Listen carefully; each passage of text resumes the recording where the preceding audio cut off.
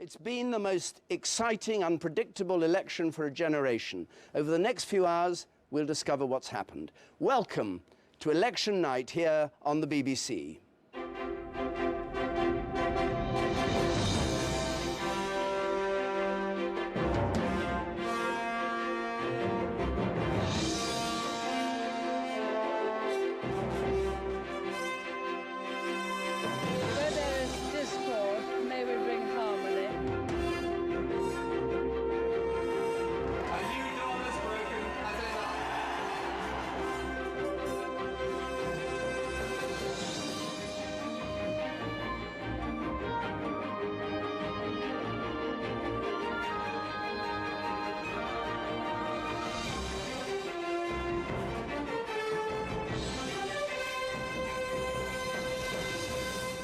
Good evening, and what an extraordinary campaign it's been. It began as a two-horse race. It ended with 3 starters at the line. And in 4 minutes' time, when we have our exit poll, we'll have the first indication of who's the winner, if indeed there is a clear winner. Whether David Cameron becomes the first Tory Prime Minister in 13 years, whether Gordon Brown returns triumphant to number 10, or whether it's Nick Clegg, who in effect acts as the kingmaker. There are 650 constituencies, which each sends 1 MP to the new House of Commons. An electorate of just over 45 million people, whose votes will be counted at nearly 450 centres throughout the United Kingdom. Towns and cities, countryside and suburbs. And we've got our cameras at more of them than any other broadcaster. And a team around me here, the engine room, that will analyse these results as they come in. Some of our top reporters are with the party leaders. Andrew Marr is with David Cameron, Kirsty Walk with Nick Clegg, and John Simpson following Gordon Brown. And Jeremy Vine will open the doors into his virtual world to display the results in all their glory. Can David Cameron pave the way to number 10? Here are our paving stones flying into Downing Street. Each one of them has a constituency on it. The seats the Conservatives need to win to get Mr. Cameron to the end of the street. They need 116 extra seats for an overall majority, and here they are. And if they win them in order of difficulty, the last one is Waveney. And if they get them, Mr. Cameron is then up the stairs. He opens the door, and as Prime Minister, he goes in. There'll be plenty more of that to come. And Jeremy Paxman is here to talk to the big political beasts. Yes, up here on the naughty step, we shall have a constantly changing procession of winners and losers, of battle-weary veterans and eager adventurers, finding out from them what this decision we've made means and what will happen to us now. And by the London Eye, with a spectacular view across the Thames to the Palace of Westminster, Andrew Neil will be talking to some familiar faces. Yes, throughout the night I'm going to be talking to an eclectic mix of opinion formers and celebrities, including Piers Morgan, Simon Shamma, Ian Hislop, Bruce Forsyth, Joan Collins, Ben Kingsley, and maybe, just maybe, a few surprises. Fiona Bruce will be keeping us up to date, hour by hour, with what's happened, and the BBC's political editor Nick Robinson with sharp comment on the future of British politics. Politicians on all sides are expecting a result that makes history. Either the first Tories to eject Labour from government in 3 decades, or a stunning political comeback for Labour, or an uncertain result which could lead to days of haggling, a deal, even a coalition. And the argument about who has the right to govern could start tonight in here.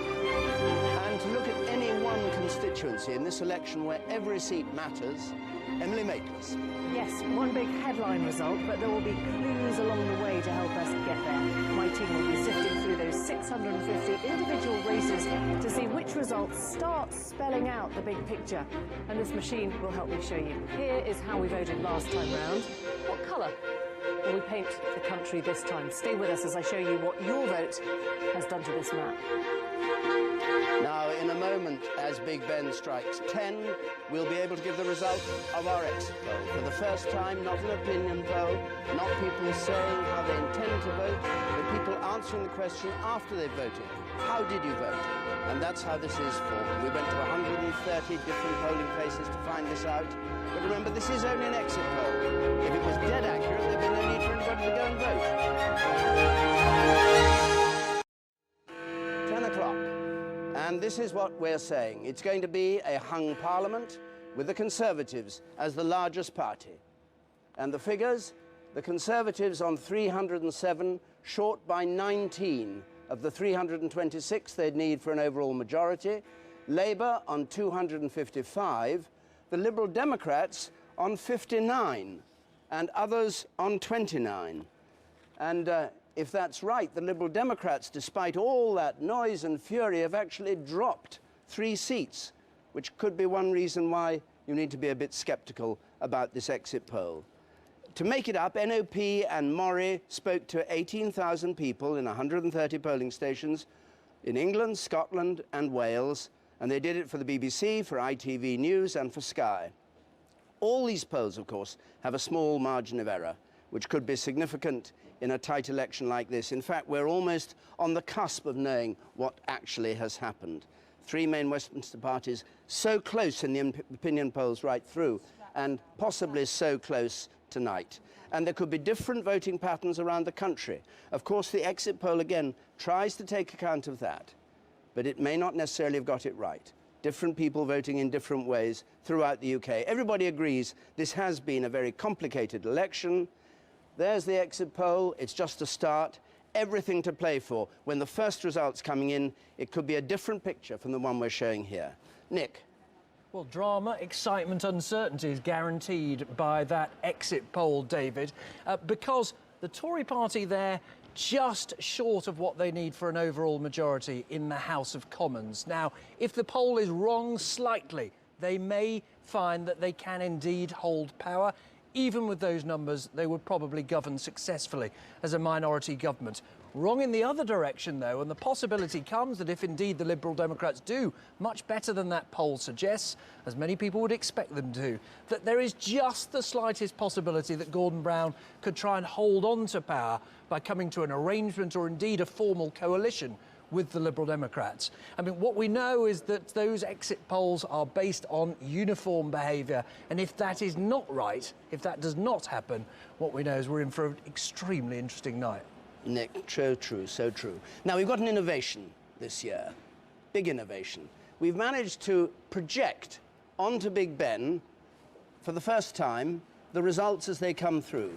There is Big Ben in the tower, Big Ben, of course, referring to the bell, not the tower itself, and the BBC's exit poll is there, projected on there, and as the results come in, we will continue to put them up there at the very heart of Parliament.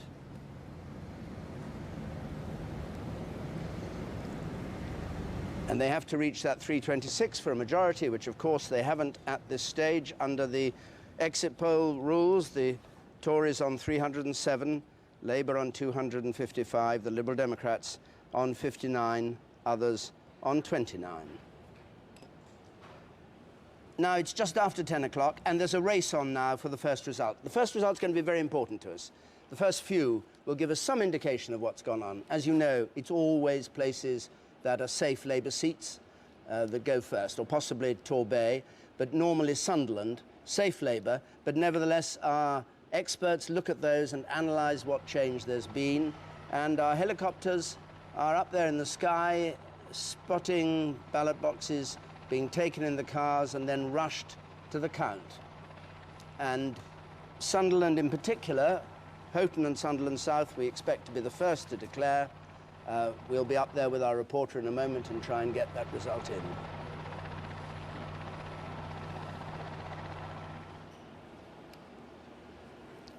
Now, we're joined by Michael Gove for the Tories and Harriet Harman for Labour. Mr. Gove, have you heard our exit poll? What do you make of it? Do this. No, it doesn't.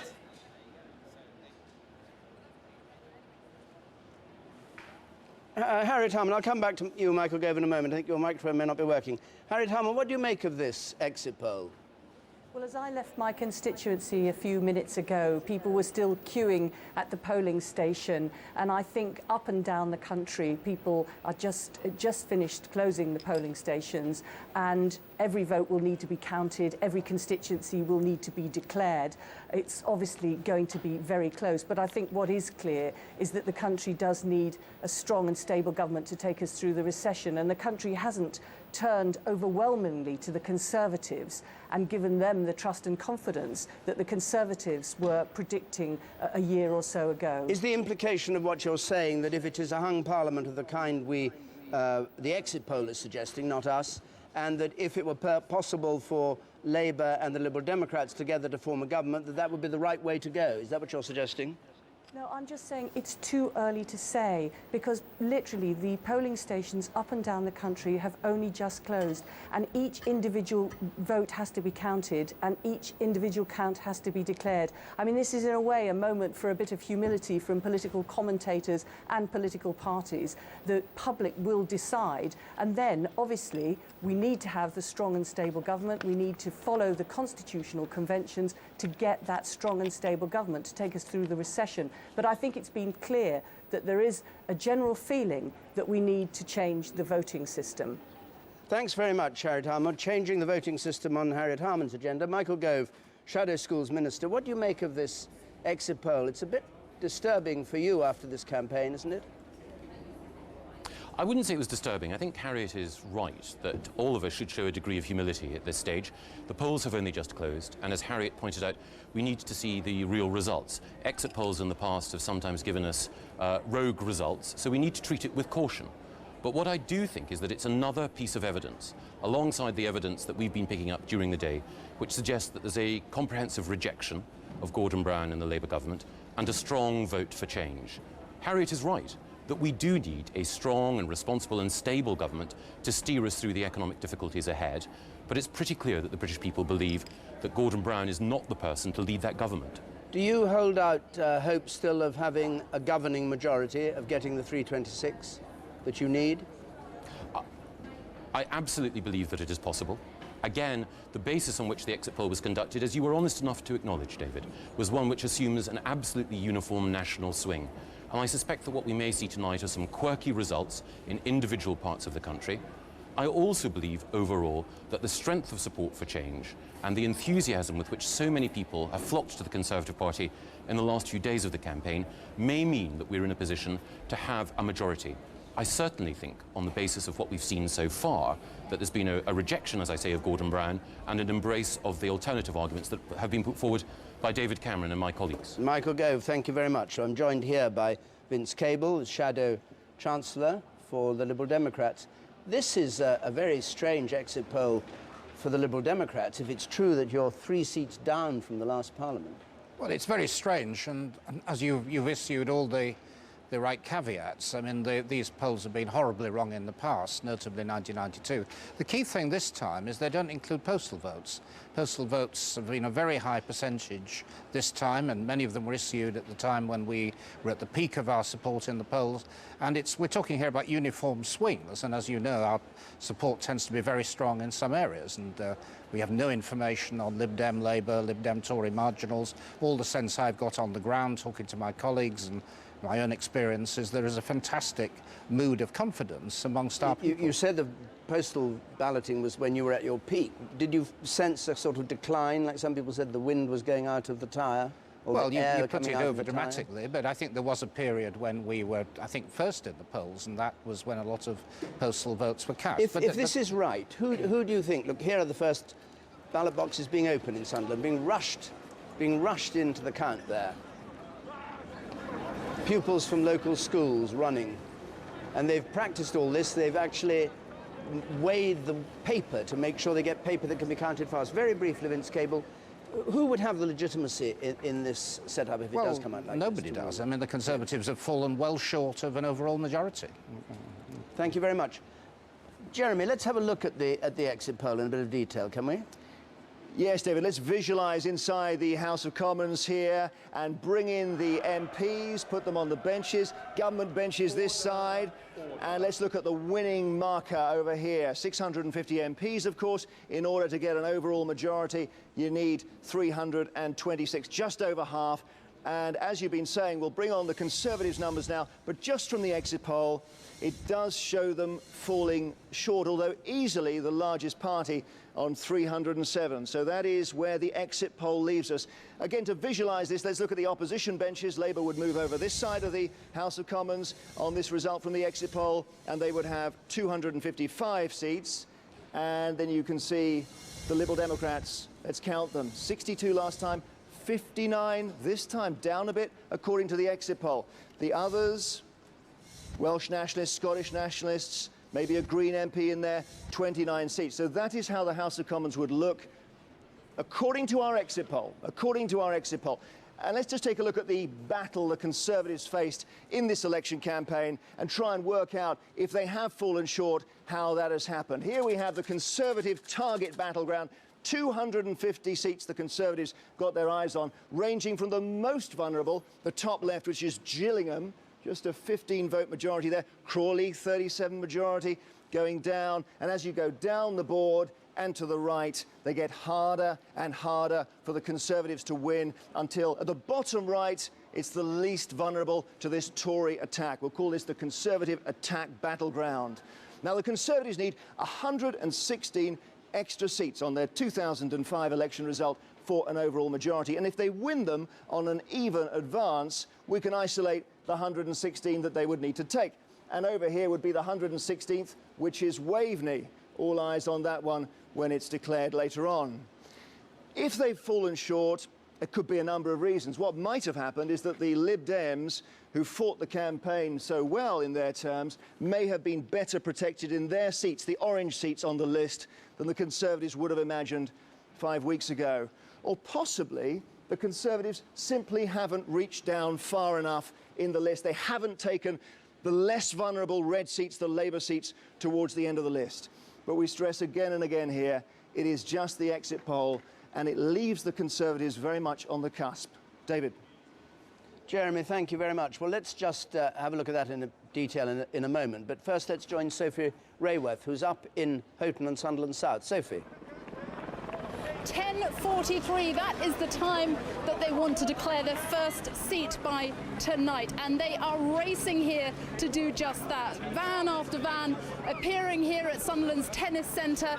They've got to get all these boxes in here by 10:15, 10:16 if they're going to do it. 41 vans with 41 ballot boxes all rushing in, and the way that they're doing it is by using all these students. They've got 90 students from the local school, sixth formers, who are throwing these boxes down the line as they get them into the tennis centre. I'm just going to squeeze through here and take you inside, and this is where it is all happening. This is the point at which they check in the ballot boxes to make sure that they've got the right things, and they're counting here tonight 3 different seats. Now, everyone is really hard at work. They've got 233 counters counting away to make sure that they get these results by 10:43. That is the time they want to achieve. That is the time that they will break their record. Whether they'll do it, we'll see. It should become an Olympic sport, I think. Anyway, 10:43, we'll be watching out for that. Now, let's get back to this exit poll and this possibility that there is a hung parliament on the scale that our exit poll suggested. Nick, what would happen in your view then in the real political world? Well, happily, it's not just my view. It has now been an enormous amount of work has been done behind the scenes, David, to get this clarified as to what the rules should be. Now, I'm going to describe to you what the rules are, rather than what the political reality may actually turn out to be. The rules suggest this, that the Prime Minister, Gordon Brown, is Prime Minister until he resigns. In other words, until the moment it is clear that he himself cannot command the confidence of the House of Commons by having a majority of all the MPs on those green benches. So in theory, even if Gordon Brown has lost, even if Labour has not got as many seats as the Tories, he could then turn to Nick Clegg and say, we would like to do a deal with the Liberal Democrats in order to try and form a stable government. And the Tories could do nothing about it at that stage. Absolutely, and you will note the words of Harriet Harman in your interview. She said it was a difficult time and the country needed stable government. I think she is preparing the way for that possibility. Now, if that couldn't happen, then what would happen if there were no deal open to Gordon Brown? Then Mr Cameron gets his go, either to form a deal himself with the Liberal Democrats or minor parties, the Ulster Unionists, the DUP, or to have a minority government. What's the time limit? Sorry to interrupt you. What's the time limit that Gordon Brown would have, if it went that way, to stitch up a deal with the Liberal Democrats? In theory, many days, 12 days until the Queen's speech. In reality, the pressure of the markets, the pressure from elsewhere. And what we might see, David, tonight is if it's uncertain as to who can do this, there will be an argument about who has legitimacy. The Tories on this sort of result say, hold on, we've won. Gordon Brown has to leave, he has to pack his bags. The Labour Party may be saying, hold on, you haven't got the confidence of the country as a whole. We need a stable government and we think we could form one. Good, well, there'll be plenty more of that as we get the results in, no doubt, and speculation about what will happen. But let's find out what's happening with the party leaders now. Andrew Marr is at Witney and he's going to be following David Cameron tonight. Andrew. Well, David Cameron has just been closeted with his closest team, the people who've been with him on this extraordinary 5-year journey in his constituency house in the middle of Oxfordshire. And their immediate reaction to that poll is this. First, it's a decisive rejection of the Labour government and Gordon Brown. In terms of seats, this would, if it was true, represent the biggest swing since 1931. Second, I'm tempted to say I agree with Nick, and that's Nick Robinson. On these numbers, the Conservative leader thinks he has enough to govern.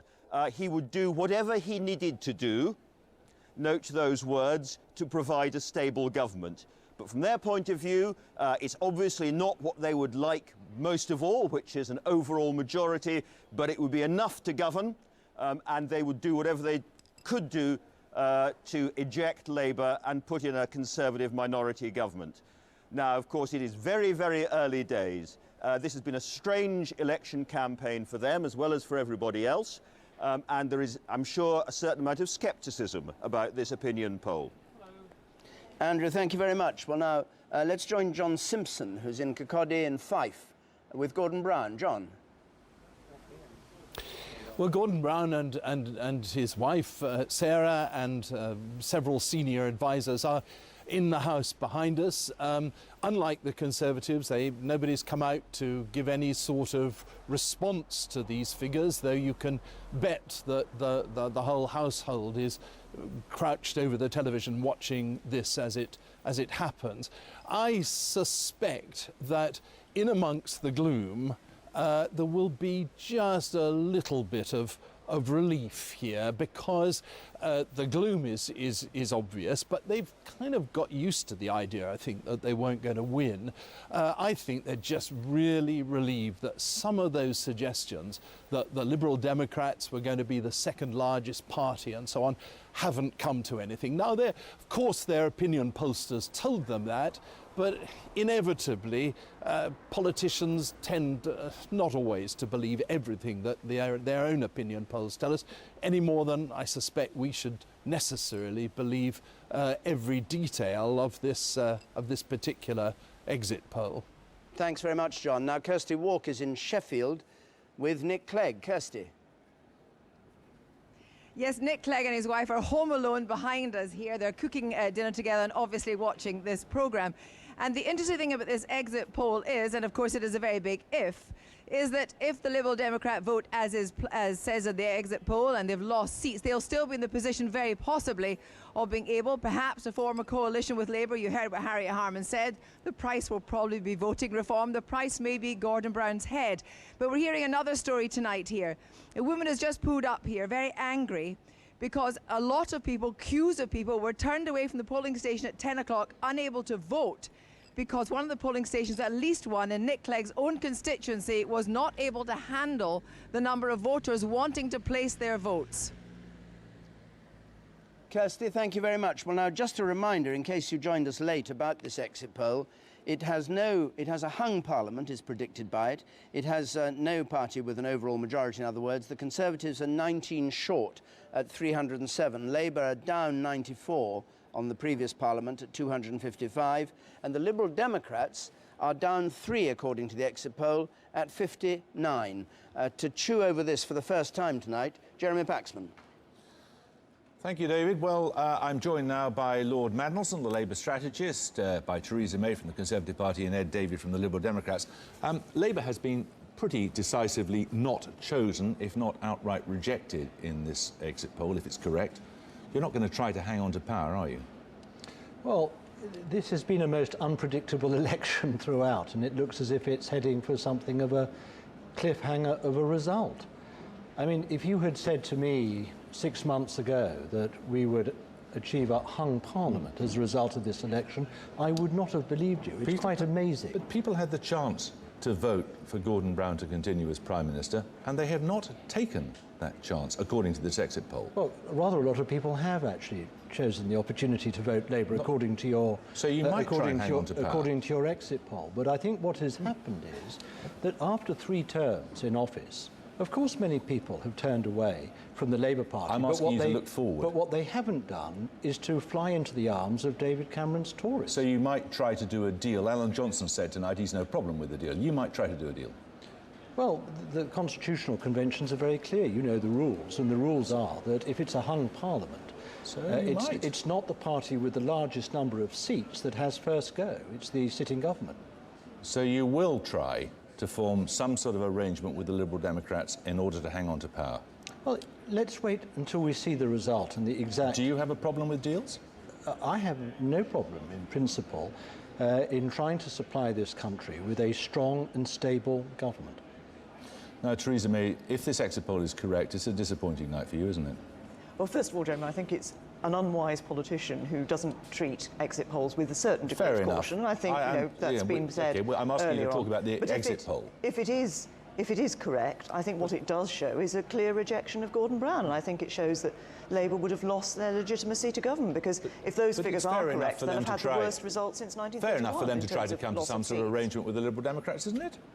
I think if those sort of figures that we've seen in that exit poll are correct, what they would have shown would be that the Labour Party would have lost more seats than in any other election since 1931. Absolutely, but is it not fair enough for them to try to come to some sort of arrangement? No, I think that actually says the British people are giving a message of rejection of Gordon Brown. But not overly keen on David Cameron and the Conservatives.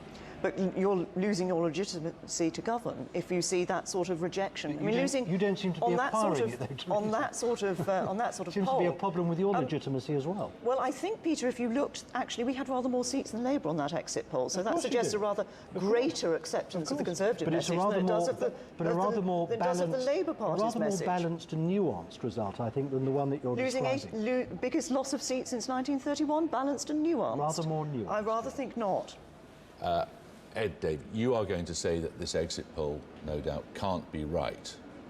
Are you? Well, if we look at the BBC's record on exit polls, in 1992 you were over 60 seats out. All right. This certainly doesn't bear witness to those polls that we saw in the campaign or our canvassing. We'll know by the end of the night. So you're absolutely right, Jeremy. I completely agree with you. We don't think this exit poll really should. I was merely speculating bear as to what the you would weight say, that others apparently seem to be accurately. putting on it. But let's deal with Peter Mandelson's point. Would the Liberal Democrats be prepared to come to some sort of accommodation with the Labour Party, led by Gordon Brown, so that the Conservatives are kept out of government? We're not going to speculate on that. What Nick Clegg made very clear during the campaign was... It's a matter of principle, surely. We want to wait and see what the results are. That's what Nick Clegg made very clear. The voters are the kingmakers. We're speculating without one single vote having been counted, and there were one seat being declared. Now, come on, Jeremy. But you might consider getting into bed with Peter Mandelson. What we want, if there is a balanced parliament, is to make sure that financial stability is the bedrock of the government that emerges. We have to make sure we don't play fast and loose with the British economy. Well. He's not ruled it out. Very quickly. There has to be electoral reform as a result of this vote, because I think first past the post is really on its last legs. Well, we'll see. We're only talking about an exit poll at this point. We'll see how the evening on the pans basis out. of the exit poll, I'm saying. David. Thank you, Jeremy. There's just one interesting quote from Nick Clegg on the Andrew Marr. I said it to Andrew Marr just over a week ago.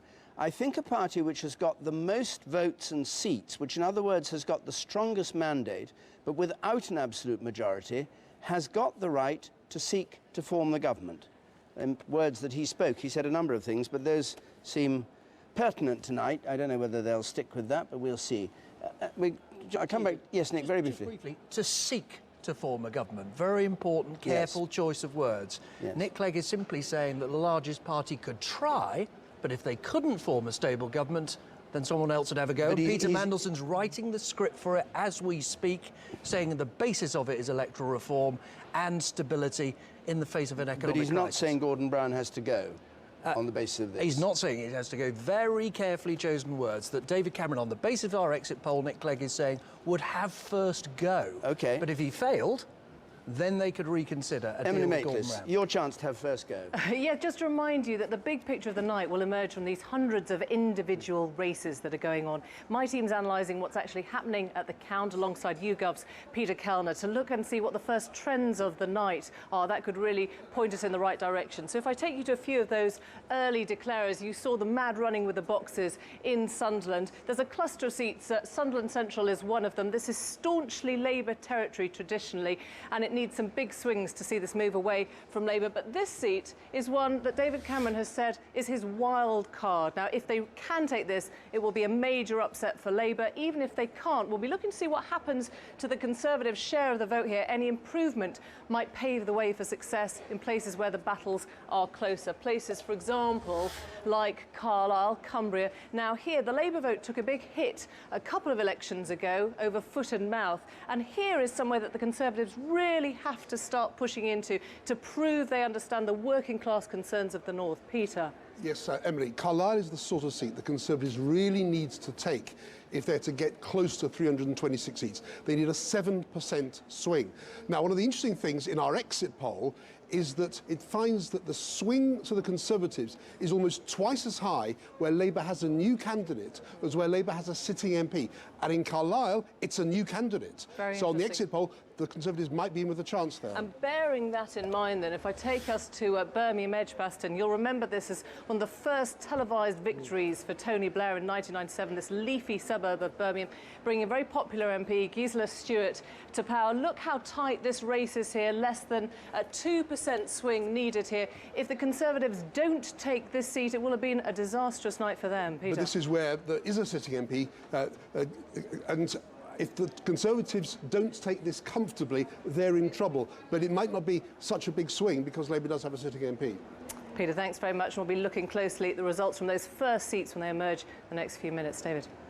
Thanks, Emily. Well, let's leave our glamorous BBC election studio and join an even more glamorous site on the Thames, where Andrew Neil, who's been throughout this election conducting debates with all the politicians, had 9 debates, I think, whereas some of us only got 1. Anyway, Andrew's down there on the Thames. Andrew.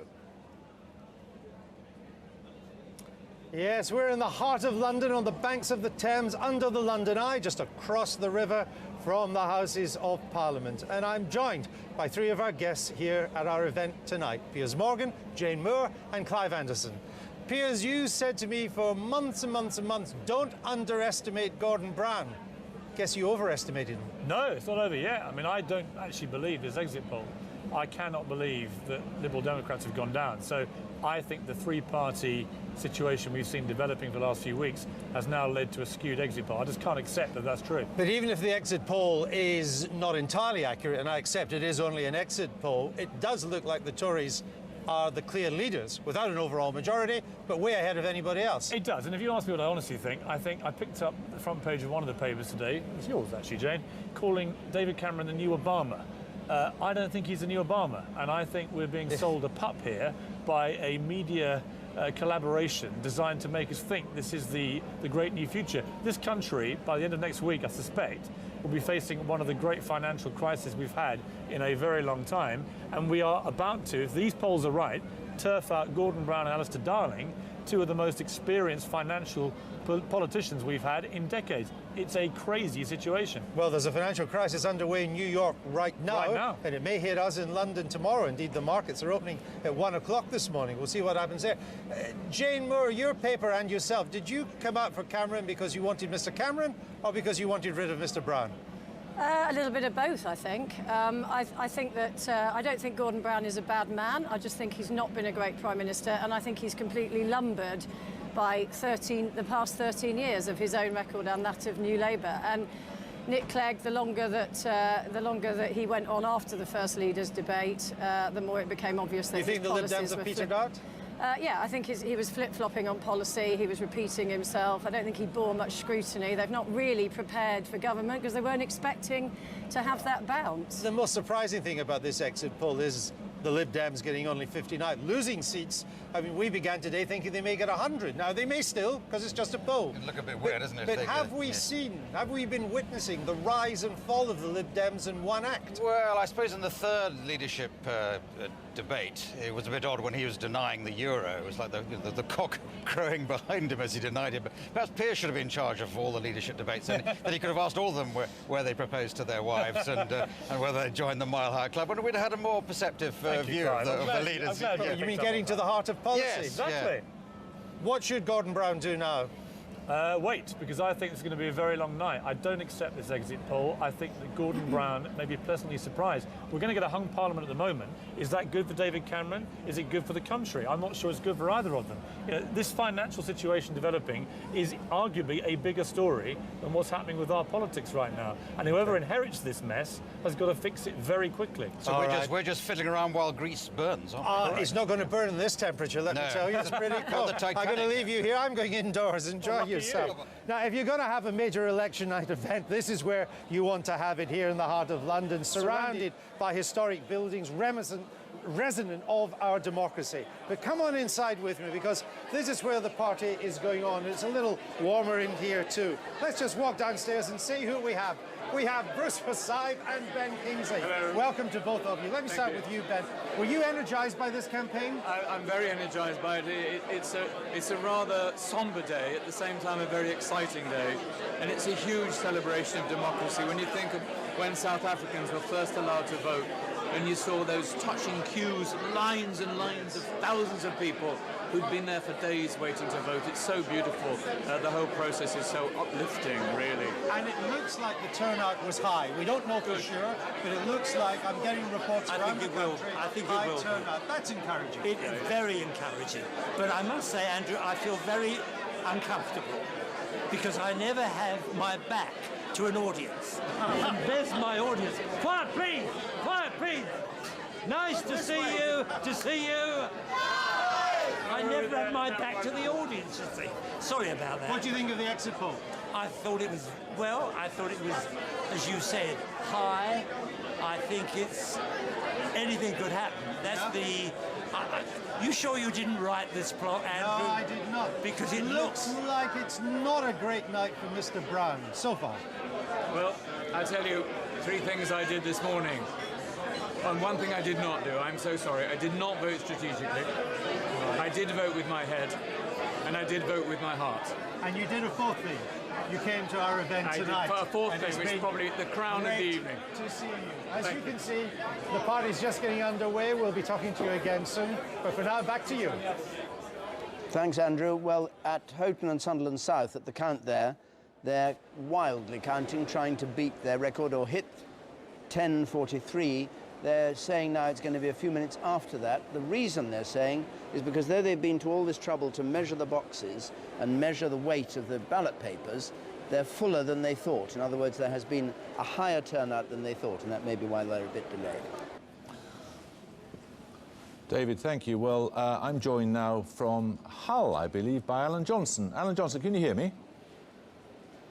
I can. Excellent, good. Now, what do you think? Do you think you ought to think about conceding at this point? No, not at all. No, not on the back of an exit poll. That shows, first of all, that the Conservatives' big society has kind of gone nowhere. Big flop. If that exit poll is right, and suggests, rather surprisingly, that Lib Dems have fewer seats than now. So let's wait to see how this pans out. But it's hung parliament territory, it's not conceding defeat territory. So if it's hung parliament territory, you have no problem with a deal. Can you hear me? Can you hear me, Alan Johnson? We've obviously got to communicate. You are back again, are you? No, we've got a communication problem. I never went away, Jeremy. If it is... You can hear me then. So now listen, if we are in hung parliament... Excellent. If you're in hung parliament territory, you have no problem with trying to form some sort of deal with the Liberal Democrats? I have no problem at all. Indeed, if the outcome of this election, if the will of the people is that no party has an overall majority, that's where grown-up, mature politicians have to be.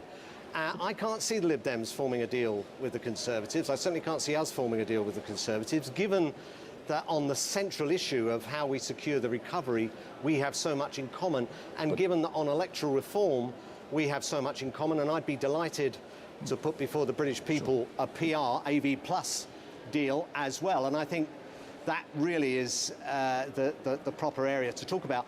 Yeah, I think we've got a lot in common and we could come together on this. Let's see what the outcome is, but you know, it's been an intriguing, fascinating election, and it's still got a few more twists and turns. But on that basis, we would rewrite the results of half the elections in the last 30 or 40 years, wouldn't we?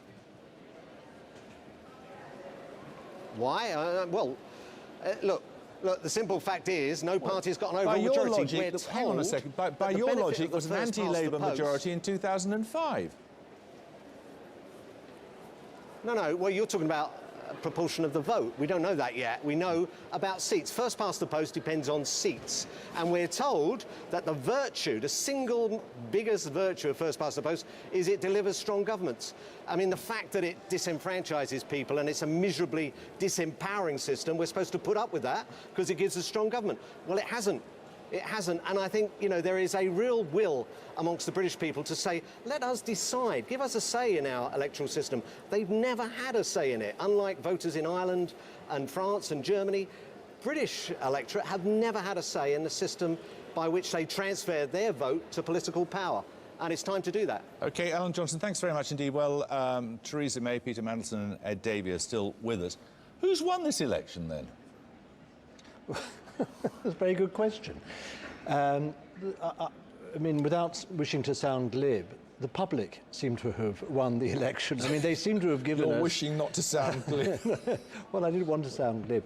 But, I mean, the public have given, on the basis of the exit poll, and let's just enter that caveat, OK, it's just all the time, because we haven't had one single result from an actual constituency. Okay. They have given a result, they've given an outcome, rather, on the basis of the exit poll, which says we don't want a pure Labour government. Obviously, they feel that we've had a good innings, but they also seem to be having profound misgivings about a Tory-only government as well. Ed Davey, this raises very interesting questions for you, because Nick Clegg has said whichever party gets the largest number of seats has the right to try. Indeed, he endorsed that for you. Yes, the right to try to form a government if they've got the largest number of seats. Well, he talked about the mandate in terms of seats and votes. We haven't had anything about the vote share yet, but clearly, if a party has the largest number of seats and the largest number of votes, the convention, I'd have thought, would be that they have the right to try to form a government. Nick's been clear about that throughout the campaign. Theresa May, who do you think's won? Don't say the public. Don't be glib. Fancy that, Lord Mandelson saying don't be glib.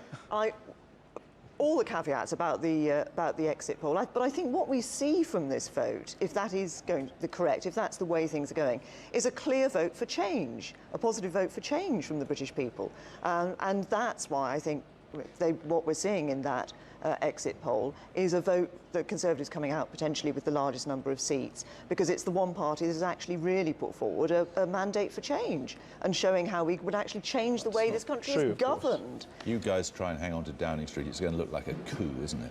I don't think so, no. Look, I think the answer, the explanation for this lies in the YouGov tracking question about attitudes to a Conservative government.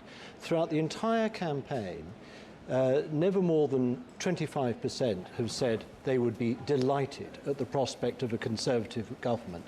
and never fewer than 35% have said that they're anything other than dismayed at the prospect of a Conservative government.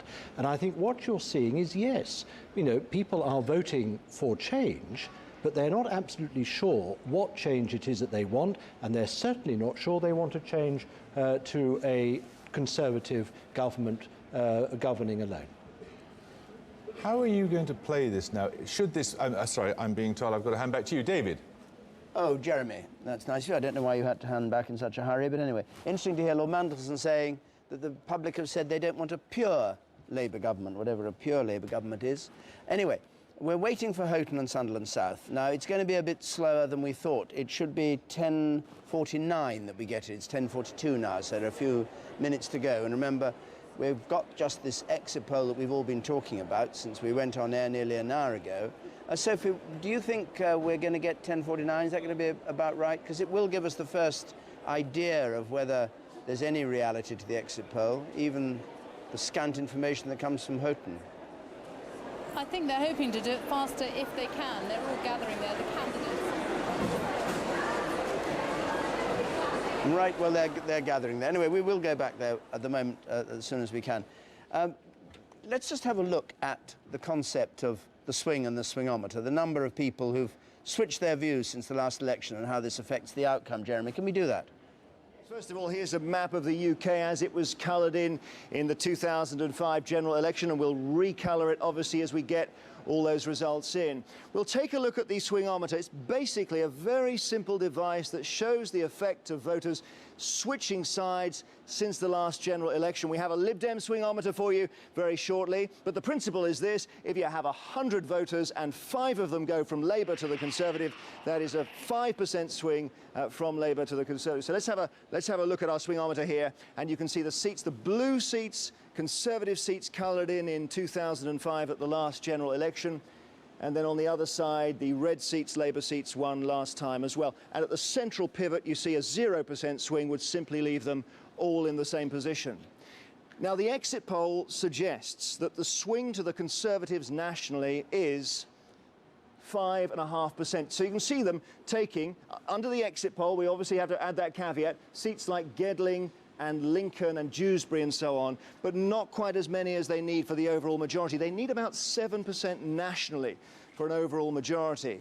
If we just take a look at these seats in England, I'll just isolate the English seats on the swingometer. Something very interesting that's coming out of the exit poll is this, that the swing to the Conservatives in England is higher. It's about 7%. Now, bear in mind, they did very well in England in the 2005 general election. To swing a further 7% takes some doing.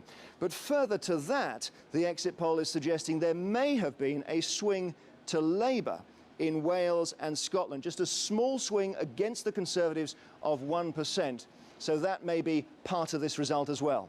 I promised a Liberal Democrat swingometer. Let us take a look at the Lib Dem swingometer here and see what it tells us about the battle with the Conservatives, because of course part of the story of the campaign was the surge, the so-called surge for the Lib Dems that happened after the television debate, and then the question about whether Nick Clegg might fight off the Conservatives successfully in lots of seats. Well, the surge has ended up like this according to our exit poll. Lib Dem Conservative battles, just a small swing to the Conservatives of 2%. So maybe the Liberal Democrats effectively blocking the Conservatives in some of the seats they wanted to take. Bit too early to be certain of that. It all comes from the exit poll. It's fascinating. David.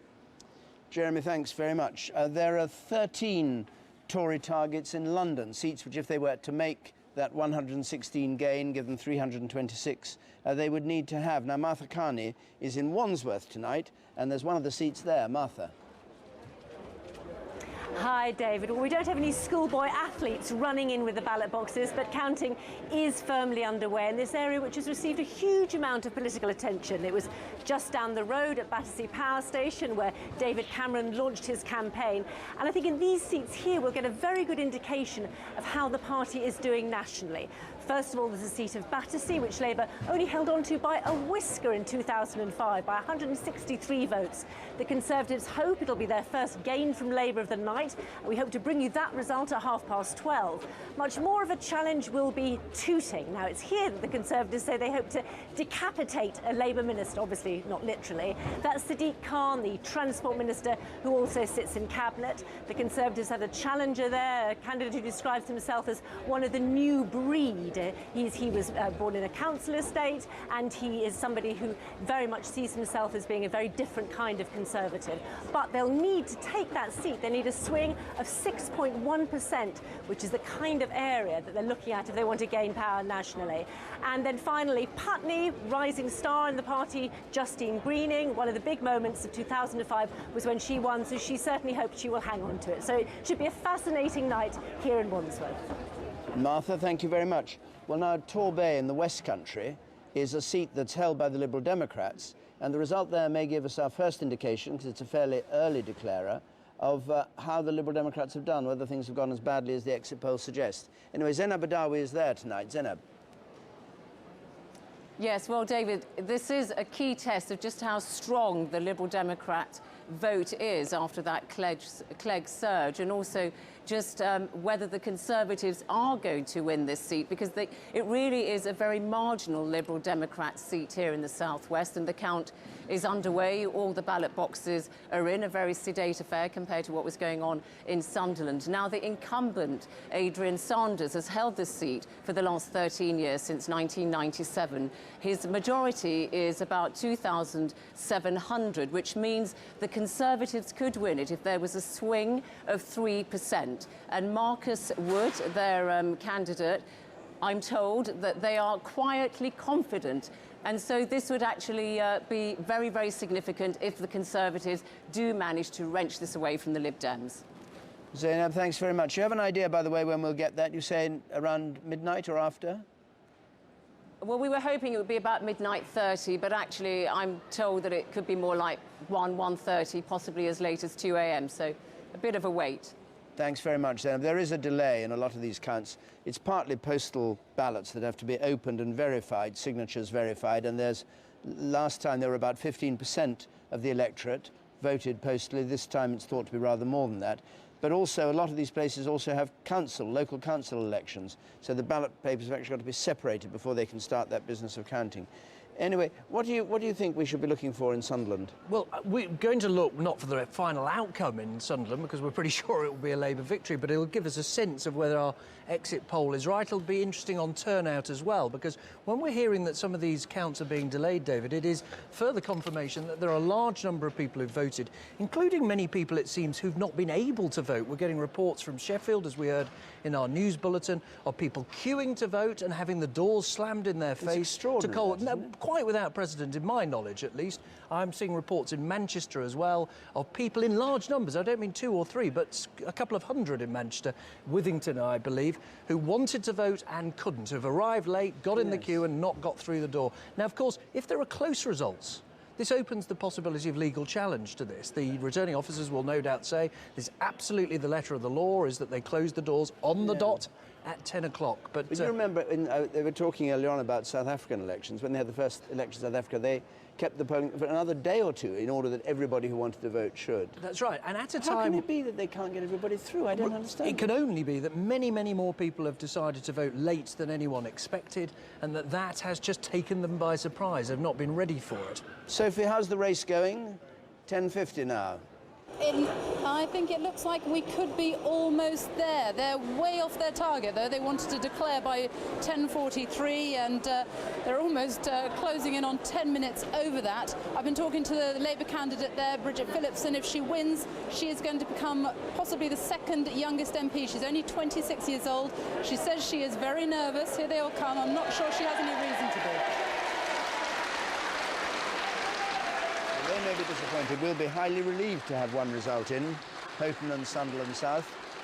Labour majority of 17,000 last time. I'm ready to declare the results of Houghton and Sunderland South. I, Dave Smith, Acting Returning Officer, hereby give notice that the total number of votes for each candidate for the Houghton and Sunderland South constituency is as follows. Karen Allen, British National Party, 1,961. Christopher Peter Boyle, Liberal Democrats, 5,292. Richard Peter Elvin, UK Independence Party, 1,022. Robert Jeffrey Oliver, Conservative Party candidate, 8,147. Bridget Phillipson, the Labour Party candidate, 19,000.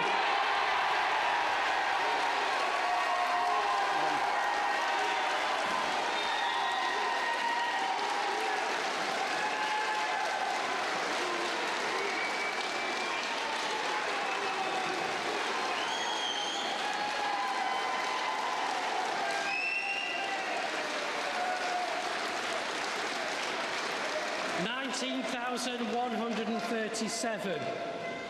Colin Wakefield, Independent, 2,462. And that Bridget Phillipson has been duly elected to serve as member for the said constituency. So Bridget Phillipson, 26-year-old, formerly at Oxford, chair of the Labour Club there, manages a woman's refuge, is the first elected MP for the new Parliament. Here are the figures, and we'll have a look at the share and the change in a moment. But there are the raw figures. Labour on 19,137, which is down just over 10% from last time. Robert Oliver, 8,147, he's up by about 5%. We'll see the figures exactly in a moment. The Liberal Democrats in third place, and Colin Wakefield in fourth place. And the others, that's how they break up. The BNP in green there, 1,961. So let's just see the share of the vote. And some of these constituencies, most of them, these shares are based, of course, on today, but when we compare them, we're comparing them not with 2005, because so many of the boundaries have changed, some of them radically. We're comparing them with what's called the notional result in 2005, i.e. what the figures would have been had the election been fought on these boundaries back in 2005. There's the share, and here's the change since last time. Labour down 12 percentage points, Conservatives up 5, Liberal Democrats down 1 percentage point, disappointing for them, Independents up 7, the BNP down 2, and it's a swing from Labour to the Conservatives, 8.4%. So let's have a look at that in some detail, can we, Emily? Yeah, let's break this down going into Houghton for you. And as you've seen there, what has happened is that Conservative share of the vote has inched up, so more recognition for the Conservatives there. The Lib Dems, interestingly enough, slipping there. I'm not sure that they would have expected that. And although the Labour vote down that 12%, they've still got this huge majority. It started off as a 23% swing to take this Conservative. That was never really going to happen, Peter. Emily, you're right, the Conservatives were never going to win this. This swing is certainly consistent with the exit poll. If anything, it's slightly bigger than one would have expected, although Houghton and Sunderland South does have a new Labour candidate. As you were saying earlier, the swing does seem to be higher where Labour has a new candidate in Labour-held seats. The Liberal Democrats down 1 point. That's certainly consistent with the exit poll, which is finding nationally they're not much different. However, I would say two things. Firstly, turnout is only up about 2 percentage points. We think it's up quite a lot more in the really seriously contested seats.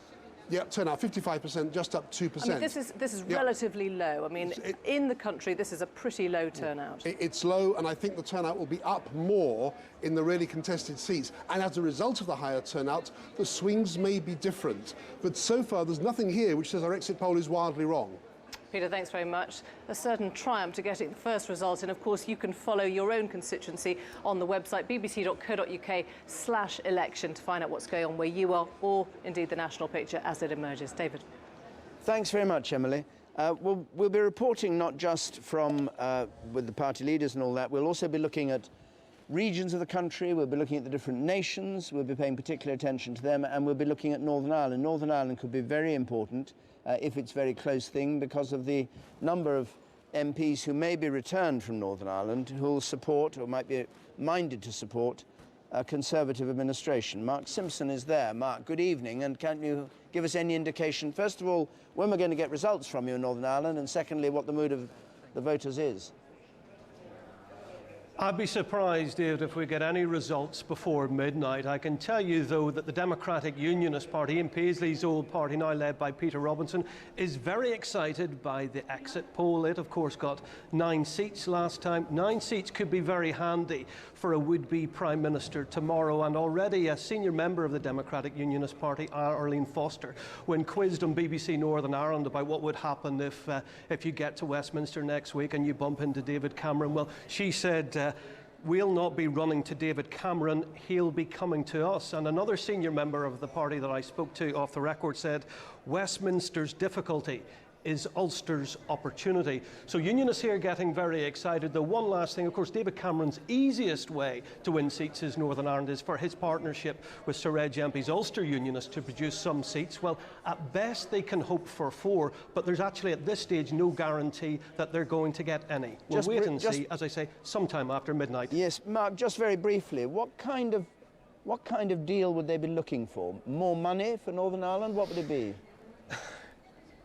The quote I was given was first and foremost finance, the 3 Fs. It's going to be protection of the finance that Northern Ireland gets, that multi-billion-pound block grant, and some other sweeties for those at Stormont as well. So that would be at the expense of the rest of the United Kingdom, of course, if it happened.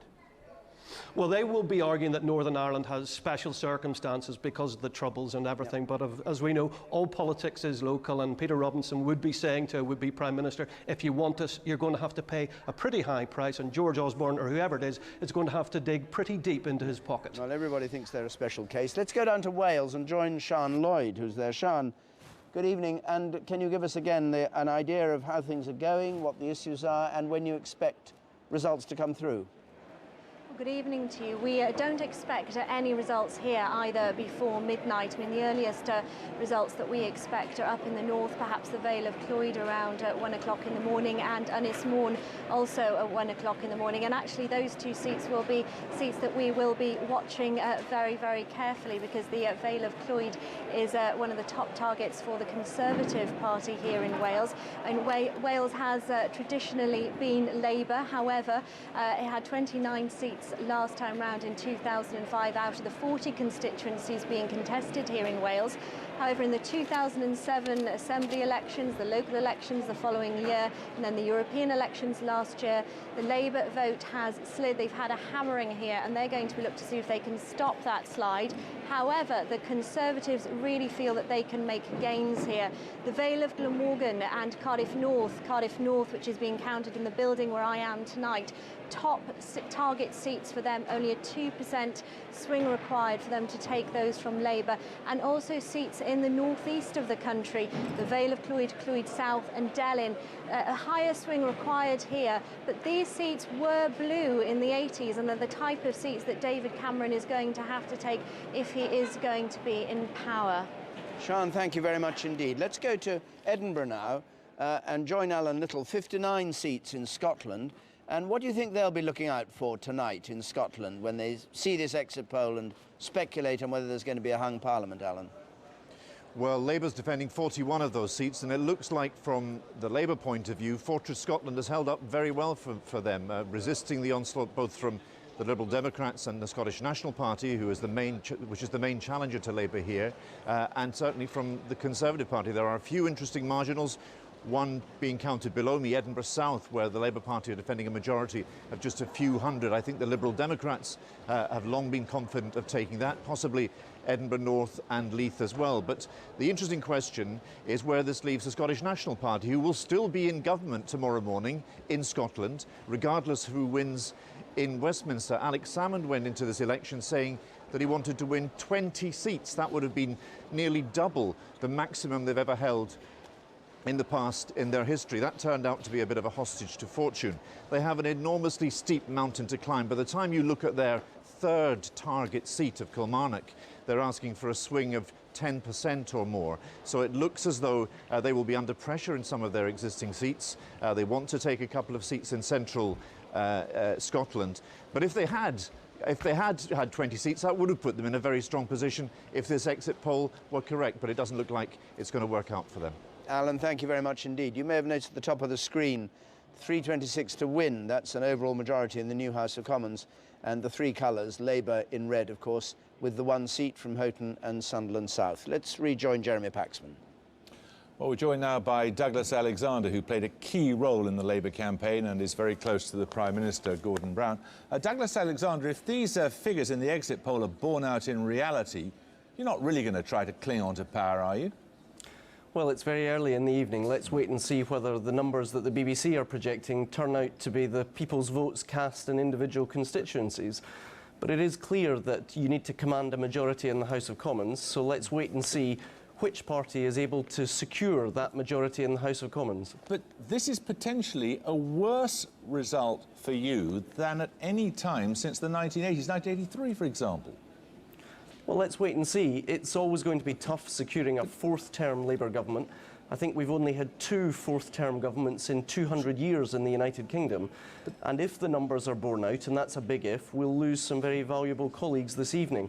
But if we've learned anything in this most unpredictable of elections, it's to take our time and not to presume ahead of events. So let's just wait and see how the individual seats play themselves out. My sense is there may be less regional variation than people was expecting, but more variation between the seats than anybody anticipated.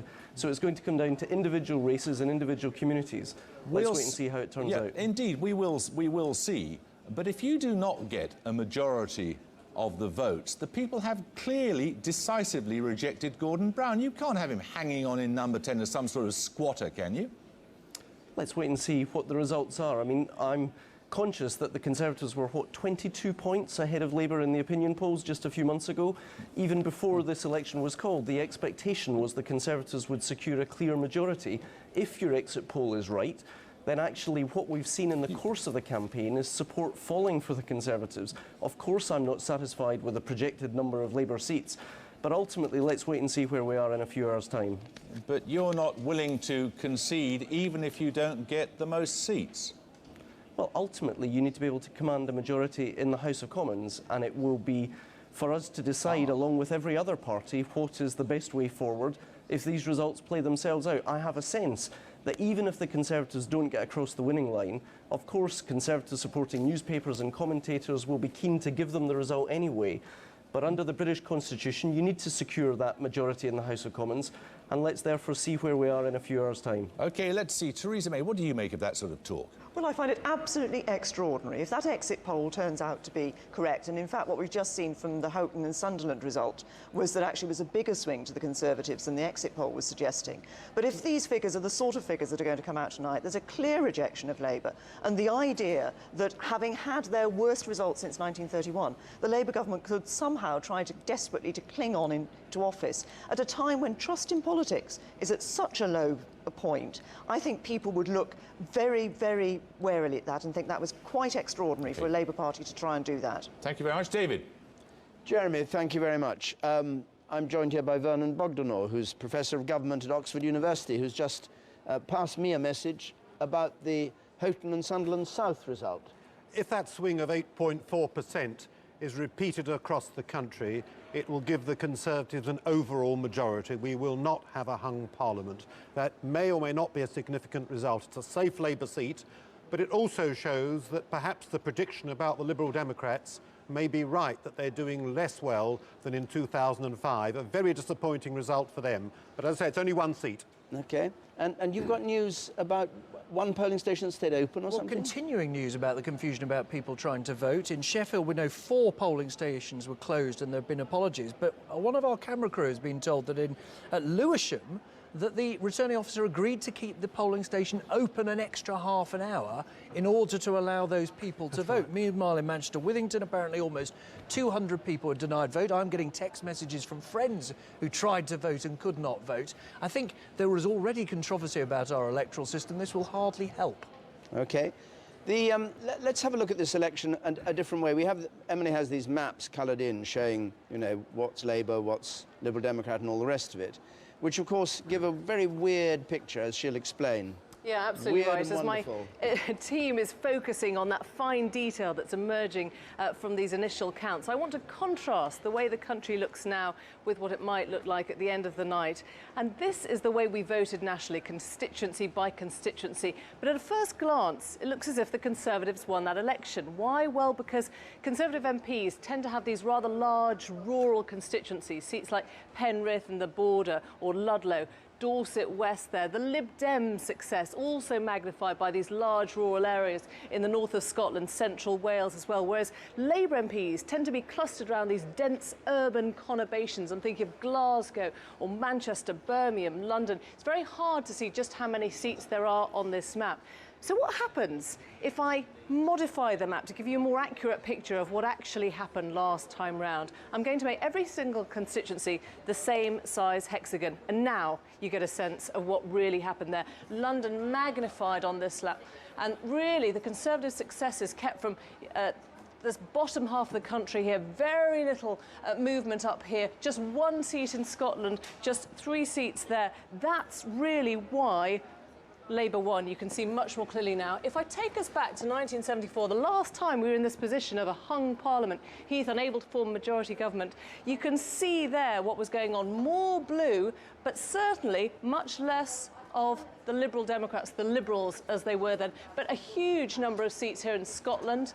21 seats there. They've only got 1 now, remember. And look at what's happening here, 8 seats in Wales. So really, the Conservative successes confined to this part of England, Wales and Scotland there. This is what we're waiting for tonight. Looking a bit lonely there, that one result in, but it'll be very interesting to see which kind of shape emerges if it is indeed a hung parliament. David. Thanks very much, Emily. The exit poll has been revised. Not much comfort to anybody that it has been, but here it is. Just a slight change. The Conservatives now on 305. That's 2 fewer seats, and up 95 from the last election. Labour on 255 still, that's the same. And Liberal Democrats are up 2 on 61. So that puts them -1 from last time. And the Conservatives short, I make that short by 21 seats. Right. Oh, yes. Well, we're going to talk again and again about this winning line of 326. That, yes, strictly speaking, is the majority you need. The reality is a little bit less than that. Sinn Féin MPs tend not to turn up, and they never have in the past. You can govern with ad hoc deals with the Ulster Unionists, if you're the Conservatives. So they will be happy with anything that approaches 310 or above. They believe it's possible to govern with less than that. And of course, we haven't talked about the Ulster Unionists, which no doubt will come into play. The queues outside, it's quite extraordinary, these scenes. Look at this in Leeds, queues of people who were unable to vote, waiting to go and vote.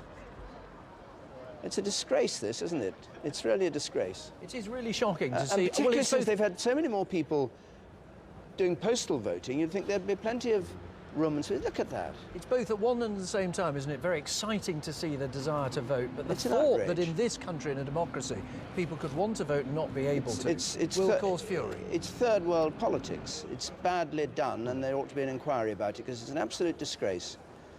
Pictures in Ealing now, not just in Leeds, in Ealing as well. And as Nick Robinson was saying, his friends failed to vote. You should have got up out of bed earlier, Nick. Let's go down and join Andrew. Andrew, were you able to vote, or were you, perhaps he was queuing to vote too? No, I didn't have to queue, but there were a lot of people in the postal place where I did vote. It was very, very busy. We're very busy here. It's a beautiful night in central London. Views up and down the Thames. We're joined now by Michael Portillo, Mariella Frostrup, and with Ian Hislop. Michael, it looks like we're heading for a bad night for Labour, maybe a very bad night. Not yet clear it's going to be a great night for the Tories? No, I agree entirely. The Tories appear to be some distance short of getting an overall majority, although on that first result, that swing would be enough just to put them beyond the 326 line. But even so, given the scale of the economic problems that the new government is going to have to face, I mean, really, even a small majority is not the comfortable place that you would like to be. How would you feel about your old party having to be dependent on various shades of Ulster Unionist? Well, I've known worse things happen. I mean, in a way, it's not what I think, it's what the markets think. With the news that we've had today from New York, with the riots that have gone on today in Greece, I mean, you and I are presently at a party. There are parties all over London. But in the morning, the parties will be over, and Britain is going to have to face up to these economic difficulties very quickly indeed.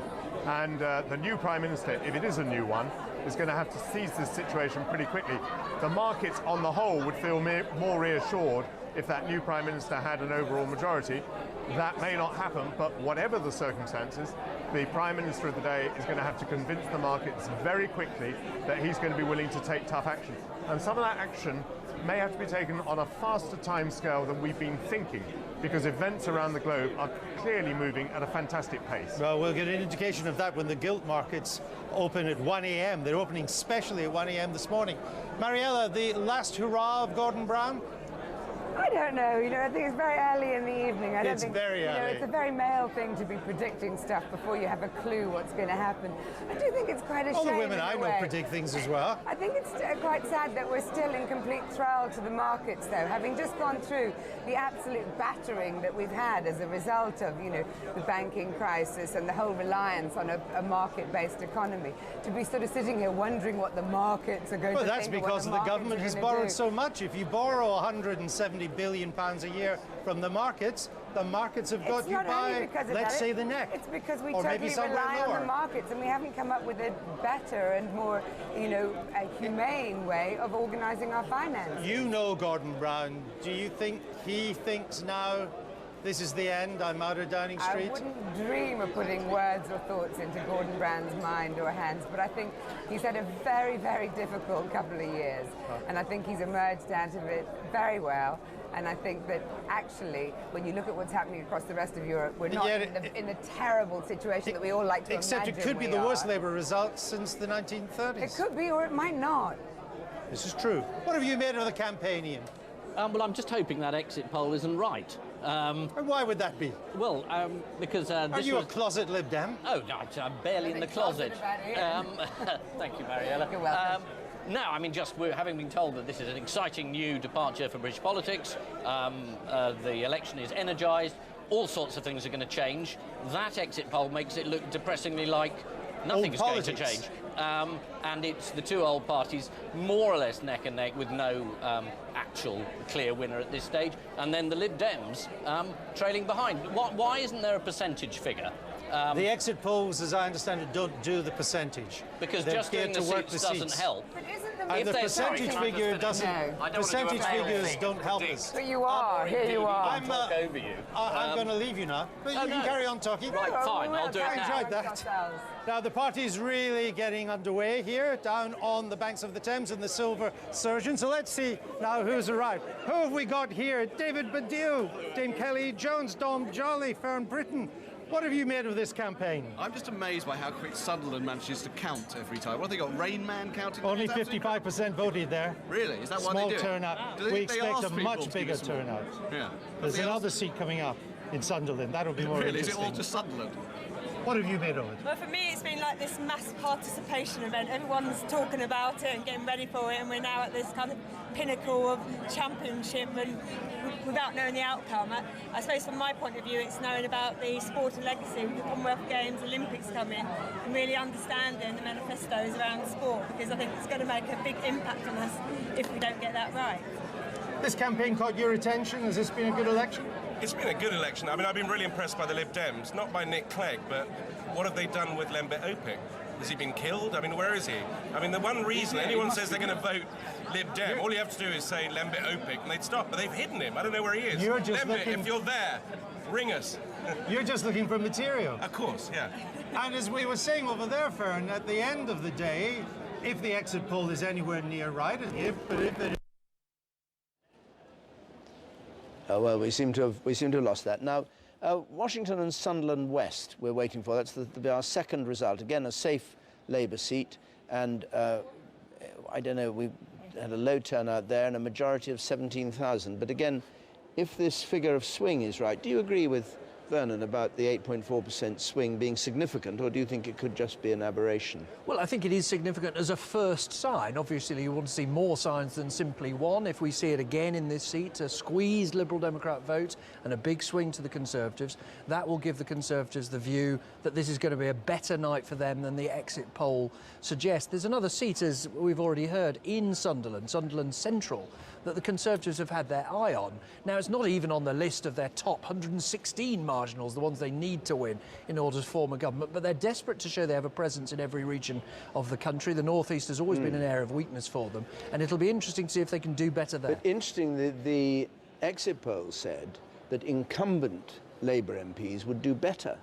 So, I mean, and this is very much an incumbency, which is a new MP, but it's an incumbent for Labour. Yeah. It's a seat they've had forever. Yes. And they ought to be doing better there. So if the 8.4, well, perhaps it's early to say indeed. I mean, what we're going to see, I think, tonight is a whole series of these rival factors, if you like. Incumbency on the one hand, people's perception of who the second party is on the other. The other thing that is interesting about this election is what effect. Remember all that furore about the expenses. And everybody said this would be the election where MPs were punished by the electorate for having cheated or misused their expenses. And Jeremy, can you take a look at the expenses issue for us? Yes, I mean, there hasn't been an election since the war where we've had this number of MPs standing down, many because of the expenses scandal, and we put some of their faces on the dominoes here. So you can see Peter Viggers with the Duck Island and Margaret Moran, the dry rot, and some Labour MPs who are facing trial. Douglas Hogg had the moat, didn't he? And then, who else? Number of others. Anthony Steen with the house like Balmoral, Julie Kirkbride, Andrew Mackay and so on with their second home expenses gone. In fact, a large number gone, 152, not all because of the expenses, but certainly with the expenses-related MPs, they've decided to just not contest the election. They've already been toppled. And the question now is what happens to those MPs who are staying in, trying to get re-elected, but who have also had issues with their expenses, like, for example, Andrew Dismore here, or you can see Alan and Anne Keane, so-called Mr. and Mrs. Expenses, Shahid Malik with his plasma TV. What happens to them? They're seeking re-election. Do they also find that the voters decide to simply knock them down? We'll be watching later on to find out exactly what becomes of the MPs embroiled in the expenses scandal who are trying to get back into Parliament. David. Jeremy, thank you very much. Let's join Rajini Vaidyanathan, who's in Luton North with somebody, or Luton South, I think, actually, is somebody who was affected by this whole expenses scandal. Rajini. Yes, Luton South was a seat which was defined by the expenses scandal when the Labour MP here, Margaret Moran, was found to be claiming more than £20,000 for dry rot treatment on a second home.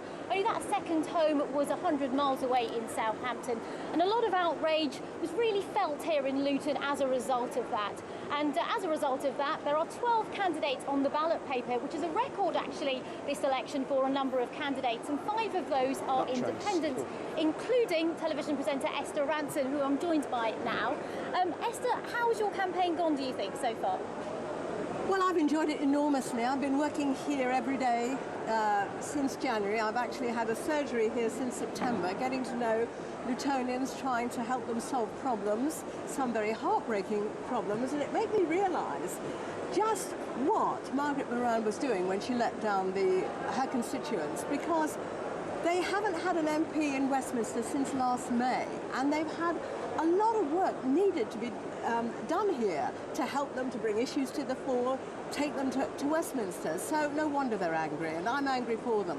Just another quick question. A lot of people are saying that actually immigration and the economy are the 2 central topics here, as opposed to expenses. Is that something you found on the doorstep? I think there's an underlying current of rage. They actually feel they want someone to trust. That's what people have said to me in the street. And that's, I think, the only reason that people may vote for me is because of my track record. They feel they can trust me. Yes, of course, jobs matter, the economy matter, all those things matter, but trust matters more than anything. OK, well, we'll see if that trust plays out in the result tonight. We're expecting a result around 2:30, but it could be later because there are so many candidates here. And, of course, you're hoping that you've done well here, but it looks like it's going to be a very, very close one. Labour, Liberal Democrats and the Conservative candidates here think they've got a shot too. Regina, thanks very much indeed. Well, we're waiting for Washington and Sunderland West. That'll be the next one we get. Vernon, it's interesting. David Cameron said that two places were going to suffer when he makes these cuts that we all know are going to happen, and the background to this jolly election is going to be the horror of what happens after it. That one of the places that they were going to have to make big cuts was the northeast. Not put like that, but because there were so many government jobs in the northeast, and if you make cuts up there, it would affect, you know, a big proportion of the workforce. And yet they seem to be, you know, 8.4% swing to the Tories. Yes, he said the public sector was too large in the northeast. That's absolutely right, and you might have expected that to affect the Conservative vote. But the evidence we have, and of course it's only one seat, we mustn't be too dogmatic, the evidence we have is that the Conservatives are doing better than expected in that part of the country, which is very good news for David Cameron. Just picking up continuing problems with these voters taking part. We're now getting reports from London of the same thing, of people in Hackney being denied the right to vote, and Harriet Harman has told our colleagues on Radio 4 that the results may be legally challenged as a result of this. I think we're hearing in Birmingham that the returning officer there took the view that providing people are in the room, they could vote after 10 p.m. It was the doors that had to be locked. Absolutely and the fact right. that there is no consistency in the approach of returning officers, some slamming the doors shut in Sheffield, to the point that Nick Clegg has gone to apologise in person to voters in Sheffield who feel that they've been denied the right to vote. I can't help feeling that this story will run right the way through the night. Could there be a legal challenge? There could be a legal challenge by a candidate who is some few votes off, saying that the result was invalid. They'd have to argue on the basis that not everybody had the chance to vote. And then the interpretation of the law would be crucial. Were returning officers right to slam the door? Should they have made an effort to bring people inside and let them vote later? All that would have to be considered by a court. I'm keeping an eye on Washington and Sunderland West. It's a new seat, one of those ones that have been put together from 4 old constituencies, so the result will be compared with what it would have been had these boundaries existed in 2005. It's where the Nissan car plant is, with the optimism engendered by the Nissan decision to build the electric car there in Washington. Labour hold it, as I said before, with a majority of 17,000. The Liberal Democrats were in second place last time round, and the Conservatives in third place, UKIP in fourth place. Perhaps we can just hear from Sophie Rayworth if they're about to come through. We thought it would be about a minute or so. Sophie? Yes, I think we are still a few minutes away, and given that they were hoping to declare by 11:15, again they are running behind time. Heavy turnout again is being blamed. I've been told of long queues in polling booths here as well, although as I understand it, most people, everyone, I understand it, did get to vote. The candidates there gathering around the table again. The returning officer is with them. Sharon Hodgson, who you may be able to see in the middle of them there in the red jacket, she is the sitting MP. She's very relaxed, pretty relaxed this evening. She has a very rock-solid majority. This is, after all, Labour's 11th safest seat in England, but still a few delays by the look of it. They should be coming back with a result very shortly. Election officers approaching them still, verifying, chatting. They're in their huddle now. I'm surprised. And we are seemingly in the last stages. I'm surprised, Sophie, that they blamed the turnout, 'cause it wasn't that much bigger, the turnout, compared with last year. I wonder whether everybody's underestimated the number who are going to vote anyway. Have there not been any stories up there, like there have been in other parts of the country, of people not being able to get into the polling stations, have there? No, there have been very long queues. That's what they've been saying, but they haven't been denied access after 10 o'clock. But there have been long queues. The turnout was on average about 50%. Here they come. Well, something's gone wrong. Nick? Yes, we're hearing reports from East London, Hackney, of a sit-in from voters who wanted to vote. Can I have your attention, please? I'm ready to declare the result for Washington and Sunderland West. I, Dave Smith, Acting Returning Officer, hereby give notice that the total number of votes for each candidate for the Washington and Sunderland West constituency is as follows. Peter Andrus, Liberal Democrats, 6,382. Ian Malcolm Cuthbert, Conservative Party candidate, 8,157. Sharon Hodgson, the Labour Party candidate, 19,000.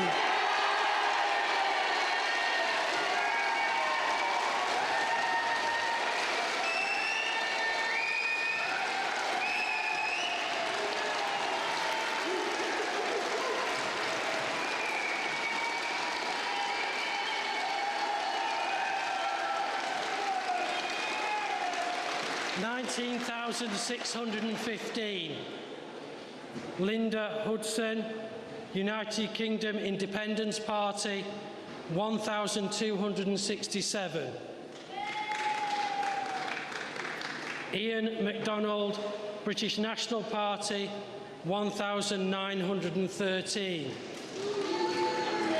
And that Sharon Hodgson has been duly elected to serve as member for the said constituency. Sharon Hodgson, who's a government whip, who didn't get Gateshead as her seat when this new seat was created. She used to be in Gateshead in Washington West, been there since 2005. Anyway, she takes the seat. Thank you.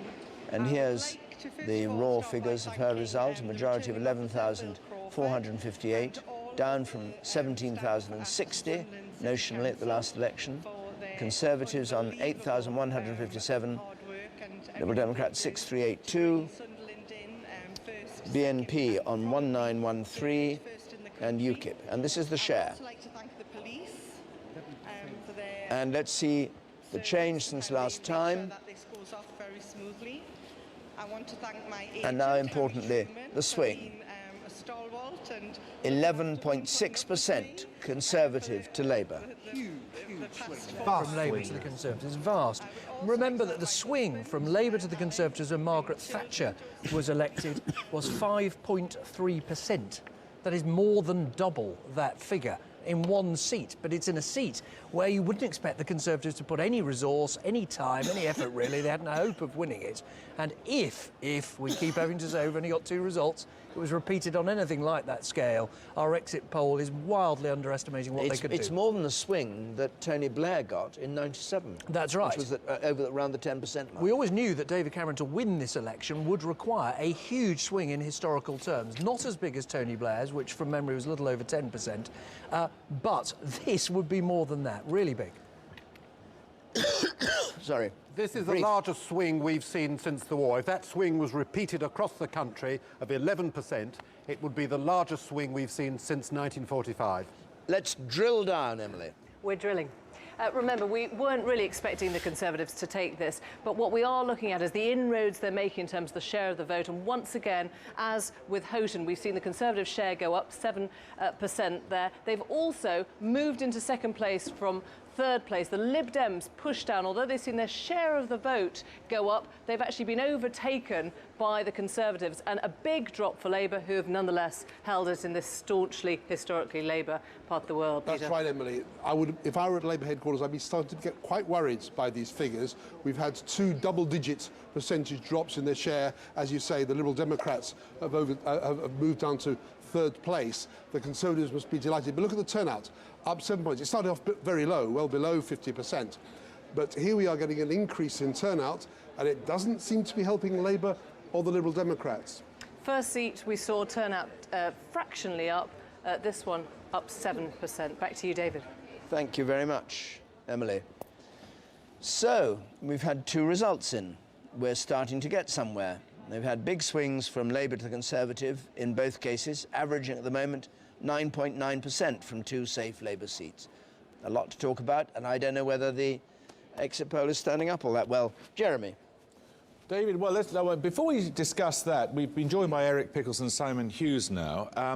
What about these extraordinary scenes in a 21st century Britain? People can't vote. This is appalling, isn't it? It's ridiculous. Of course I should be able to vote. And there's been some worries about the way in which corners have been cut at this election by returning officers. They all wanted to count tomorrow rather than tonight. Well, surely to goodness they could have just put the people in the polling station and continued. We aren't going anywhere after all. We could wait. You're in East London, Simon Hughesy. Did you hear reports about people not being able to vote? I saw it coming. Earlier today, I phoned my agent, I asked him to phone our returning officer. I said, I've seen for myself queues that are not being dealt with as quickly as we need to, and I'd had a very reliable colleague tell me the same. And I saw that this evening, when most people turn out to vote, because the bulk voting is from 6 o'clock, we were likely to run into trouble. And I said, please get the resources in.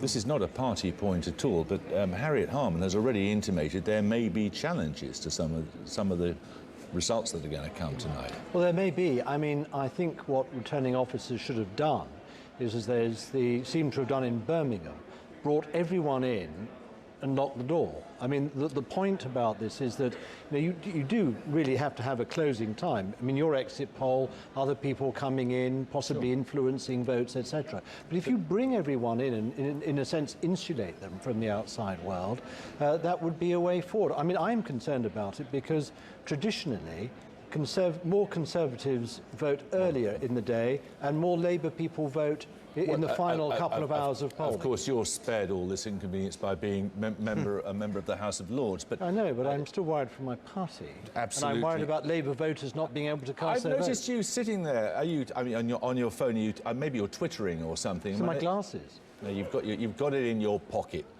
Hang on a second. I'm told now we've got Bill Cash, who's joining us now from his county in Staffordshire. Bill Cash, why does David Cameron not seem to have done as well as he might have done?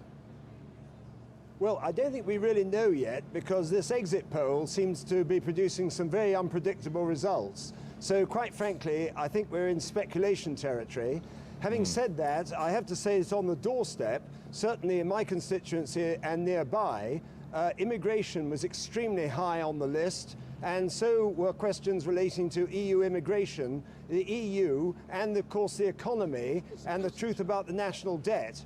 So I do think that there are a lot of issues which are going to make a big difference in relation to marginals. At the moment, we're not in marginal territory in your programme, and I think that it's very important for us to remember that it's the marginals that are going to make the deciding factor.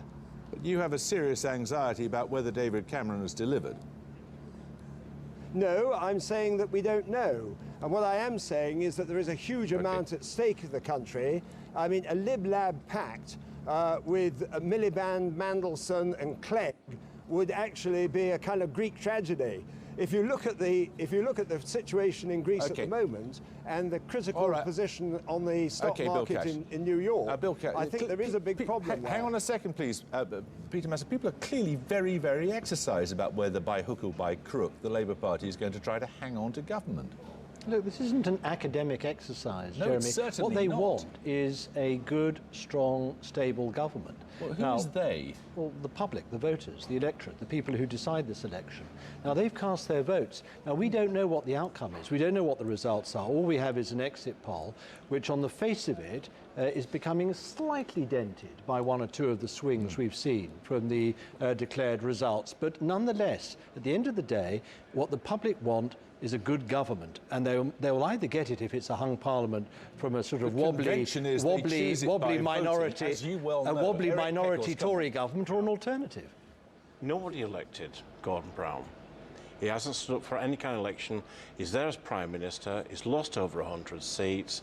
There is no way that this man, who has failed this electoral task, can possibly contemplate forming a government. But I mean, we're not certain in terms of what the exit poll is going to be. We've seen two results, which are completely at variance with the exit poll.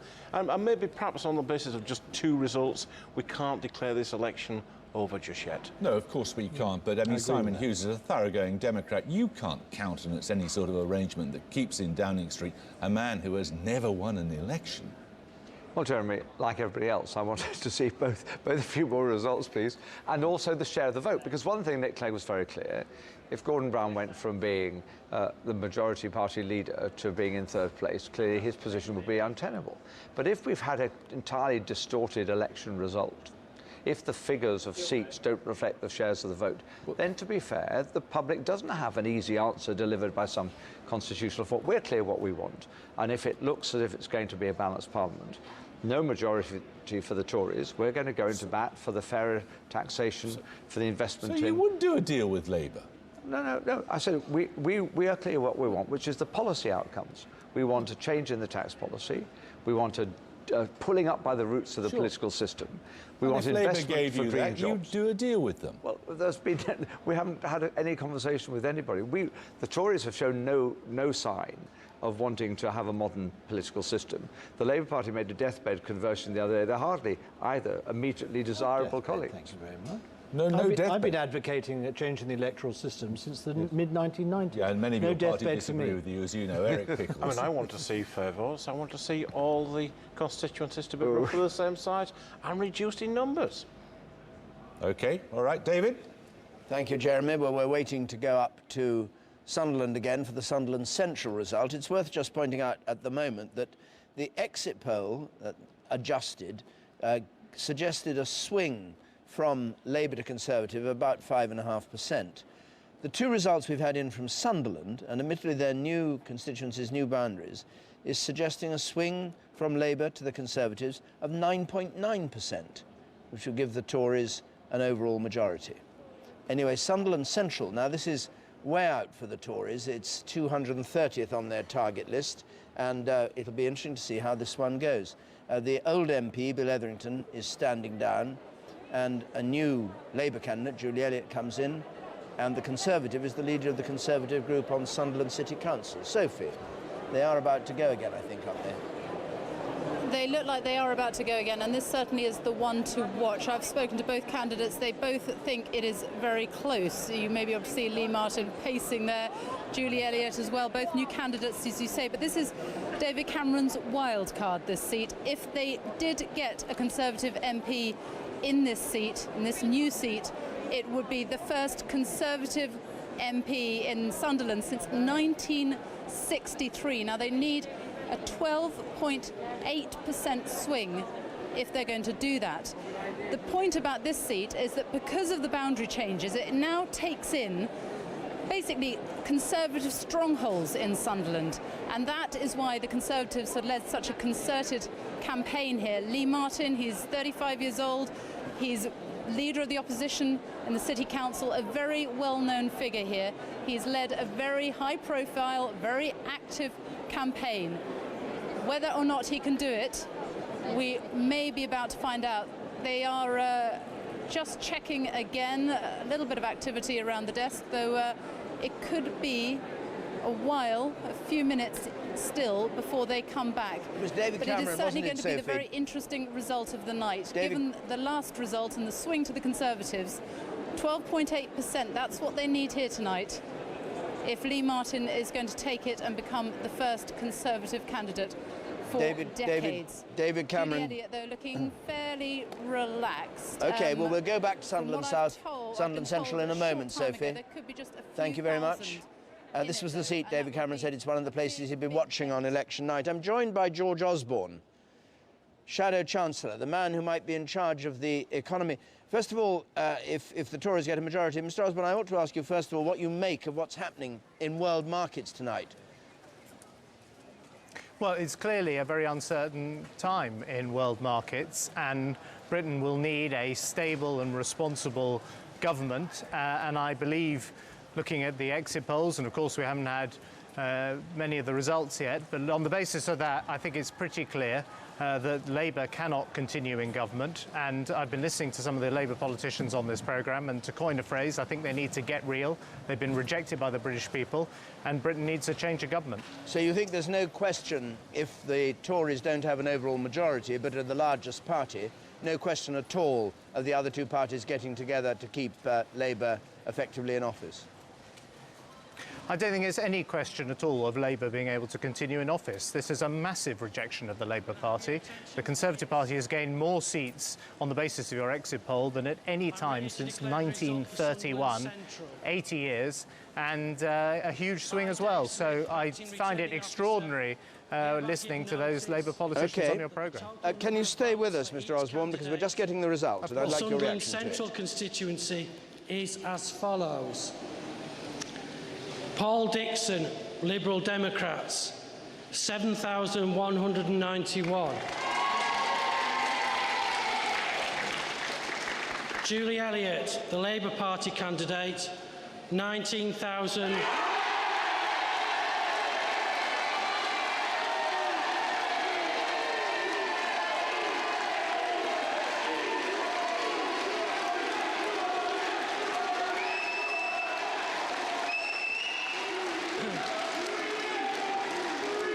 $19,495. Pauline Fenton-B-Warren, United Kingdom Independence Party, 1,094. Lee Martin, Conservative Party candidate, 12,770.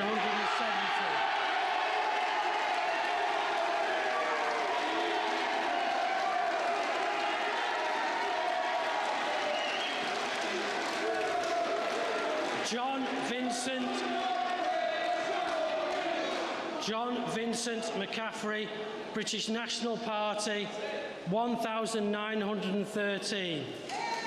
And that Julie Elliott has been duly elected to serve as member of the said constituency. Juliet, congratulations.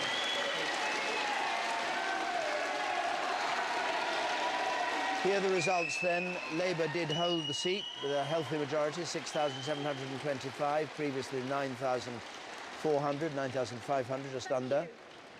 There's the majority now, and the turnout, 57%. That's up from 50% last time. Let's have a look at the change in Sunderland Central. A much reconstructed seat. Labour down 5, Conservatives up 5, and that predicates a swing just under 5 percentage points, 4.8% Labour to Conservative, and overall 8.2% swing now running from Labour to Conservatives. Emily. Yeah, I was just having a little play with that to see what really jumps out. And again, they have done this big leap here, the Conservatives. I mean, when the result came through, definitely sounds as if they'd improved. Labour down just 5, not as much as in the other seats, Peter. And also, a word about the BNP, which we saw in the last seat, had done pretty well getting into 4th place, and here as well. Emily, I was preparing to say how Sunderland might be different from the rest of the country, but what's happening is that one part of Sunderland is different from another part of Sunderland. A clear swing to the Conservatives, but a 5% swing compared with an 8.5% and 11% swings in the other seats. Now, as Vernon Bogdan rightly said a little while ago, on the earlier seats, the Conservatives will be looking forwards to an outright majority. On this sort of swing, they don't. We're definitely in hung parliament territory. But the BNP here, nothing, 1%. There were 5% though in Washington and Sunderland South. We're not yet getting much evidence of a breakthrough by the small parties. But Labour will be feeling slightly more comfortable, and the Tories perhaps slightly more nervous after this declaration compared with the previous ones. And absolutely no movement there for the Lib Dems, which is something that we'll look out for a little later in the evening. David. You heard all that, Mr Osborne. David Cameron said it was one of the places he was going to be watching. What do you think he'd conclude, and what do you conclude from that result? Well, look, there is still a really decisive swing taking place in this election. We only had 3 results. We got your exit poll, and the Labour Party have been rejected by the British people. And I think Labour politicians, as I say, need to get real. They need to understand that a democratic process has taken place. And the idea of Gordon Brown and the Labour Party clinging on to power after being so decisively rejected would really, frankly, shock many people.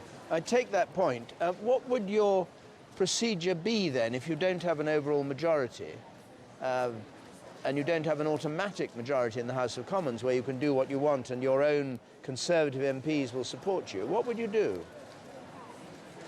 Well, I'm no doubt going to be on this programme several times over the next 12 hours or more, and we can talk about that situation if it arises. I mean, people need to know that David Cameron and the Conservatives will do what needs to be done to give this country a responsible, strong and decisive government at a time when the economy is uncertain and when the country wants change. It's all to play for, really, with this exit poll, as far as I can see. The BNP, we'll be looking at their figures, but their leader, Nick Griffin, is just arriving at Barking, where he's standing against Margaret Hodge, the Labour candidate.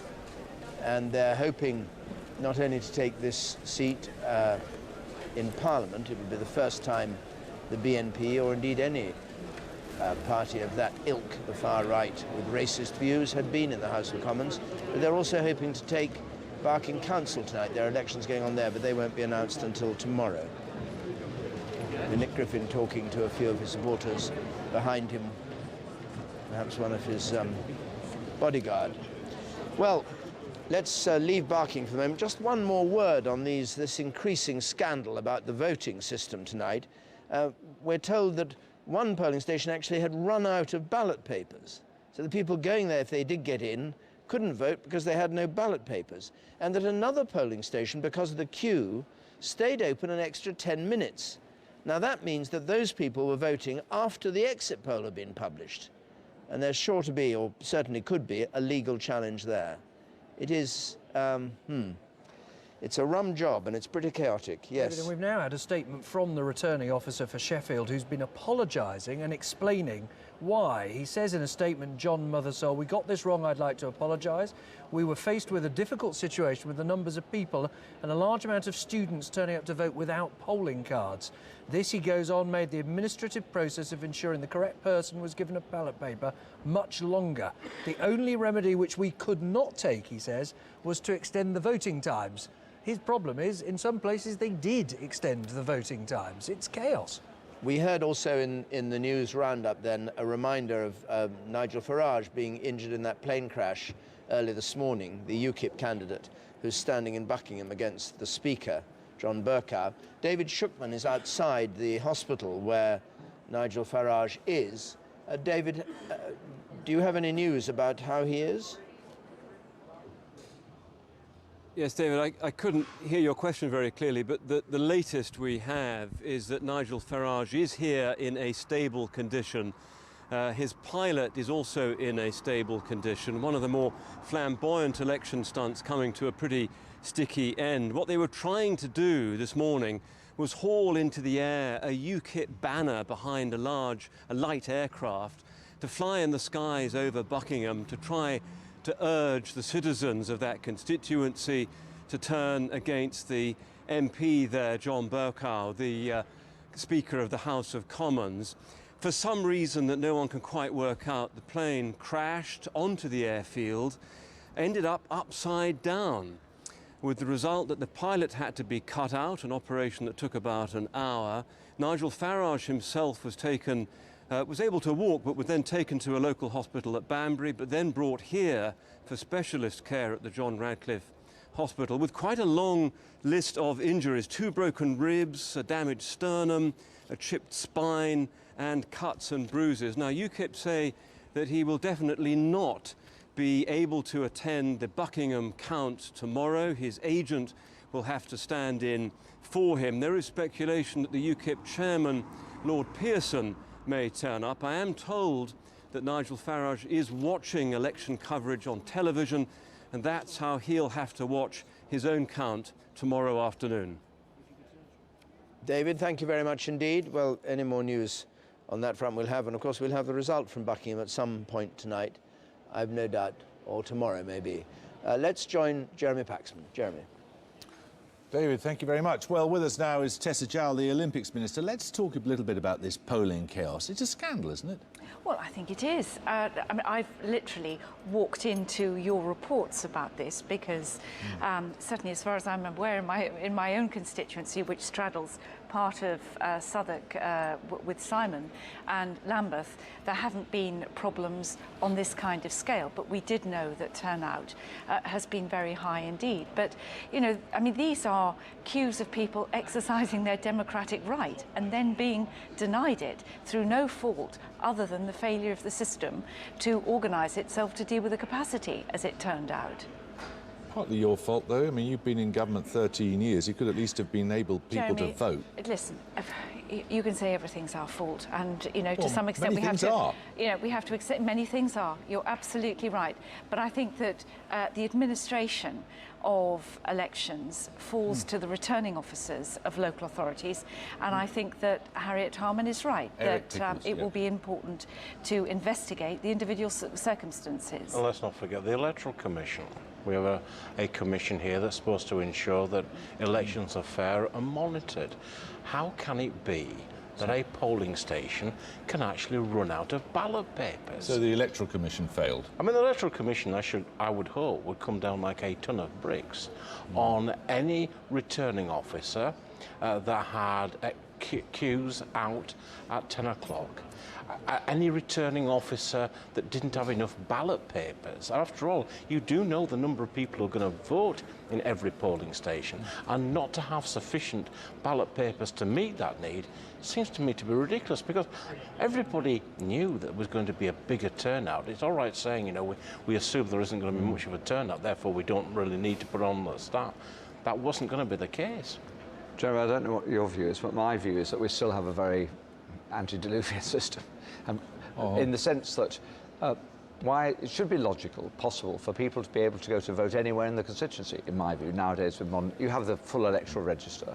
People don't often know where their polling station is, and we ought to have polling stations where the bulk of people go, by the railway station. Let's go back to the substance of tonight's business. Batteries and also. Who has won this election? Who holds power in this country, Eric Pickles? Well, we've now got 3 results in so far, and an exit poll. Could I quietly suggest to you, it might be just a tad early to suggest that, but we can say who's lost. I think it's fair to say that Mr. Gordon Brown and the Labour Party have lost. Okay, well, look, hang on a second, because I think we can be joined now by David Miliband, who joins us from his count, the Foreign Secretary. I see you're quoted as saying that no party has the moral right to power at this point on the basis of the predicted result. No, that's not right, Jeremy. What I said was that if no party has an absolute majority in the House of Commons, then no party has the moral right to a monopoly of power. Our system is absolutely clear that if you have 325, 326 seats, then you do have the right to form a government. If no party reaches that level, then really the injunction from the voters is for parties to talk to each other. And it's true, therefore, in that sense. If the people of this country have decisively not chosen Gordon Brown as their Prime Minister, it's time for someone else at least to lead your party, isn't it? We're very clear that we've got a strong leader of our party, we've got a strong team of which I'm privileged to be a part, and we've also got a very strong programme. At this stage, I think that we've got enough excitement with the results coming in and the exit poll that you've got. I think it's maybe just worth pointing out Sunderland Central is the next door seat to South Shields. I think it's a very significant result for the following reason. The other 2 Sunderland seats, I don't think the Tories were really putting much effort into, but in Sunderland Central, there was a massive amount of Ashcroft money. And it's very striking indeed that the swing there should have been half the level in one of the other Sunderland seats and a third of... half what it was in the seats where they really didn't try at all, according to you. But just to be clear about the position of your leader, it's Gordon Brown or bust, is it? Absolutely, he's our leader of the party. He has led, I think that most people would accept that Gordon really found his voice, especially towards the end of the campaign. The authentic Gordon Brown was fighting for fairness in the last days of the campaign. And I think it's very important that if indeed there is an injunction from the people for a new type of politics that involves politicians talking to each other, then we should do that. But let's wait until we get the results, because I think there's probably a lot more excitement before the night's out. All right, well, I'm not going to go to you, Eric, because you're just sitting there rolling your eyes at hearing him. David Dimbleby. Jeremy, thank you very much. Well, more on this scandal of people not being allowed to vote, and one that could be potentially quite divisive and lead to a legal challenge. Chester is a marginal seat held by Labour with a majority of 973. The Labour Party is claiming that more than 600 people were turned away from the polling stations because the polling lists haven't been updated. So they were registered to vote, but the list hadn't been updated. So when they turned up and said, "My name is John Smith," they were told, "Oh, no, not on the list." Well, that'll cause trouble too. Let's have a look at the Liberal Democrats coming, because the polls, the exit poll has given the Liberal Democrats a disappointing night. Down 1 last time round, considering what a buoyant campaign Nick Clegg appeared to have. It's a very strange thing, but I mean, we'll only discover it when we get the results in. But what are the places the Lib Dems are most enthusiastic about taking or think they can have? Well, as you say, so much of this campaign has seemed to centre around the emergence, if you like, of Nick Clegg, and they will be very disappointed with these exit polls, but they may defy them. We've picked out some marginals, places that they're very keen to take. One is the city of Durham. Now, a big student population here.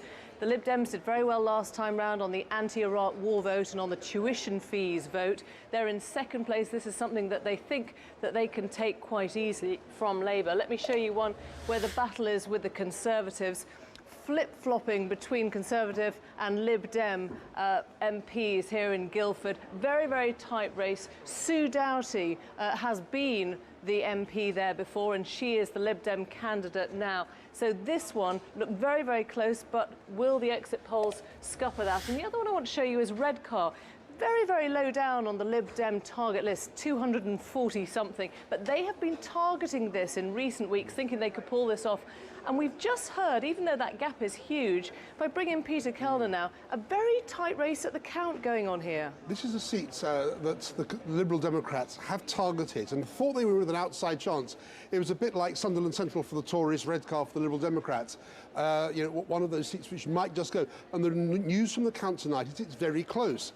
Well, that implies, given that Labour had a 30% majority, 12,000 votes majority, if the Liberal Democrats even come close, this suggests a huge swing to them. And as for Durham and Guildford, they're seats which on the exit poll probably would not go Liberal Democrat. If they take them, it'll start to suggest the exit poll is wrong. And of course, it's not just about how the Liberal Democrats do, Emily, because if they do start picking up seats, it affects the Tory and Labour share. And if the Liberal Democrats do take seats, do they damage the Conservatives more or Labour more? And that will affect the big picture at the end of the night as who can form a government. Peter, thanks. One other bit of news coming out of the city of Durham is that the count may be delayed. It will be pushed back by what we're hearing is big turnout there. David. Thanks very much. Gordon Brown, Prime Minister, has just been to his count and left. I don't know what time he gets in Kirkcaldy and Cowdenbeath. He's leaving his house to go. Leaving his house to go to the count. Slightly different point. Majority of 18,000 there. Gordon Brown has, the man who became Prime Minister in June 2007, having been the longest-serving Chancellor ever, over 10 years as Chancellor of the Exchequer, and a man who, it was said, recovered a sort of energy in the last couple of days of the campaign, having had a number of difficulties during it. Too well known to recount again at this stage, but let's go and have a look at the likely upshot of all this with Jeremy Vine and who's going to get to number 10 and how they get there, Jeremy. David, you join me inside our interior of number 10 Downing Street, and up the stairs here you can see the portraits of Prime Ministers on the walls, just to give us a bit of context on hung parliaments. Exit poll tonight suggesting there might well be one. Have there been many? The answer is more than you might think. So 1910, back 100 years, Herbert Asquith here came first in 2 elections but did not get an overall majority, had to govern with the support of smaller parties. Hung parliament, minority government with support. Same again with Stanley Baldwin, 1923, and he was 50 seats short, only lasted 6 weeks. You can see how long each government lasted underneath the picture. He did then win a subsequent election with an overall majority, maybe a lesson for David Cameron there. 1929, Ramsay MacDonald, rather more successful, kept on for over 2 years with a minority government. And then we have this election classic, February 1974, so tight. Ted Heath trying to remain PM with fewer seats than Labour, and lasted 3 days. And you're hearing maybe echoes of that story in some of the conversations we've already had in the studio tonight. After he stepped down, in comes Harold Wilson. He's Prime Minister, 17 seats short for 5 months. And then, of course, you have the October election. He's re-elected, but he hands over to James Callaghan. And James Callaghan loses his majority. And here, for the first time on the staircase, you actually have a formal coalition, the Lib Lab Pact. Jim Callaghan, 1977, again, didn't last very long. He has to struggle on afterwards for another 8 months after that pact falls apart. And just one more example for you, which is often glossed over. John Major in 1996 started with a very small majority. It came down because of death and defection, and he had a fairly torrid 5 months in a minority with the support of the Ulster Unionists. So if you go down this staircase, you actually only see one example here of a formal coalition. And the lesson seems to be they don't tend to end in formal coalitions, hung parliaments. They often end with the largest party governing with occasional support, policy by policy. And secondly, it's happened perhaps more often in recent history than we might imagine. David. Jeremy, thanks very much. Well, sitting beside me here in the centre of the studio, Peter Hennessy is Professor of Contemporary British History and has written about government endlessly and talked about it endlessly. Just take us through what you think the implication of this exit poll and a hung parliament is for the carrying on of government. Well, it was the Duke of Wellington in 1834 who said the King's government must be carried on. And then that's the principle. The Queen's government must be carried on. There's always got to be a government there. Under our system, there's only a gap of 1 hour between one Prime Minister going to the palace to resign and the other coming back from the palace to take the applause on the steps of number 10. And the Constitution is what it is. Notice that Nick Clegg and David Cameron made very cutting remarks about the tacit understandings that were made plain in a document prepared by the Palace and the Cabinet Office that was given to the Justice Select Committee at the end of February. But the Constitution is what it is. The Queen is only activated if the Prime Minister of the day resigns or he loses a vote of confidence, which a loss of a Queen's speech vote would be. You see, the Queen is crucial here. She must not be politicised, but the Queen is like Heineken Lager in our Constitution. There are parts of the Constitution that only she can reach. You cannot become Prime Minister without kissing hands with the Queen, and the Queen is only activated in certain circumstances. But so all this talk of moral right, all this talk of moral right is wildly misleading. In the end, it's nothing to do with moral rights. It's how the parliamentary arithmetic plays out if it goes to the wire at the end of this month on a vote on the But this was Queen's speech. David Miliband talking about the moral right, wasn't it, a moment ago here? Well, politicians, when they're about to lose power or about to gain it, can say things which are slightly squiffy. But what in reality do you think will happen? I mean, supposing that exit poll is correct, supposing the Tories don't have a majority, a working majority in the House of Commons. Well, today, because we're now past midnight, Friday, could be one of those days when the British Constitution goes on heat.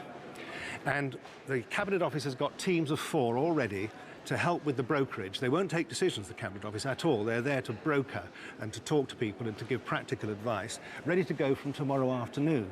But my hunch, David, would be if it is seriously hung, it will begin in earnest on Saturday morning. But equally, David Cameron could go, could he kick Gordon Brown out, which is what the Tories here are suggesting effectively, or Gordon Brown would go because he'd not done as well as he might, and could David Cameron go with a minority to the House of Commons and put a Queen's speech in and all the rest of it? He could. Mr Cameron will only be sent for if Gordon Brown resigns. And that is the plain fact of the Constitution. So it's, the Tories' game is to put as much pressure on him to resign Indeed, they can claim all they like. What do you think? You're seeing 2 games, aren't you? On the one hand, the Tories need to say there's a massive swing in our favour. Gordon Brown has lost. We have the right. They might even have used the phrase the moral right to have government. On the other hand, you're seeing a concerted effort from the Cabinet to say, in David Miliband's words, that there is no moral right to a monopoly of power, the most overt wooing of the Liberal Democrats we've ever seen. They suddenly discover that they're very, very keen on electoral reform. They agree with them on the economy,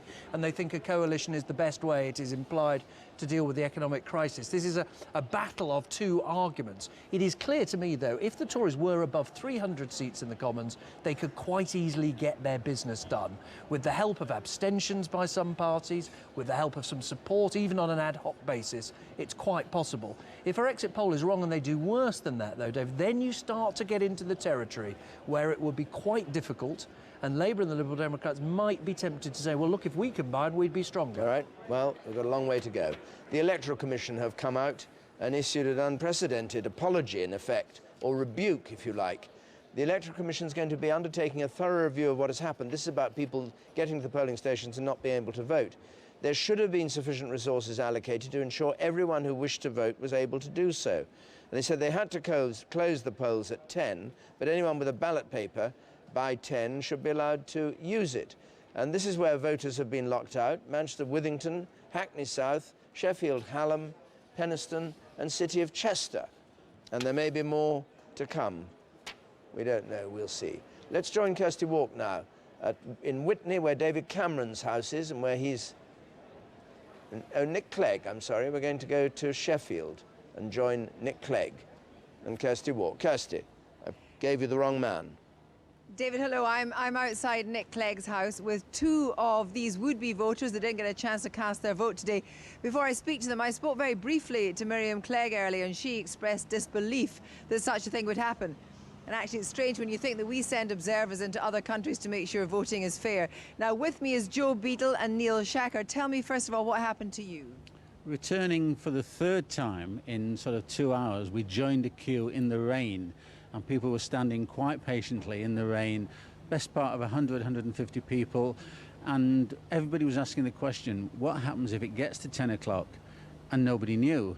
And nobody came out and said to you, we've got problems in here, we don't have enough people to take these votes? Nobody came out until 2 minutes after 10 and basically said, if you're not in the room, we cannot accept your vote, at which time a lot of people got very upset. Joe, you couldn't cast your vote either? No, I'm exactly the same as Neil. I looked in the polling station or at the queue at 6 o'clock on the way home from work. I came back again at 7, I came back again at 8. Finally, at 9:15, I thought, I've got to come back, and I've got to queue. I was one of about 150, and we were all anxious because we didn't know we would be allowed to vote. But we thought, surely, in a democracy, we'd be allowed to vote. And you're people that regularly vote? Oh, yes, absolutely. And people had made an effort to be there. It was raining, but people wanted to be there. They wanted to vote, and we just weren't allowed to. Now, we've heard that in other places, for instance, Birmingham, the returning officer simply asked everybody to come in and shut and lock the door. That was never an option. That was not the case here. The word filtered out. In fact, no staff from inside came out.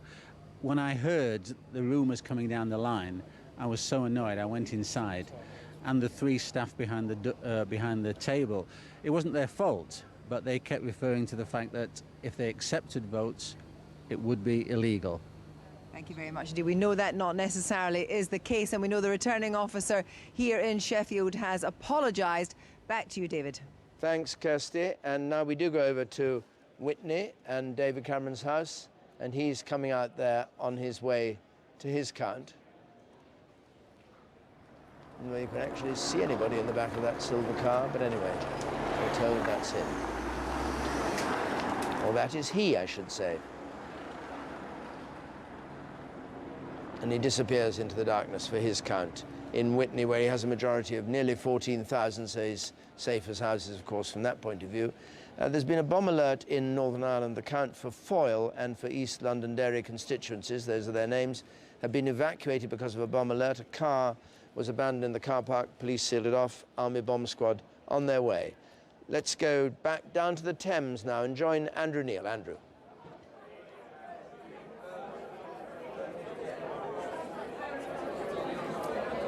Apologies for that little power cut earlier. I'm glad to say the Director General of the BBC has turned up, gave me a shilling, we stuck it in the meter, and we're back on air. And to make up for being off air, we have a trio of intellectuals, 2 historians and an author. Simon Shamma in the middle here, Mr. Starkey here, and Martin Amos there. David Starkey, has this the makings of a historic election still or not? Just about.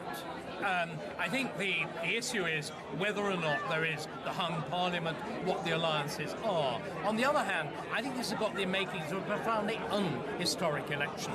The British public should have had a choice. It flunked it. Equally, the politicians didn't present them with a real choice. They flunked it too. Why did they flunk it? Because they were frightened.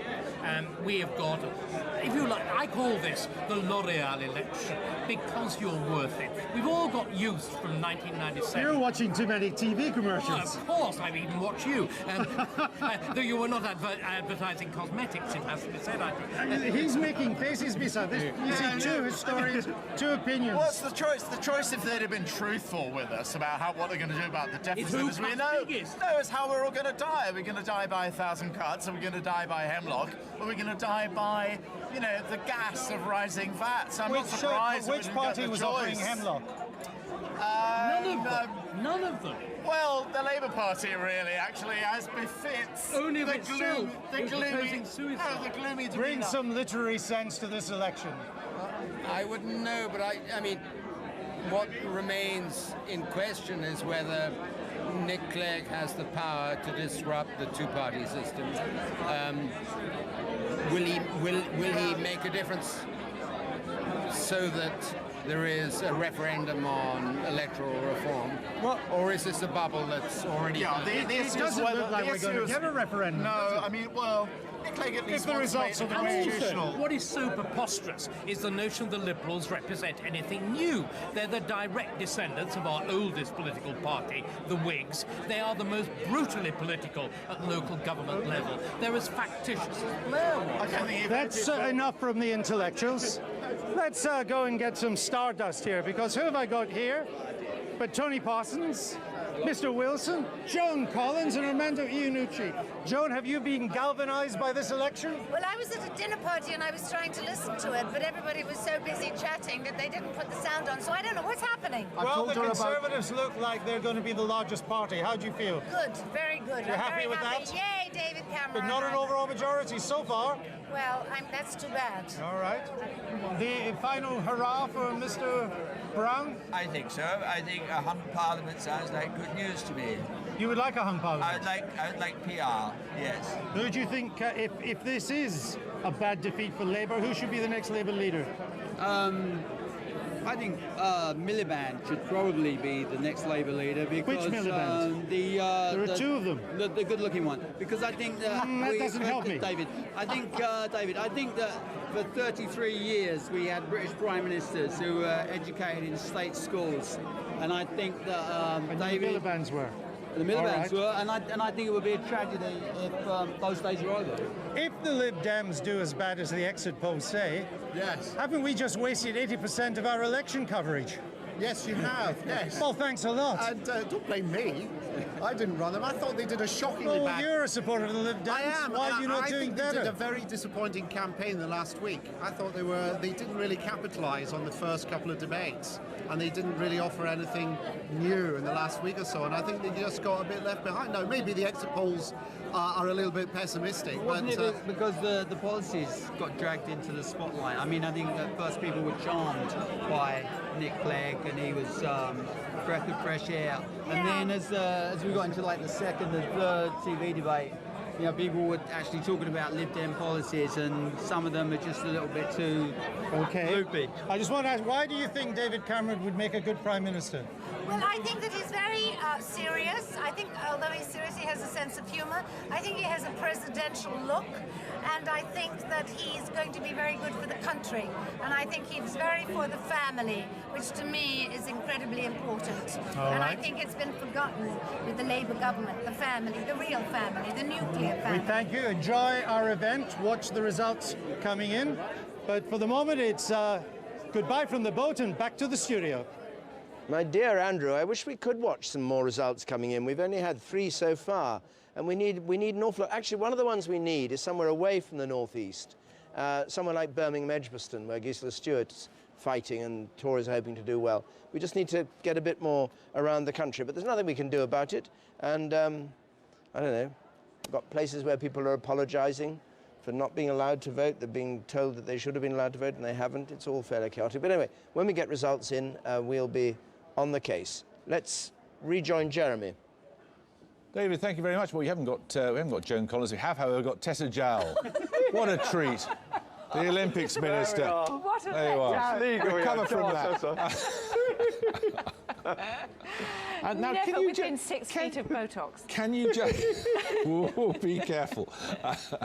Can you just explain to us the moral legitimacy of your man staying in Downing Street, despite the fact that he spent the last several weeks telling us we can only vote for him and your party and must on no account vote for the Liberal Democrats or the Conservatives, and yet apparently is willing to govern with them? Well, as Peter Hennessy, I think, put very clearly, it's constitutional legitimacy that requires or entitles the incumbent Prime Minister of any party, doesn't matter who it is, entitles the incumbent Prime Minister to seek to form a government in the event that her own party is unable to command a majority. It's such a mystery, given so many of your own party wanted to get rid of him only a few months ago. No, listen, Jeremy, it's nothing to do with any of that rather sort of exotic account you're trying to give. It is only to do with the rules by which our constitution works. OK, now, Jeremy Hunt, you are the reincarnation of Eric Pickles in the discussion now. Nice job. What do you make of this? I mean, constitutionally, it's right, isn't it? Well, constitutionally, it is a very, very unusual situation, and there are constitutional experts and legal experts and the Cabinet Secretary who decide how these things work. But I think what we're seeing tonight, if the exit poll is accurate, and it is a big if because it is only an exit poll, is that there has been an absolutely decisive rejection of the arguments that Gordon Brown was making to the country, and all the things that Tessa and her colleagues were saying about, you know, Gordon Brown's made all the right calls on the economy. The country is saying no, they want change, and that couldn't be clearer. If it had been decisive, you would have an overall majority. There has not been a decisive verdict. Well, we don't know that. I mean, we've had one set of exit polls, and let's face it, this has been a different election to normal elections, and things like postal votes are not included in those exit polls, and those traditionally have helped Conservatives. I'm going to cut across you because we've got Ken Clarke now, who's been in Parliament much longer than me. A lot longer than you. You've been there since 1974 or something, haven't you, Ken Clarke? I mean, why is it that your leader so conspicuously... 1974 we had a hung Parliament, Yeah. Sure, so you know whereof you speak. But why is it, first off, that your leader seems so to have cut through, not to have cut through? Well, I think the election is the most unusual one I've taken part in, and it's partly the disillusion with politics generally, so people are not getting enthused about anything, and they're distrustful of politicians, they're angry about the economic crisis and slightly fearful of the outcome. And it's also quite a complicated issue. You have the worst economic crisis since the war, and you talk to different economists, expert economists, and they have slightly different solutions.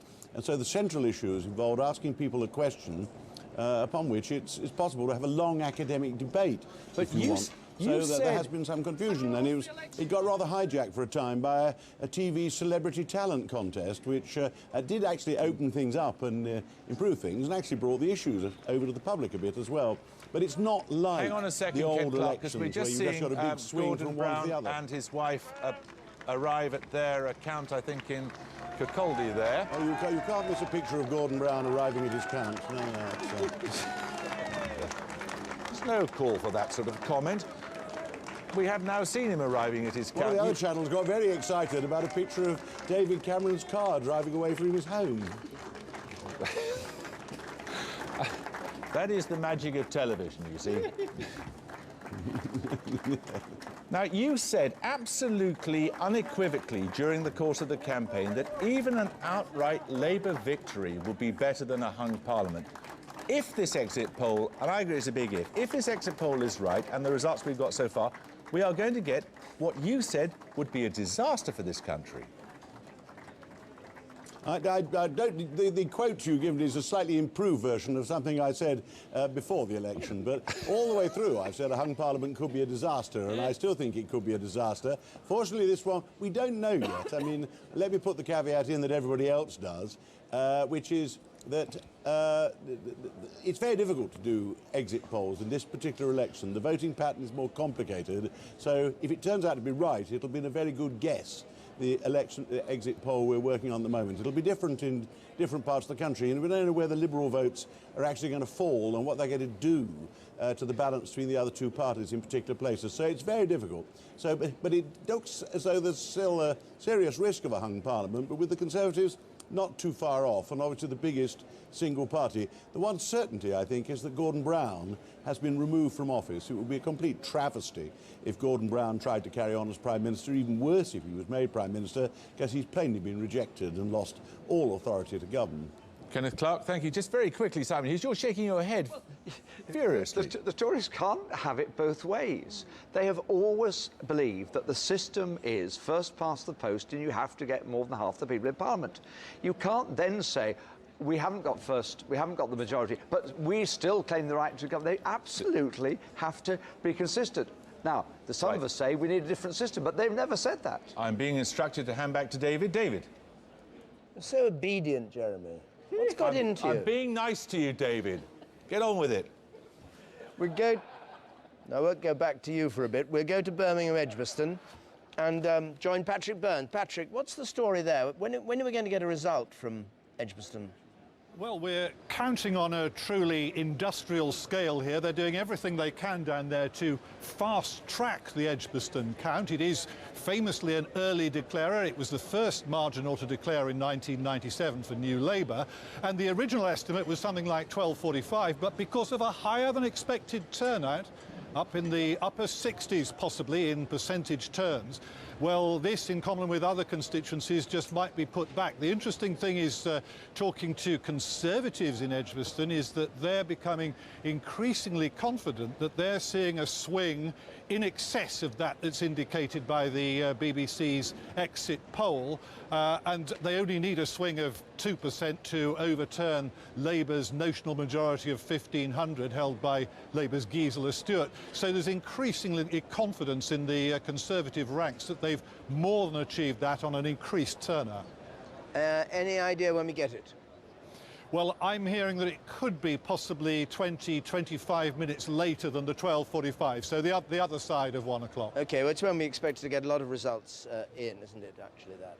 I'm joined by Rory Kettlin-Jones, and you've been looking at Twitter and Facebook. Well, Facebook was actually taken down today, wasn't it, because there was somebody had got hacked into it and they abolished it. But is there a lot of fuss about this row about voting, people not able to vote? Well, actually, what we've seen, David, today on Twitter and Facebook has still been running, is an enormous amount of comment and activity about voting. I've got in front of me on Twitter, somebody's Twitter page, where they tell the whole story of the night, really. They've put this picture up saying really bad organisation in Hackney North, a lot of people not getting in. This person then goes through the whole story with people queuing outside, meat wagons congregated outside, the police obviously called, and then 100 people not getting in.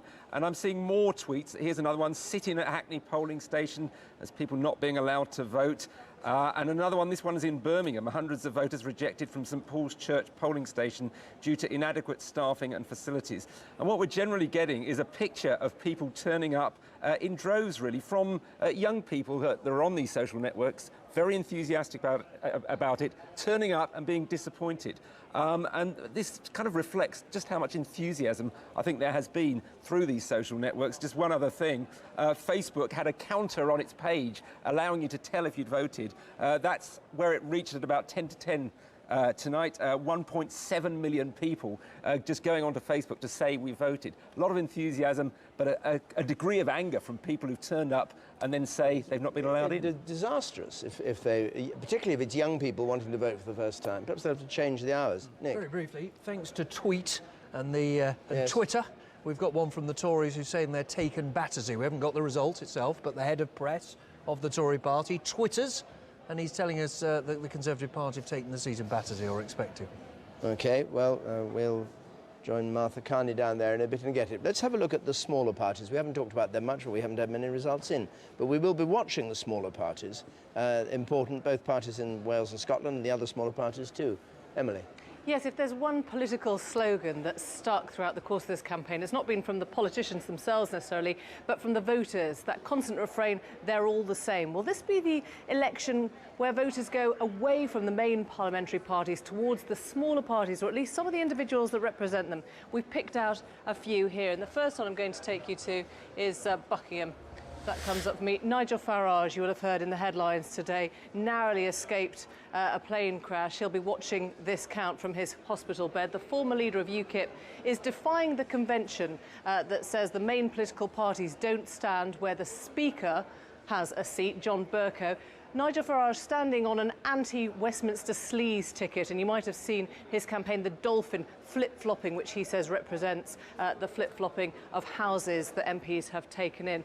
Peter, no real chance of taking this? We don't think so, but because it's not a normal contest between the parties, we have no real idea. In a normal contest, as we see here, the Conservatives have 3 times as many votes as Labour, so if it were a normal Conservative Labour Lib Dem contest, we'd say John Bercow will be back with a huge majority.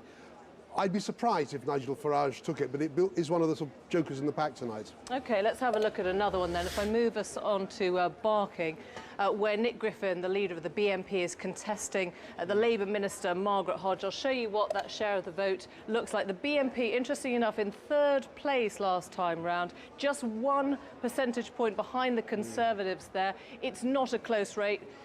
Margaret Hodge has a large majority, but the BNP have 8 out of 9 seats on the council. They'll be hoping at the end of this evening, if not to get that seat, to secure the council. There's been a glass ceiling. Go back to Oswald Mosley's party in the 30s, the National Front in the 70s. In parliamentary elections, they've never got above 16, 17%. So if Nick Griffin can get above 20, get to 25%, he might not win it, but that would be a breakthrough. Can I just say one other thing? There's another seat the BNP are interested in up in Oldham, where Phil Wallace, the immigration minister, one of their pet hates, is standing for re-election. The Liberal Democrats have been targeting that, and they're saying, I hear, that they failed in Oldham and that the Liberal Democrats are falling back rather than advancing. Phil Wallace looks safe. Interesting one to watch. This is one seat which might actually change hands this evening. Caroline Lucas, the leader of the Greens, got a remarkable percentage of the vote last time round, just 1 point behind the Conservatives in third place. A very credible candidate, an MEP for the last 10 years or so. In this alternative city of Brighton Pavilion, she could really take this. And look, we've been getting Labour falling back 8-10 points.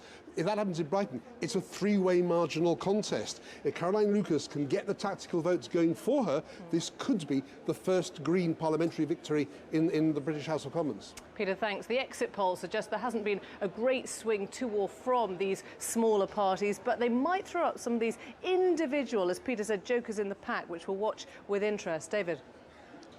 Thanks, Emily. Well, Justin Rowlett is in Brighton Pavilion, and we go down to him. Justin, what's your impression of what's happened there?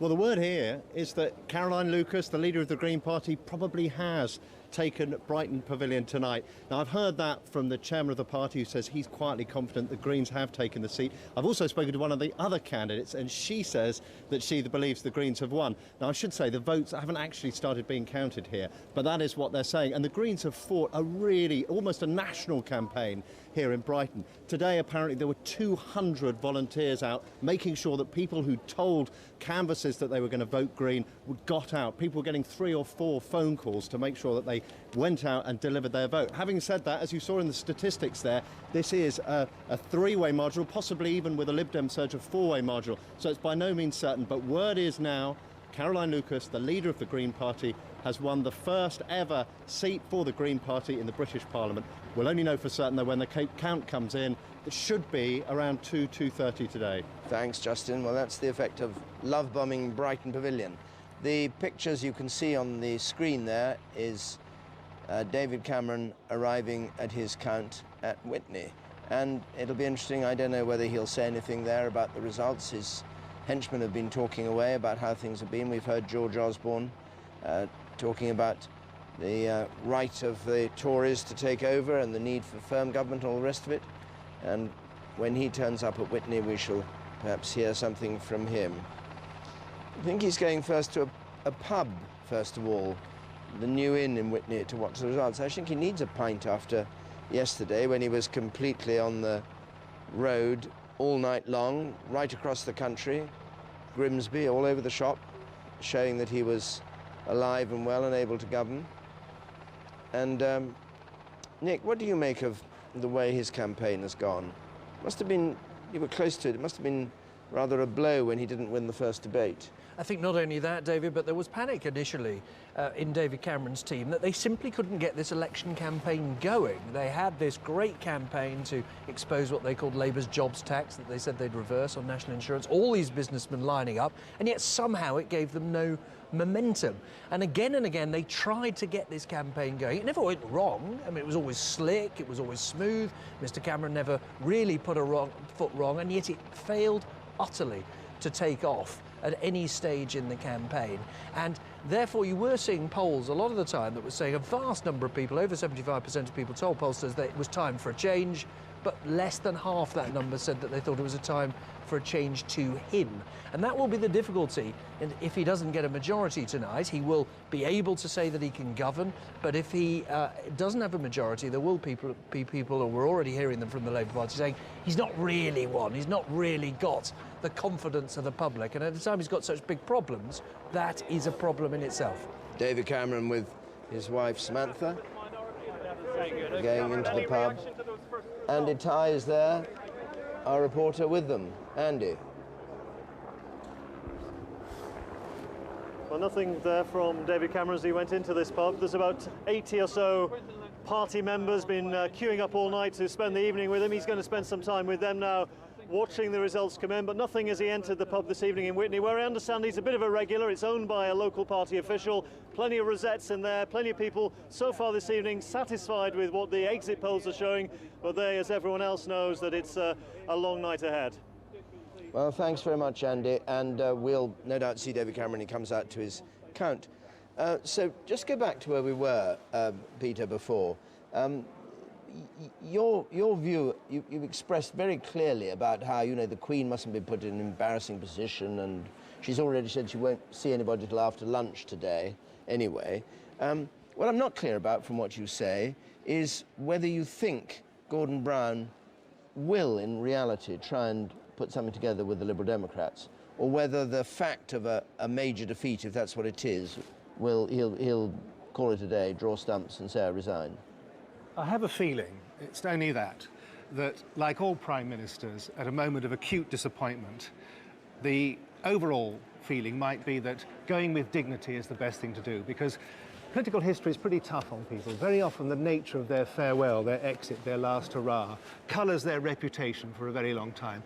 And if you appear to cling on by your fingernails, even if the Constitution allows you to, it's not dignified. We all remember, although it was a very clear result in 1997, the immense dignity with which John Major behaved and going off to Oval to see a cricket match and so on. And I think those close to him will probably say that, just as Dennis Thatcher did to Mrs. Thatcher in November 1990, when he told her it really is the time to go, even if you can hang on constitutionally quite legitimately. Well, we'll see what happens. Very briefly, Nick, I hesitate to say it in front of the great professor of contemporary history, but there are examples from the 1920s in which the second party does end up governing, and I think they will argue we're in an era like we were then of three-party politics with doubts about the electoral system, and Gordon Brown may well try. I hope in a moment we're going to be able to talk to Jenny Watson at the Electoral Commission, who's down at Westminster, but apparently we can't quite speak to her for the moment. We've got to sort that out, and then we will. We've got a long list of places to put to her, but the latest news is that voters in Hackney South have been turned away an hour before the polls closed, saying there was no way they could vote. Jenny Watson, what does the Electoral Commission make of this? It sounds like a disgrace from beginning to end, the way this election's been handled. Well, it's clearly a very serious concern. I mean, the thing that is astonishing to me is that every presiding officer, everybody in charge of a polling station today will have a copy of our guidance, which in fact I have with me here, that is extremely clear that the doors to the polling station must be closed at exactly 10 o'clock, that anybody who has been issued with a ballot paper by 10 o'clock must be allowed to vote, and that nobody may be issued with a ballot paper after 10 o'clock, even if they are inside the polling station and waiting for their ballot paper. So the law is extremely clear, and our guidance is extremely clear. So now, what happens then if they've broken the law? Do they get fined? Do they go to jail? What happens to these people? Well, we can't tell returning officers and election staff what to do. We do not have that power of direction. They are independent. So the law isn't clear because they don't have to obey the law? Perhaps I could finish. The law is extremely clear. They have the guidance. They should have done what the law says. If they haven't done that, and I'm not going to comment on individual constituencies, particularly when we don't yet know the results, they may well be subject to election petitions. But I must be clear, we don't have the power to tell them or instruct them what to do. Now, clearly we're going to look at this.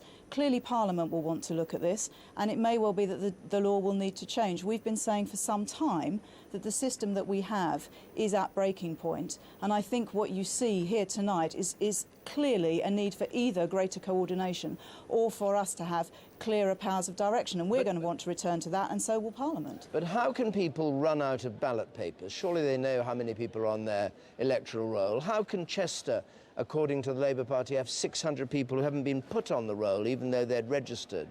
How can Sheffield Hallam lock people out? Newcastle lock people out? Problems at Leeds and Birmingham and Manchester and Lewisham and Hackney and Liverpool, Wavertree and Garston and Islington South and Newcastle and Penistone and Stocksbridge. I mean, the list is just growing by the hour.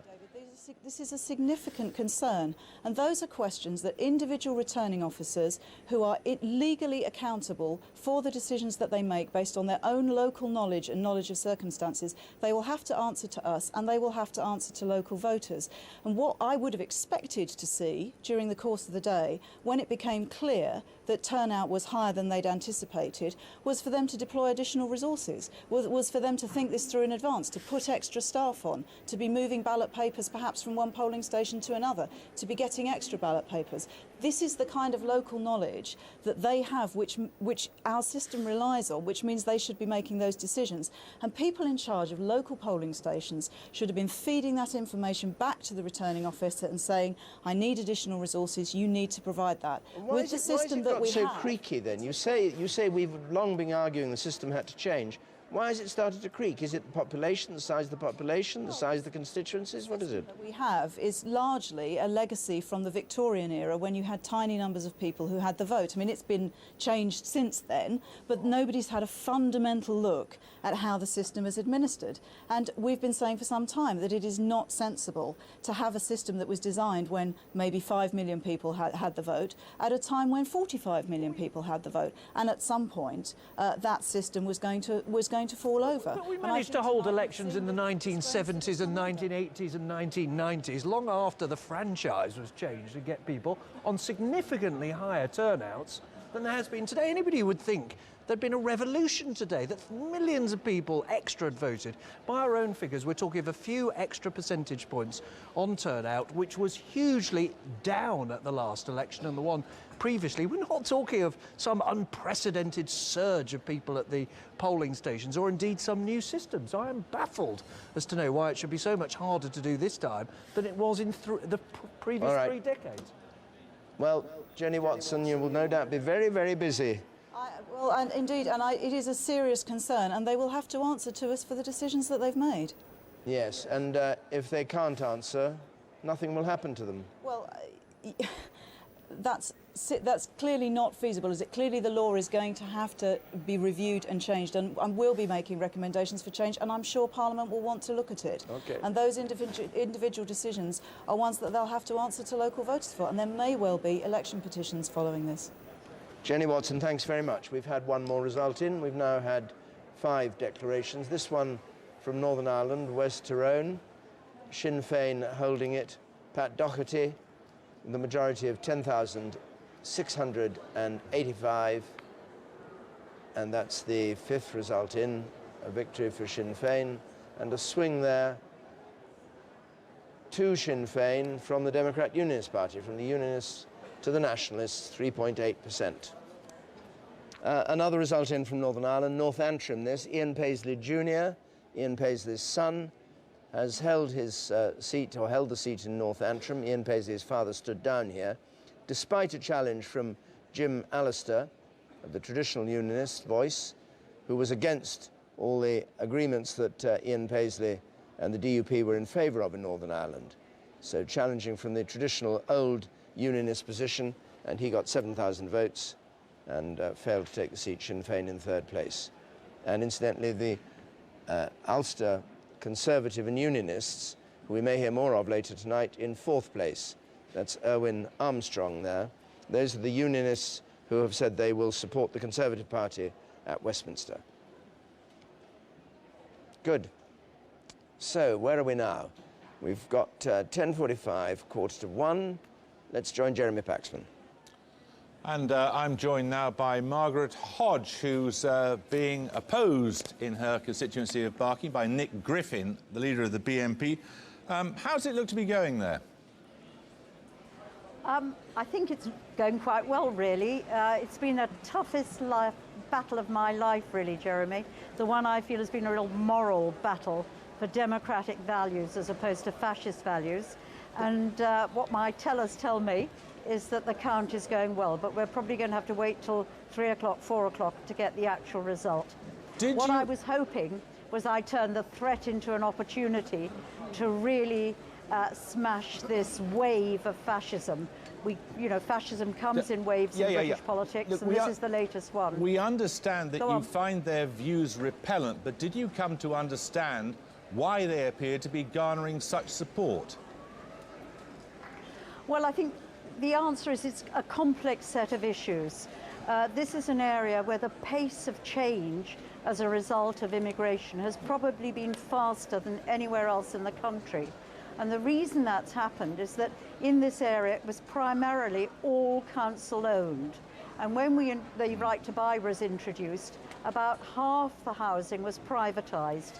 And that led to a very swift change in who was living in the housing, either by who bought the homes or because people bought to let, and often let to other London councils like Westminster, Tower Hamlets, places like that, who house their homeless families here. So the pace of change was one thing. Job losses, if you think Ford's used to employ 40,000 people, they now employ 4,000, and that's a fantastic restructuring of the economy. That also was another issue. And I think there were other issues like both... Go on. We'll get back to you, I think, at your count, but if you'll excuse me, we're going to go away now and we're going to talk to Danny Alexander, who is Nick Clegg's Chief of Staff right-hand man. Are you really proposing to keep Gordon Brown in Downing Street?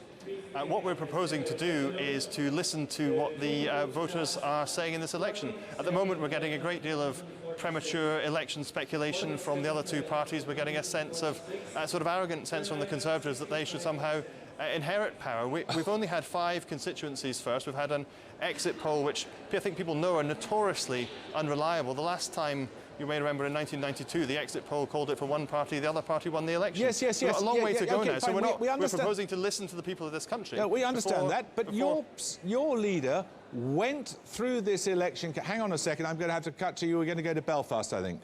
OK, sure. 65, 365, Niall O'Donoghue, 817, 817, Trevor Ringland, 7,305, 7305. Peter Robinson, 11,306, 11306.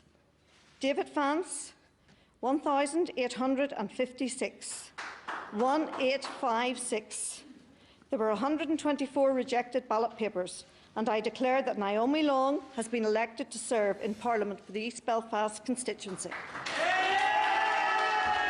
So, this is a very surprising result. Peter Robinson, First Minister of Northern Ireland, who temporarily stood down earlier last year, has been defeated in Belfast East. The Alliance Party has gained it from the Democratic Unionists. Naomi Long, who was in 3rd place last time, goes top of the poll there with a majority of 1,500. The Democratic Unionist, Peter Robinson, defeated, is in 2nd place.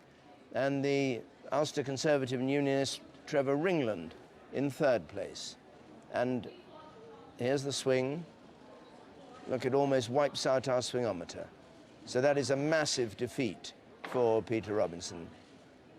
22%, 30%, 30% swing. 22.9% swing. Right, well, that's, yes. Absolutely extraordinary story for Peter Robinson to have lost. One can only assume that this is linked to the scandal that he and his wife were involved in earlier, but has real implications for power sharing in Northern Ireland now. Peter Robinson, as First Minister, was critical in bringing his party into the process of alignment with Sinn Féin, getting the agreement that was necessary to keep power sharing going. And for him to be defeated will raise real questions about where that goes now. Vernon? This could be a very significant result for Northern Ireland. The Alliance Party, it's the first time they've ever won a seat.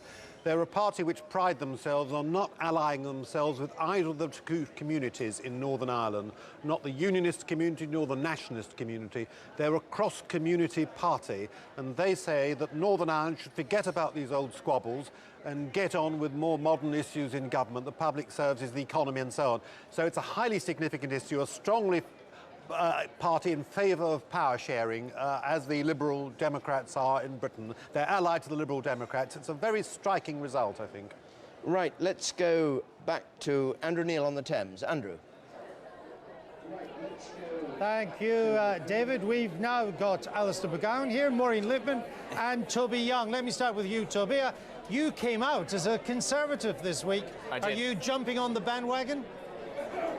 Well, I'm happy that Cameron has got more than 300 votes, more than 300 seats. We think. He hasn't got any seats at the moment. No, but it looks like the exit poll is reasonably accurate.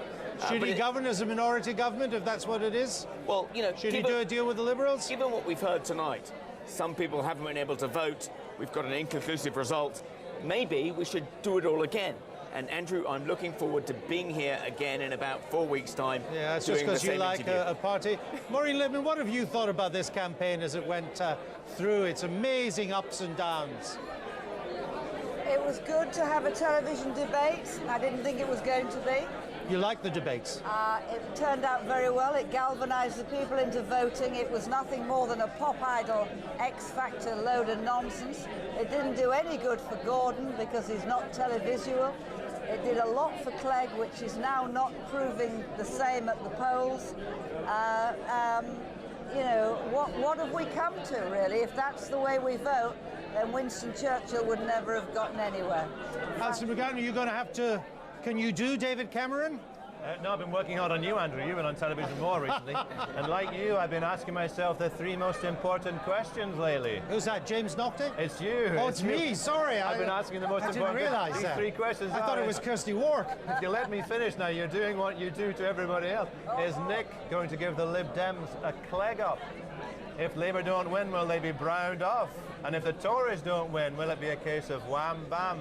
Thank you, Cam.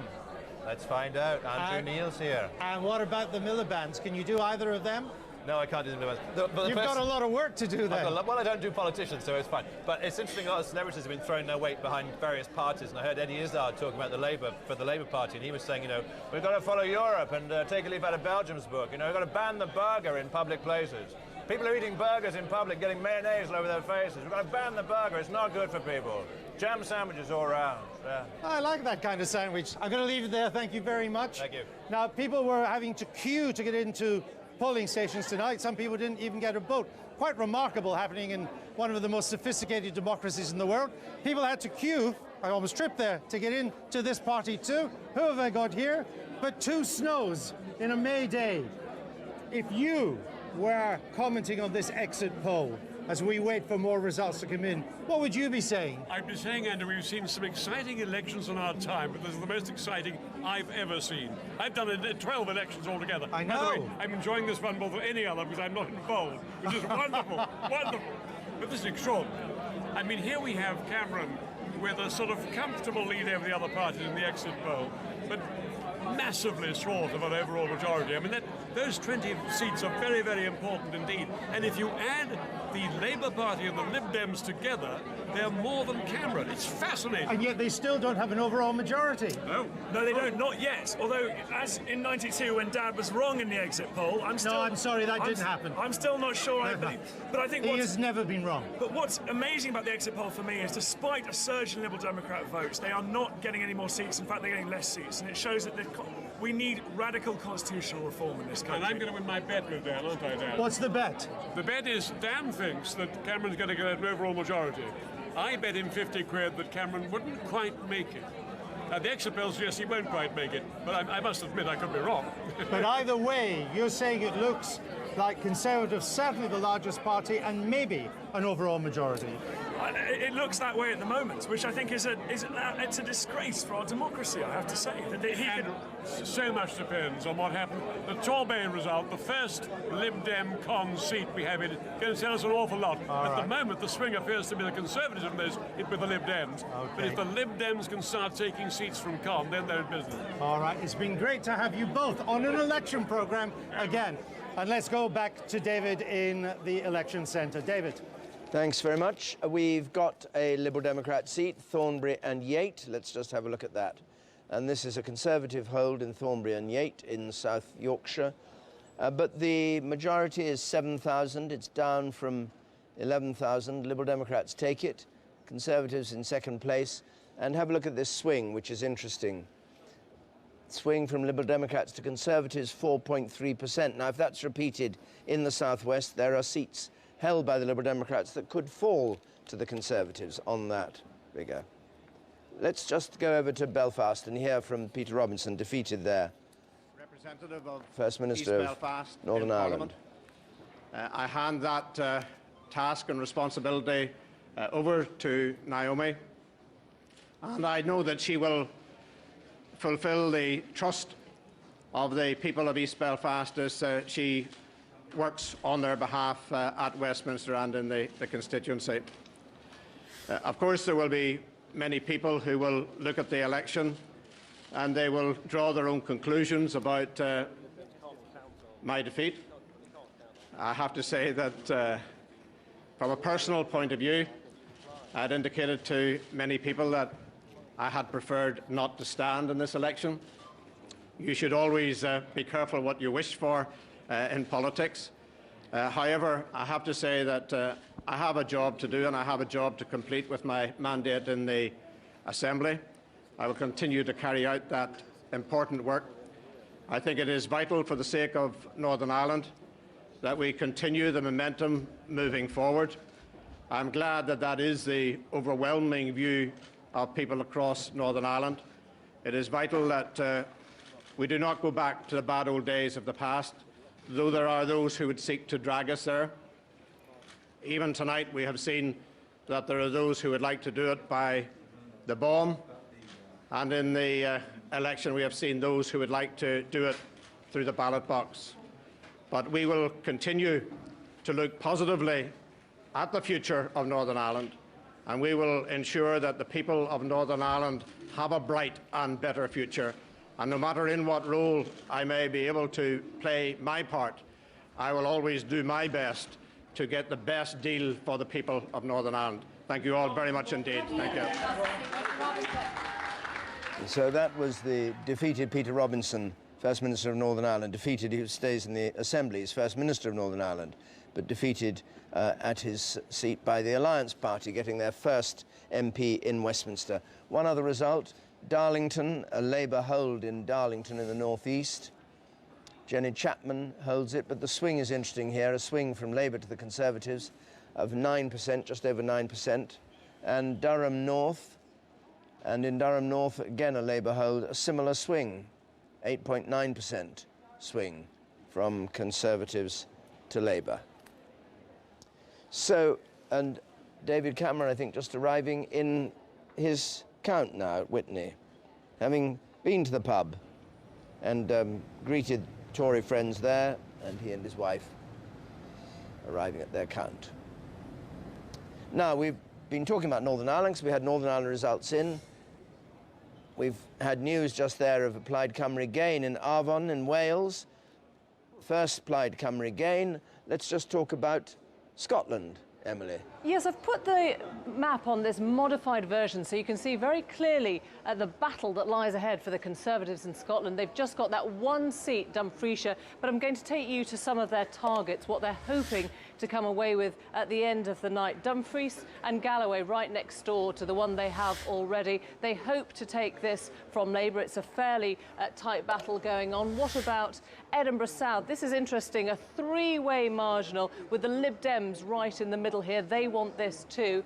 And let me just take you to one more. Angus, The SNP at the moment would have to be pushed off the top slot by the Conservatives. Peter, I'm just going to bring you in on this last one as well. Renfrew-Sheriff, this is a very key one for the Conservatives because they could see the Scottish Secretary of State, Jim Murphy, toppled here if they took this. Which of these is really looking possible or likely? Well, I'm not sure any of them are. Dumfries and Galloway, the word is that the Conservatives haven't taken that. That was the Labour seat in Scotland with the smallest majority over to the Conservatives. We don't know what's happening in Angus. As for Edinburgh South, the word is that the Liberal Democrats seem to be taking that from Labour, not the Conservatives. Now, why does this matter? As you said, only one Conservative seat in Scotland. There may be just one or two at the end of the night. If there's a David Cameron minority government, he'll do it without any real help from Scotland. And in Scottish politics, what will they make of it? What will Alex Salmond, the First Minister, make of it when he says, look, we're run by a party that has practically no representation in Scotland. So it's not just, as it were, a cephalogically interesting thing that Scotland is behaving differently from England, but the political consequences of that difference could be very significant. Yeah, a real constitutional headache, potentially. We'll leave that one for you. Thanks very much, Emily. More scenes from Witney. David Cameron going to his count.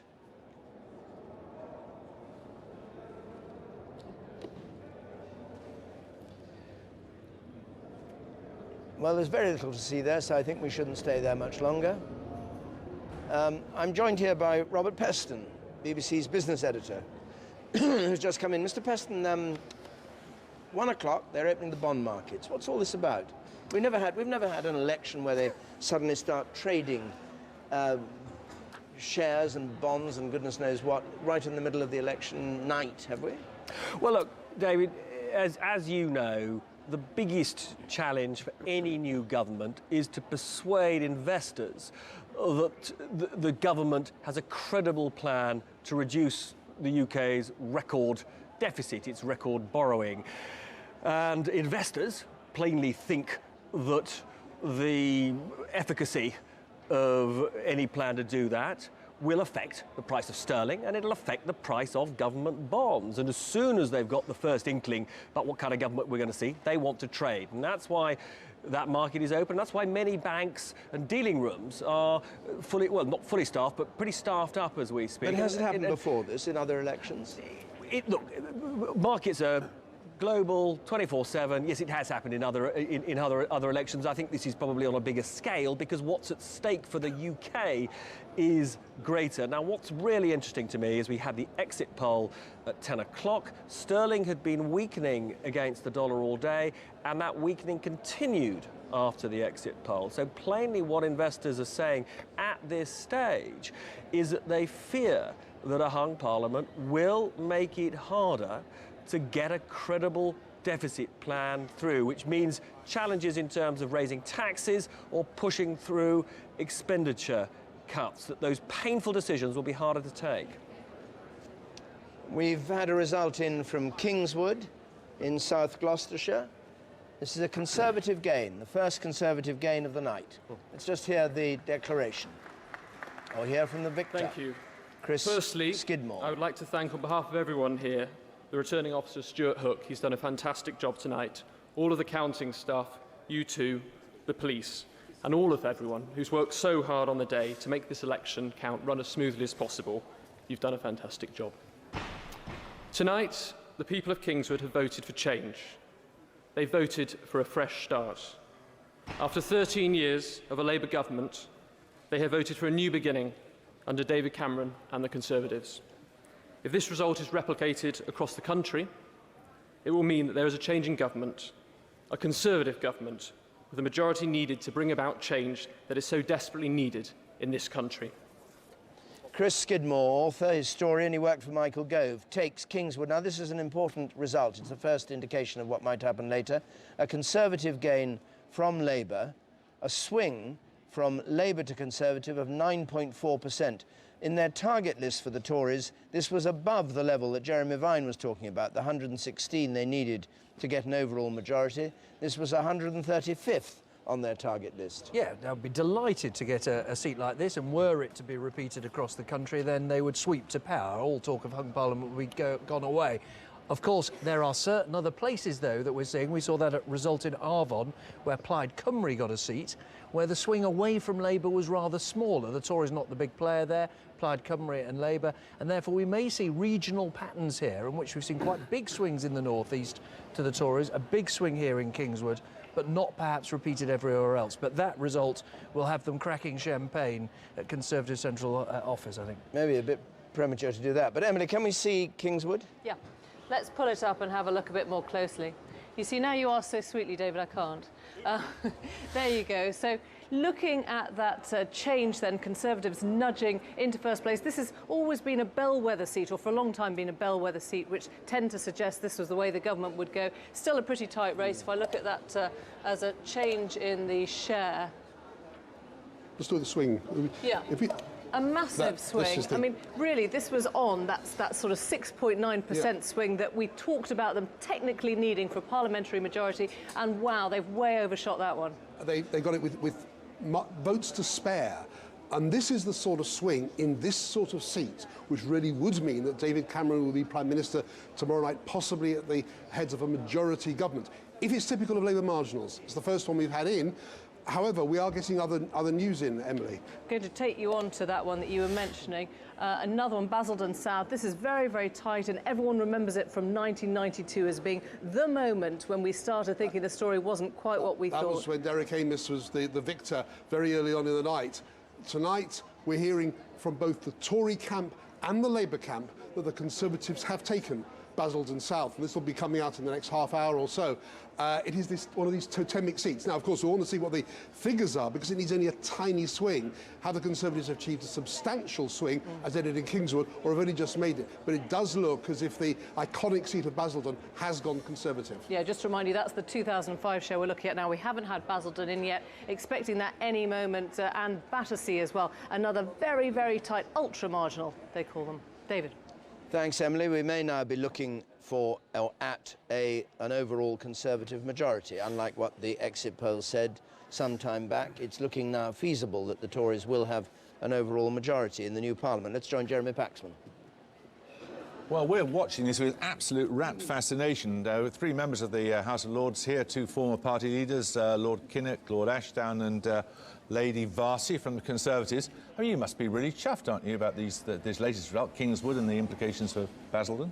I mean, it's a great result, that, because the swing that we needed was just under 7%. Is this the Ashdown money at work, 9%. Or? Ashcroft, if Ashcroft. I'm so sorry. I beg your pardon. It's getting on. That is libelous. I think, to be fair, Jeremy, that's a story that's been and gone, and I think what we need to concentrate... It isn't a story that's been and gone. It's a story that may be bearing fruit tonight. No, so that's the reform we're going to get. Well, actually, if you look at the way that candidates have been campaigning, and I've seen most of them in the last 2.5 years, in terms of the amount of door knocking that they're doing, in terms of the people that they've had contact with, you know, that's got nothing to do with money. That's actually got to do with how hard those candidates have worked. You look at this result and you think about Basildon, and you think about what you felt when you heard the news in Basildon when it went.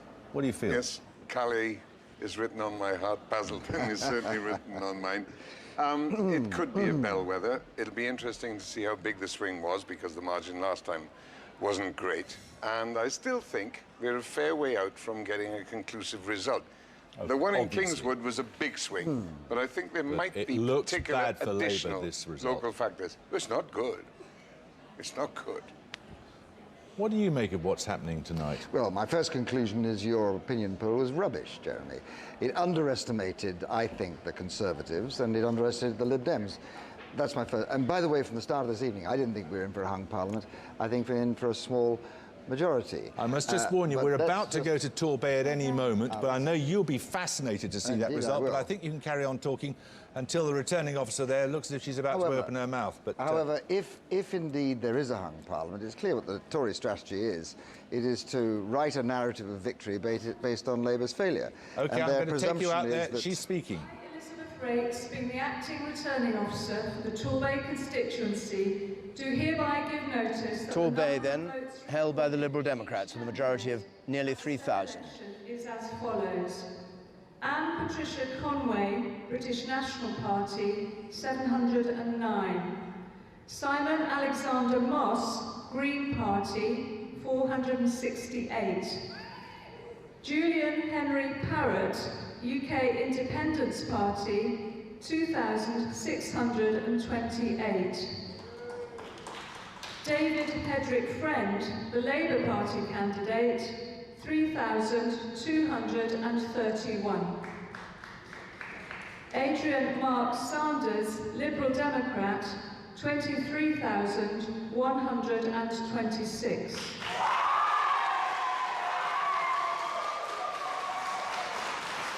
Charles Marcus Alexander Wood, the Conservative Party candidate, 19,048.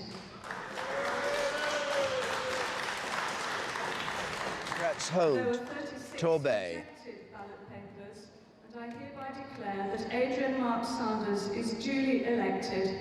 The turnout was 64.6%.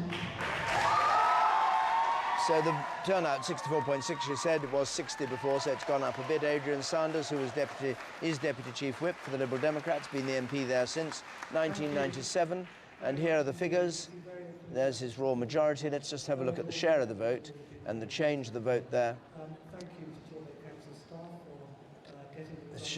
Conservatives on 39%, and the swing Conservative to, it's a 1.1% swing, Liberal Democrats to Conservative. No, Conservative to Lib Dems, I should say. Perfectly illustrates how we're going to get different pictures in different parts of the country. This was 57th on the list of seats that the Tories wanted and need to get in order to have a majority. So on the one hand, they do not get that, and a very small swing away from them. On the other hand, we saw Kingswood, where they get this massive swing. It's one that isn't on their list of key targets to form a majority that they do get. I mean, I assume a pattern will emerge from this in the end. I mean, people will look back at this election in a month or two and we'll see things.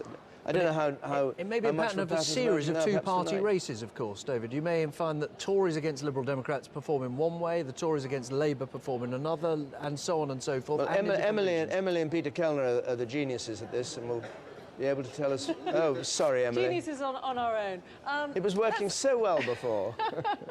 Should I kick it? Come back to us when we've got it up. Oh, all right. Yes, Vernon. This is the first indication we've had, I think, of a slight setback to Conservative hopes. Previous results against Labour have indicated... Go on. Previous results have indicated an overall majority for the Conservatives, but if they cannot win Liberal Democrat seats in the southwest, they have to win more seats from Labour. So there's a slight possibility there. I wouldn't put too much strength on it, that the Conservative advance may be checked. Let's go down to Putney in southwest London. Yes, again, I must have take advice from the Chief Executive. What do I do? Declare the result. They've gone home to commiserate. Is some uncertainty what they're meant to do there? That one. Martha Khan is there. I don't know whether she can hear us. Martha?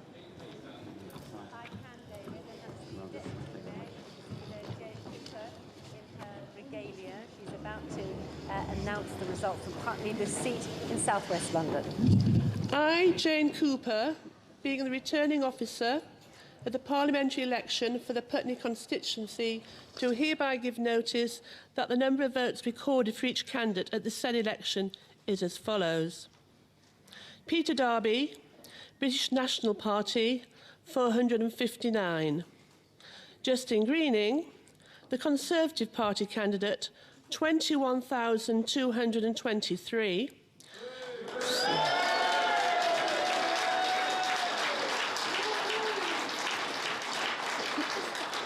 Stuart Thomas King, the Labour Party candidate, 11,170.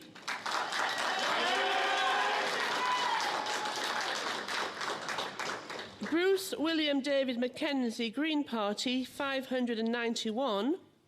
James Peter Charles Sandbach, Liberal Democrats, 6,907. Frederick Hugo Joel Wareham, UK Independence Party, 435. I therefore declare that Justine Greening is elected to serve as a Member of Parliament for the constituency of Putney. Congratulations. Would you like to say a few words? Putney, Conservative hold Putney, and Justin Greening, the Shadow Communities Local Government Minister, one of the vice chairmen, one of the many vice chairmen of the Conservative Party. Justin Greening just about to speak there. Let's just see the swing there. I'd first of all, of course, like to thank the returning officer. Swing of 9.9% people who counted the from ballot Labour to the papers so quickly Conservatives. here in Wandsworth. I know you've got many, many more. Majority goes up by 8,000. It was the greatest privilege of my life to be elected to represent Putney, Roehampton and South. We've got another result from North Down in County Jeanette Down. Murray, being the Deputy Returning Officer for the North Down Sylvia Herman. constituency, declare that the number of votes for each candidate at the election was as follows. Stephen Agnew, 1,043, 1043. Stephen Farry, 1,876, 1876. Sylvia Herman, 21,181, 21181. Kay Kilpatrick, 1,634, 1634. Liam Logan, 680, 680. Vincent Parker, 250, 250. Ian James Parsley, 6,817, 6817. There were 62 rejected ballot papers, and I declare that Sylvia Herman has been elected to serve in Parliament for the North Down constituency. So Lady Herman refused to stand under the Conservative banner here and stood as an independent. And Ian Parsley, it's not a misprint for Paisley, Ian Parsley, who stood for the Unionists and Conservatives, is in second place, well below her. She's done very well there. Her majority was 5,000 before, it's now nearly 15,000. What can I say to the people of North Down? I am just overwhelmed. So, Jeremy Vine, you have something for us. Yes, David. We're going to have a look and see what happens when we compare the exit poll figures that we've got with the real results coming in. And we'll focus specifically on these 6 constituencies we've seen in the northeast of England. So on the wall you see the swingometer set at 0 with the seats in the colours that they were left by the last general election, Conservatives and Labour seats in blue and red. And the exit poll gave us this figure for national swing, 5.5%, not enough for the Conservatives. They need 6.97% for an overall majority. But is that the actual figure? Well, we're now getting results in, and I can show you now the seats in the northeast of England. I'll identify them, highlight them. There are 19 seats, and 17 of them are Labour, an absolute Labour heartland area. And the swing to the Conservatives in the northeast is very different from the exit poll swing, which we've got nationally. Have a look at this. So a massive 8.4% to the Conservatives, well enough if that was spread nationally for them to become the government with an overall majority. And it actually gives them 2 seats here. You can see if these come in Conservative, it'll be borne out. Stockton South, Darry Taylor would lose his seat there. And then Tynemouth, you can see where Alan Campbell is the Labour MP. Now, interesting, those 2 seats won for Labour in 1997 in Tony Blair's landslide. Will part of the story tonight be the unravelling of some of Labour's massive gains in that election 13 years ago? Let's have a look at the Liberal Democrats in the same area. Liberal Democrats against Labour in the northeast of England. Again, I'll highlight the constituencies for you. And again, let's take a look, if we can, at what the exit poll told us about their performance nationally. 3.5% swing, Liberal Democrat to Labour.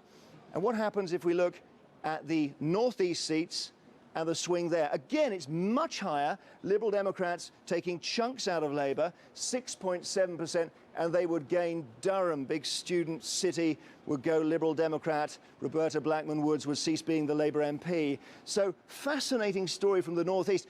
A Labour heartland, hugely strong area for the Labour Party, but it turns out their support there may have been more vulnerable to attack from the Conservatives and the Liberal Democrats than maybe anyone thought.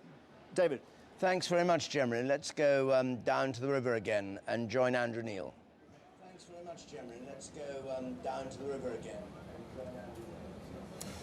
My next guest here on the boat is Alistair Campbell. I look over your shoulder and see Big Ben says 120. How bad does it look for Labour at this time in the morning?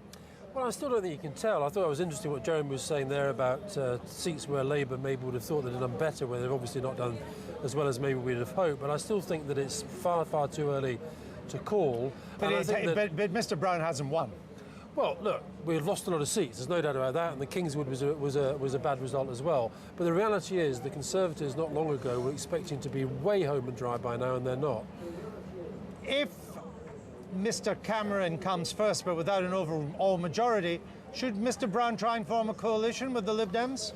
Well, let's just see what happens. I mean, I think Well, Downing Street sources are already telling us that, Alistair. Well, I imagine that, everybody will be thinking about all the different options that are going to come. What would you advise them? Well, look, if Labour and the Liberals could do a deal, and if there is no overall, if the Tories can't form the government, then that's obviously an option that people are going to look at. But Gordon Brown would clearly have lost. Let's see how the results He never are. got elected as leader of the Labour Party. He never got elected as Prime Minister. He's now lost, and you're saying he should stay in power. I'm not saying that at all. I'm saying let's wait and see what the results are. Supposing it is Labour second, Andrew, Liberals third. Before too long, we're going to know. Before too long, we're going to know. But it is significant that Downing Street is already putting out to the Press Association and the BBC and others that, if possible, Mr. Brown will seek to form a coalition. I think what they're probably doing is trying to counter. I saw Paddy Ashdown talking a few moments ago about this narrative that the Tories are trying to create, that they are forming the next government. George Osborne, I've just come from ITV, George Osborne was doing an interview effectively saying they've won the election. The election is not over. Nobody has won the election yet. Sure. All the party leaders are going to have to reflect on the results as they come in. The one thing we do know is that Labour hasn't won it.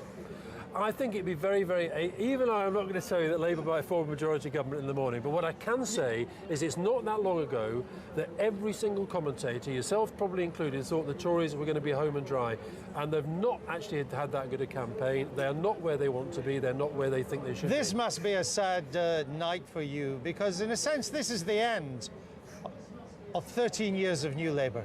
Well, look, it's over. I can remember. No, it's not. It's certainly not over for New Labour by any manner of means. What I think is extraordinary, if we were to win this election tonight, you're not. If we had won this election tonight, we'd have been only the third party in 2 centuries to win 4 terms. And if you remember back in 1992. Lots and lots of people said we were never going to win again. We won in 97 with the landslide, another one in 2001 and again in 2005. So Labour has got a lot to be proud of, and I think actually it's interesting. I think if one of the lessons of this election already is that Britain is a progressive country. It doesn't really want Let a me big just Conservative interrupt you. government We're back. looking at pictures of Gordon Brown. He's at his Kirkcaldy constituency now, shaking hands with various people. That is one seat that I think we can be pretty sure will stay Labour tonight when we get the results. Certainly hope so. If Mr. Cameron does form a minority government or an overall majority government, Gordon Brown goes as Labour leader. Well, again, let's wait and see what happens. I mean, I think Gordon has made it clear throughout this campaign that, he's a big guy, he'll take responsibility, but I'm not going to speculate beyond that. Who would you like to see as the next Labour leader? And I'm not going to answer that one either. I'm sorry. That's a perfectly legitimate question. It's a perfectly legitimate question. You've been a kingmaker in the Labour Party before. I'm not going to answer it. I think that, look, there's a long way to go tonight. There have been some very interesting results already. I thought the Torbay was an interesting one, and I think that Vernon was right that it's not all going the Tories' way. Alistair Campbell, I'm going to interrupt you there because we're going to go straight back to David at the studio. Thanks very much, Andrew. John Simpson has been with Gordon Brown this evening. John, if you can hear me, can you cast any light or throw any light on this report that Mr. Brown has said he'll try to form a coalition if there's a hung parliament, according to Labour Party sources? Well, certainly I've been talking to people very close to Gordon Brown, and that is certainly the kind of the Gordon Brown line. Now, I mean, it's confused because indeed some of his own spokesmen say they don't know anything about it, etc. But as I understand it, the line is Gordon Brown remains Prime Minister. He will, I now think, perhaps you can even see me. I'm not sure. Perhaps you're just still seeing Gordon. Looks like you. Looks like you. Sounds like you. I think it's you. Yes. There you are, John. Yes. Now I'm the one with the white hair. Yes. That's me.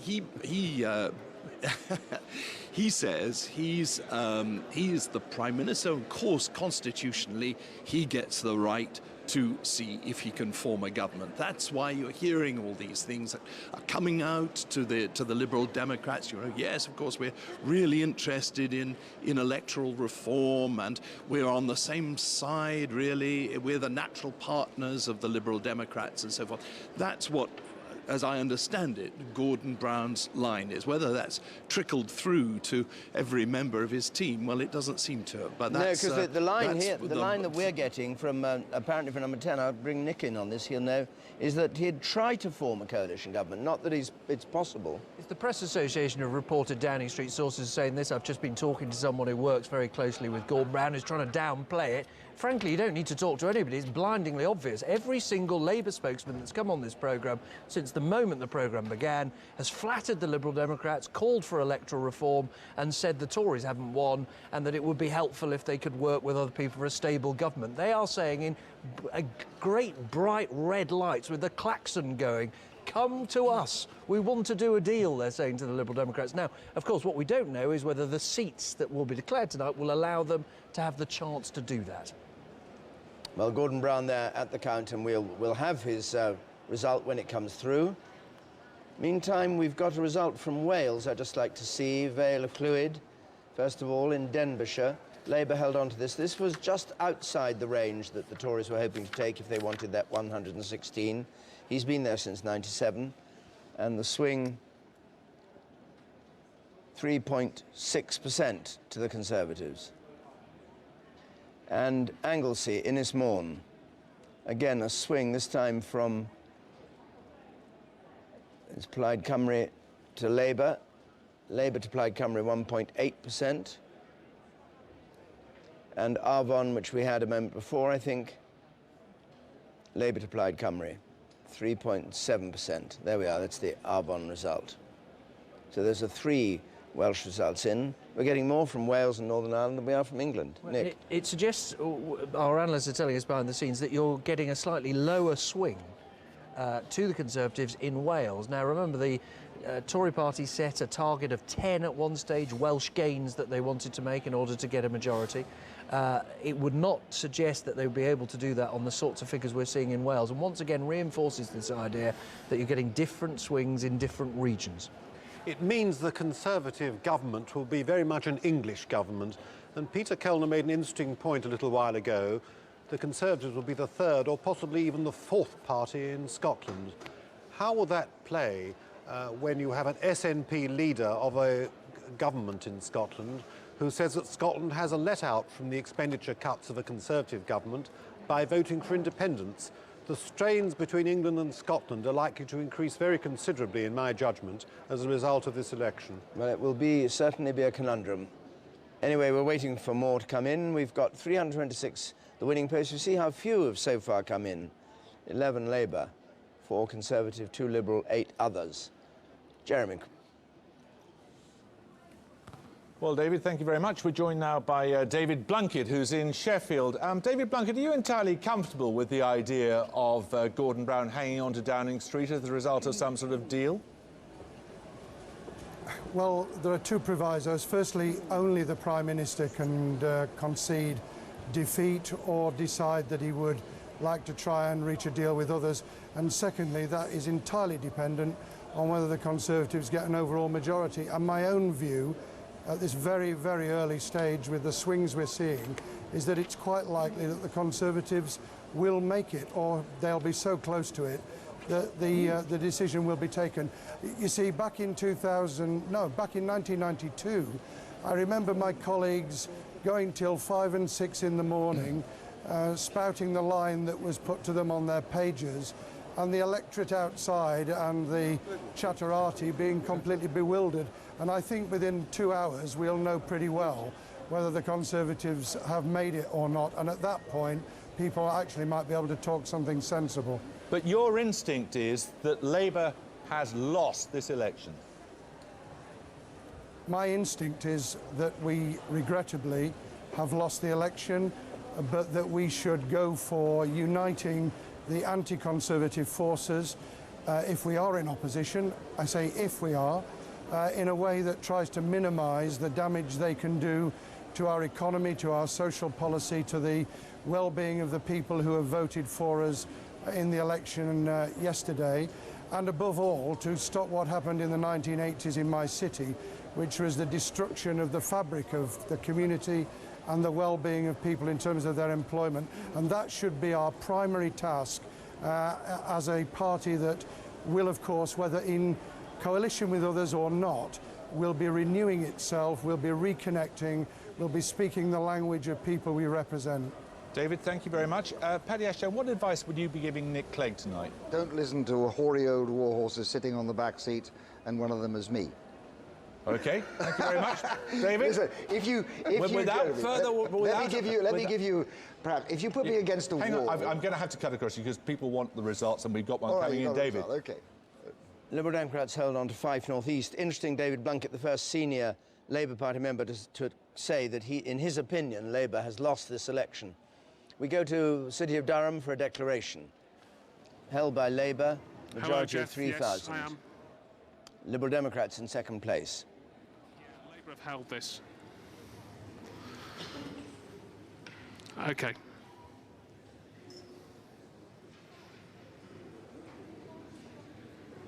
Well, this has been held by Labour since 1935, this seat. The old SDP came close to taking it in the 80s. It's the most marginal seat for Labour against the Liberal Democrats in the North East, and I wish they'd get on with announcing it.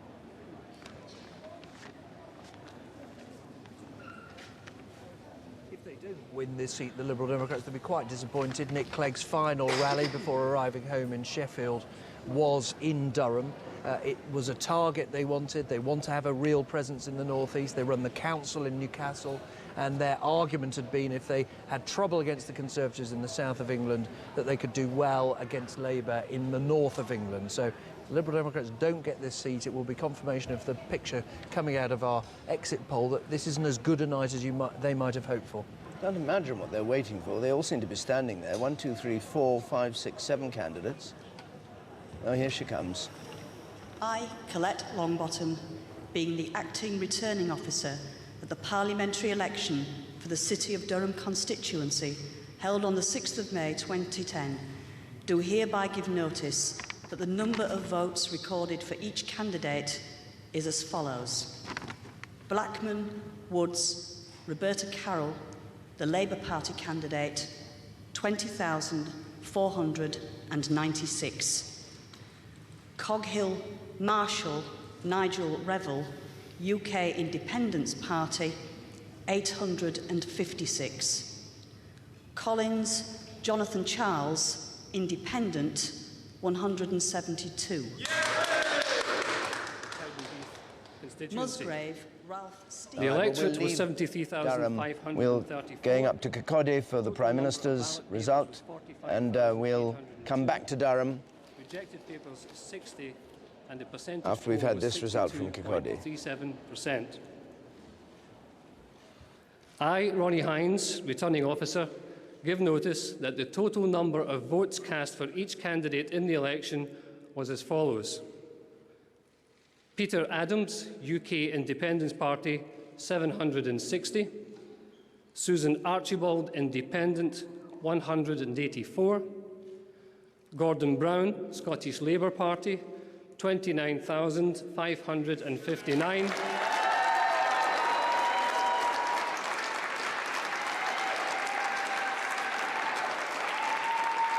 Douglas Chapman, Scottish National Party, 6,550.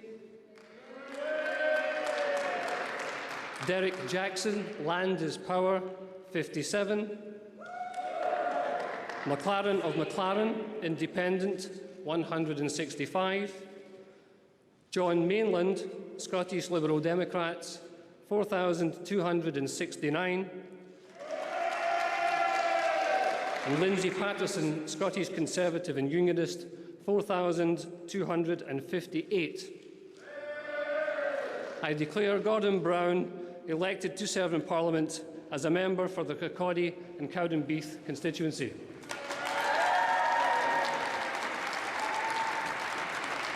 Well, I hope we'll be able to hear from Gordon Brown. Yes, he's got notes for his speech coming out. So he holds his seat safely. His majority goes up by nearly 5,000 votes.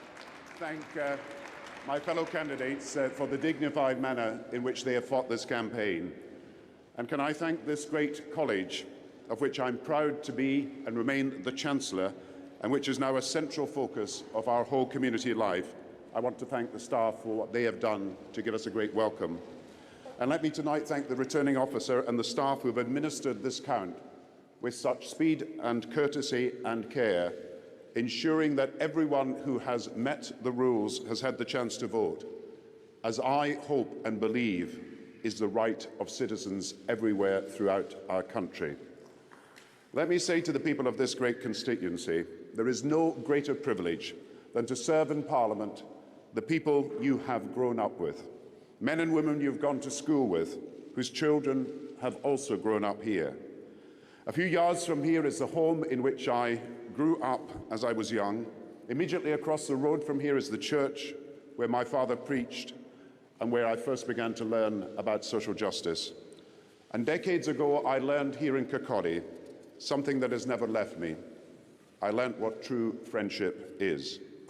And so many of us who meet first at school have been friends for life. And many of them are here tonight, and I thank you for your unwavering support for me personally, and also for your support for our cause. I'm proud of much that the Labour government has achieved: the minimum wage, the child tax credit, the NHS renewed, more police officers, 500,000 children out of poverty, 2 million more jobs than in 1997.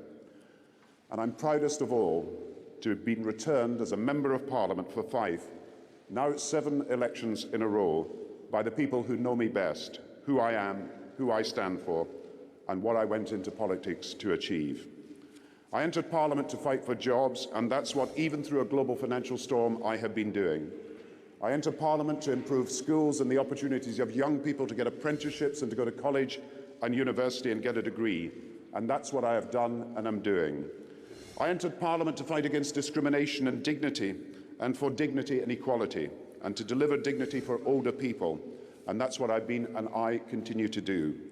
And I entered Parliament to support our wonderful armed forces and to ensure that this country fulfills its obligations to the poorest countries of the world, and that is what I am doing. And I entered Parliament to save and renew our NHS, and that is exactly what we have done. But this moment, I want to speak directly to the people of Kirkcaldy and Cowdenbeath, to thank so many of you: Alec Rowley, my agent; Marlon Livingston, Member of the Scottish Parliament; Peter Livingston; Helen Eadie, Member of the Scottish Parliament; and Bob Eadie. I want to thank all our councillors and all our party members. And I also want to thank my wife, Sarah, for her love and for her support, and for her legendary campaigning skills too. Above all, I want to thank the people of Cowdenbeath and Kirkcaldy for returning me once more as your Member of Parliament. The outcome of this country's vote is not yet known, but my duty to the country coming out of this election is to play my part in Britain having a strong, stable and principled government, able to lead Britain into sustained economic recovery, and able to implement our commitments to far-reaching reform to our political system, upon which there is a growing consensus in our country. So tonight, thanks to your support, I enter the 27th year of my service as Member of Parliament, and thanks to your votes, with more support than ever before in the time I have been a candidate. I am deeply honoured. Thank the people of Cowdenbeath, Kirkcaldy and all the surrounding communities. I will not let you down. Thank you very much. Gordon Brown speaking at Kirkcaldy and Cowdenbeath, his constituency where his majority is well up by 5,000 or so, but making a speech that sounded to me almost like a valedictory speech, listing all the achievements that he said he was proud of, and thanking the people who knew him best in the constituency, and saying the outcome of the election is not yet known, but his duty lay in achieving stable government. But I got the feeling he was pretty well wrapping up his career as leader of the Labour Party. I thought his face, David, I thought more importantly his eyes and the eyes of his wife Sarah spoke of defeat. They spoke of disappointment. They did not speak of a man believing that he will still be Prime Minister, but he was careful to use that form of words, wasn't he? The outcome's not yet known, but it's my duty, he said, to play my part in creating a strong and stable government. So at least allowing that if there is a hung parliament that allows him to look at forming a coalition government, or perhaps stepping aside to allow someone else to form a coalition government between Labour and the Liberal Democrats, that he now says it's his duty to do so. But there was nothing in what he said or his demeanour that suggested to me that he believes he's going to continue for very long as Prime Minister of this country. Andrew Marr is with the David Cameron camp. Did you hear what the Prime Minister said, Andrew? What do you make of it? Yes, David, I did hear that, and David Cameron is not very far away from me. It will have been watching it as well, and I think will have been focusing on those words about it. Gordon Brown saying it's his duty to lead the country out of the recession. A pretty clear hint there, and we've had much more than hints on the programme all evening from other Labour figures, that if they possibly can, they'd like to do some sort of deal with the Liberal Democrats. Now, that would arouse a sense of outrage, I think, in the Conservative camp, the people around David Cameron, who feel that as things go at the moment, they are on course to clearly win this election. And the country would then be in an incredibly difficult position if we had two different leaders both trying to form governments. That embroils, of course, Buckingham Palace and all the rest of it. Now, we're not there yet, but we are in a position where I think the Conservative camp, David Cameron's people, are watching this result by result, and even at this stage in the morning aren't really able to call this and tell what's happening. Gordon Brown was not conceding defeat quite yet. David Cameron has so far not come out and claimed victory. There has not been an election like this in my lifetime, and it's quite clear that it's going to go on for quite a long time yet. I think if David Cameron was able to come out and vent his feelings, it would be that by every sort of standard of ordinary morality, he was winning this election, he deserves to be Prime Minister, and yet, at this stage, he can't say that's going to happen. And Andrew, do you think that Gordon Brown, as we've been talking about at this table, Vernon Bognor has been saying, and I think Peter Hennessy was saying, that Gordon Brown has an absolute right, as indeed Ted Heath did in February '74, to try and stay in office as Prime Minister if he can, by putting together some sort of agreement or coalition or support mechanism or whatever with the Liberal Democrats? Well, the constitutional position is that he remains Prime Minister until it's clear that he cannot command a majority of the House of Commons. So if he lifts up the phone at some point in the course of the morning to Nick Clegg, and they do some kind of deal, and he feels that Libs and Lab together can form a majority, then he has the right to carry on. The problem is that if the country seems to have rejected Gordon Brown as Prime Minister and has elected a large number of Conservative MPs, clearly the largest party in Parliament, then there will be a sense of natural right versus constitutional right. And of course, the difference is that Ted Heath had more votes, more popular votes, even though he had fewer seats in the House of Commons than Labour. He actually had 250,000 or so more people voting for him. It doesn't look on these figures as though Labour's going to be able to claim that. For once, David, we are in a position. Right. One other very interesting. Sorry. Go on. One other very interesting parallel I should say is that, of course, Ted Heath was asked by the then Liberal leader, Jeremy Thorpe, whether he could deliver voting reform. And he said, the most I can offer is a Speaker's Conference and a vote of the House of Commons. And that was not enough for the Liberals then, and I suspect whoever they were dealing with, it wouldn't be enough for the Liberal Democrats now. We think we're about to get a declaration from Tooting, Wandsworth Town Hall, where Tooting and Battersea are all having their counts. Let's just go up on the platform there and see. No, I'm a bit short, I think. Oh, there's some pause while they check things here. The Conservatives gained Battersea, incidentally. Let's just see that result while we wait. Mr. Vickers, yes. Again, I seem to be missing a candidate. But okay, let's just see the Battersea result, can we? Can we put that on the screen? Thank you very much. Conservative gain in Battersea.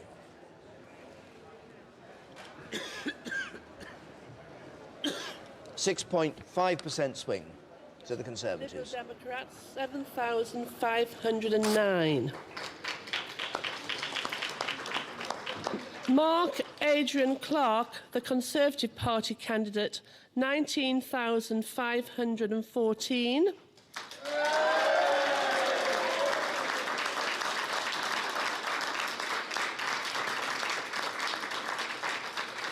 Susan John Richards, Independent, 190.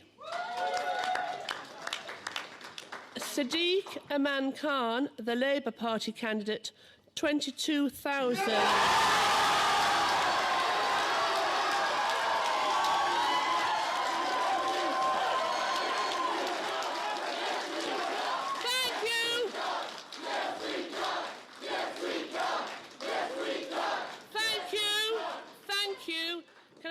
Please. 22,038. Strachan David MacDonald, UK Independence Party, 624. Shireen Hanouk Paul, the Christian Party, 171. Albert Roy Vickery, Green Party, 609.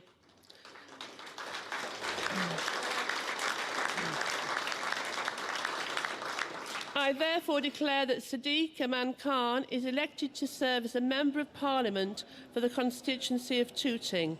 Congratulations.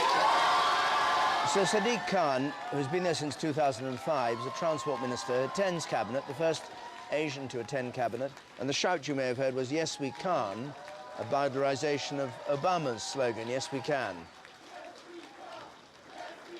Oh, they're offered it again. Here are the results, if you just want to see those. Can I begin by... This is majority, 2,524. Thank you. It's down by about that amount, actually, since last time. The change since 2005. Labour up 1%, the Conservatives up 8%. The Liberal Democrats way down 5%. The media, from the various calls I've had today. What's intriguing is these different swings we're getting. 3.6% swing to the Tories there in Tooting, nothing like enough for them to become a majority government. We've seen some swings up at 9%, we've seen others, and this was just outside the range of the seats that they need to get in order to have a majority. But if, as we've seen in certain areas of the southwest, the Liberal Democrats have done rather better at holding on to their seats against the Tory advance, they need to get seats like this in order to have a chance of getting. Did you spot the difference between the swing in Battersea and the swing in Tooting? I forget the figure. I think it was about 6% in Battersea from memory. I haven't got the figure on me. But it was significantly higher. 6.5%, yes. Significantly higher. Let's go to South London with Emily. Interesting, when we were listening to the count, it sounded by the number of votes as if the Conservative candidate had taken this. He hasn't. Sadiq Khan, a junior Transport Minister, has kept his position. Let me show you what that does. So Labour up just a fraction. The Conservatives have made these gains, but as Nick was saying, just not enough. And very interesting, Peter, you and I had the same reaction. The turnout must have been huge. I think the turnout's up about 9%, 10 percentage points. Turnout's up almost everywhere, but not by this amount. Now, look, we've had, I think, 4 Labour marginals where we've got the figures. One, Kingswood, had a huge swing, 9.5%. The others, Battersea, 6%, Telford, 6%, now 3.5% here. It may be because it's a big ethnic minority vote. Some signs, Labour seats with a high ethnic minority votes, a smaller swing. But at the moment, the 3.6. But the variety of swings, Nick Robinson was saying, we're going to be hours before we know really whether the Tories are merely the largest party or whether they're close to an outright majority. Very varied swings all over the place. OK, the other one we'll be looking at time to come is Ipswich, another junior Transport Minister there, Chris Moll. A similar swing needed, around 6%. Will they manage that one, or will it be the same result as in Tooting? Let's just see Guildford, which we've had in while Emily was talking there. The Guildford result, Conservative hold, number 1 in the Liberal Democrats' target. It was a very tight thing between Conservatives and Liberal Democrats. 22,000, there was just a majority of 89 at the last election in 2005. But the Conservatives have held on there, and here's the change. Conservative vote in Guildford goes up 9%, Liberal Democrats go down 4%, Labour down 5%.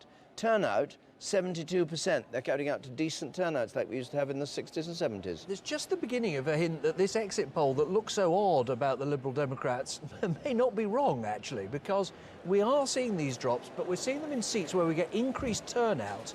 And is it perhaps because people thought this is a two-way battle for number 10, and they came out in large numbers in that direction? Pictures of Gordon Brown and his wife just leaving the count after the result that we heard in Kirkcaldy there.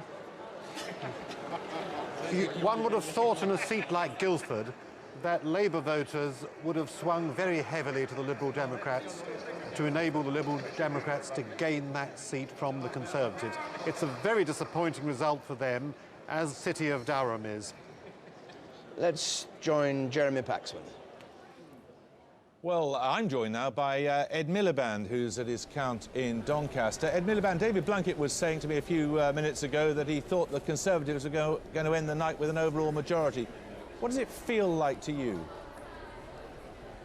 I've no idea, really, to be completely honest. I mean, it's one of these cases where the people have spoken, but we don't quite know exactly what they've said, and it's going to be much later in the morning before we know. I think if your exit poll is right, two things come forward, I think, in my view. First of all, we need a stable government, and we will have to see who can form a stable government. And of course, Gordon Brown, as the Prime Minister, and the constitutional position is clear, gets to have the first crack at that. And secondly, people have voted in their majority for reform of our voting system. And this is essentially the first time in 100 years, I think, that that's really happened. Ourselves and the Liberal Democrats both clearly committed to that. That cannot be swept under the carpet at this election, as Peter Mandelson was saying earlier on. But let's see whether your exit poll turns out to be true, because we've got a huge variation, obviously, across the country. It is hugely complicated, as you say, but your judgment is that it is OK for Gordon Brown to soldier on, even though he has no overall majority. Yeah, we have a very simple system, a parliamentary system in this country. If one party gets the majority, the leader of that party becomes the Prime Minister. If no party gets a majority, then it is up to the parties that are in the House of Commons to try and form a majority between them, and the Prime Minister gets the first go at that. That's just very simple. And to be honest, George Osborne starting to say, you know, that somehow David Cameron should have the first opportunity to do that, or whatever, is completely irrelevant in my view, because the position is very clear. So you're with your brother, it's Brown or bust, are you? I wouldn't quite put it that way. Let's see what the result of the election is. I will make one point to you, Jeremy, which I think nobody has made, although they may have made this point, which is that I think one of the reasons you're seeing in our marginal seats a lower swing, as far as I can tell, than in some of the safer seats, Labour or Tory, is frankly we have foot soldiers on the ground who have been getting out the vote, and I want to pay tribute to them tonight. And basically, in those seats, the foot soldiers, where we've held on, have beaten the Ashcroft money. And that is a very significant thing that's happened in those seats tonight. I've got to go back to David Dimbleby. David. Well, we've had 57 declarations in now. We've got a current swing from Labour to Conservative of 3.3%, but it's much altered by results we've had from Northern Ireland and from Scotland, I'm told. So I don't know what the swing is settling at, if indeed it is going to settle. We know this is the most extraordinary election. Everybody's at sixes and sevens about who's doing what. We heard David Blunkett saying Labour had lost it. We don't know who's won it. We shall see. Let's have a summary of where we are at the moment, can we, Fiona? If you can make sense, if you can make good sense of this chaos. I'll certainly do my best. We've had 57 seats so far. We've got 593 to go. So far tonight, the big story is the extraordinary scenes at polling stations around the UK, where hundreds of people have been unable to vote. The Electoral Commission said it will conduct a review after angry voters complained of being shut out from polling stations, which couldn't cope with the number of people who turned up. Police were called into some areas when voters refused to move on. In Wavertree, the polling station simply ran out of ballot papers. Already had the queues, no one bothered to get more staff in, to get more organised. Frustration and anger in Manchester's Fallowfield. Staff couldn't cope. It cost hundreds of people their vote. We're being disenfranchised, and that's not on. This could make all the difference between somebody losing or winning. Voters in Nick Clegg's constituency waited and waited. Many were turned away. We take it very seriously, and it's terribly undemocratic And I think everybody's very angry. Hear, hear. Yeah. The returning officer blamed a large number of students turning up without their polling card. Extra staff were sent, but it was too late. It should not have happened. We will learn from it. We cannot turn the clock back, regrettably.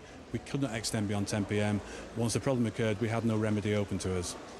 A picture's emerging of polling stations being caught out by a high voter turnout and too few staff. Voters were locked out in Ealing in West London and here in Leeds. The Electoral Commission said it was cause for serious concern.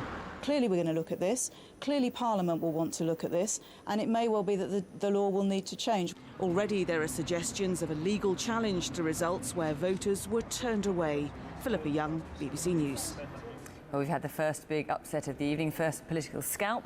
The Democratic Unionist Party leader Peter Robinson has lost his seat in East Belfast. The Northern Ireland First Minister, who's held the seat since 1979, was ousted by a candidate from the Alliance Party. The result follows the political scandal which surrounded Mr Robinson and his wife early this year. Well, hundreds of seats still to go, but our exit poll is suggesting we may be heading for the first hung parliament since 1974, with no party having an overall majority. The picture should get clearer as more results come in. The night is yet young, but at the moment, this is the current state of the parties. Labour there has just gone up one with 30 seats so far. Conservatives with 14, Lib Dem on 4, other parties with 11. How the city reacts to the election result will be crucial to Britain's economic recovery. In an unprecedented move, the bond markets have opened within the last half hour to allow traders the chance to respond quickly to the results as they come in. Bond prices have firmed up and the pound is up by about a cent against the dollar. Some analysts are suggesting investors seem to be betting on a Conservative majority. And I should tell you that as well as following us live here in the studio, you can also check every detail and follow live updates from your constituency right through to the final result online at bbc.co.uk/election.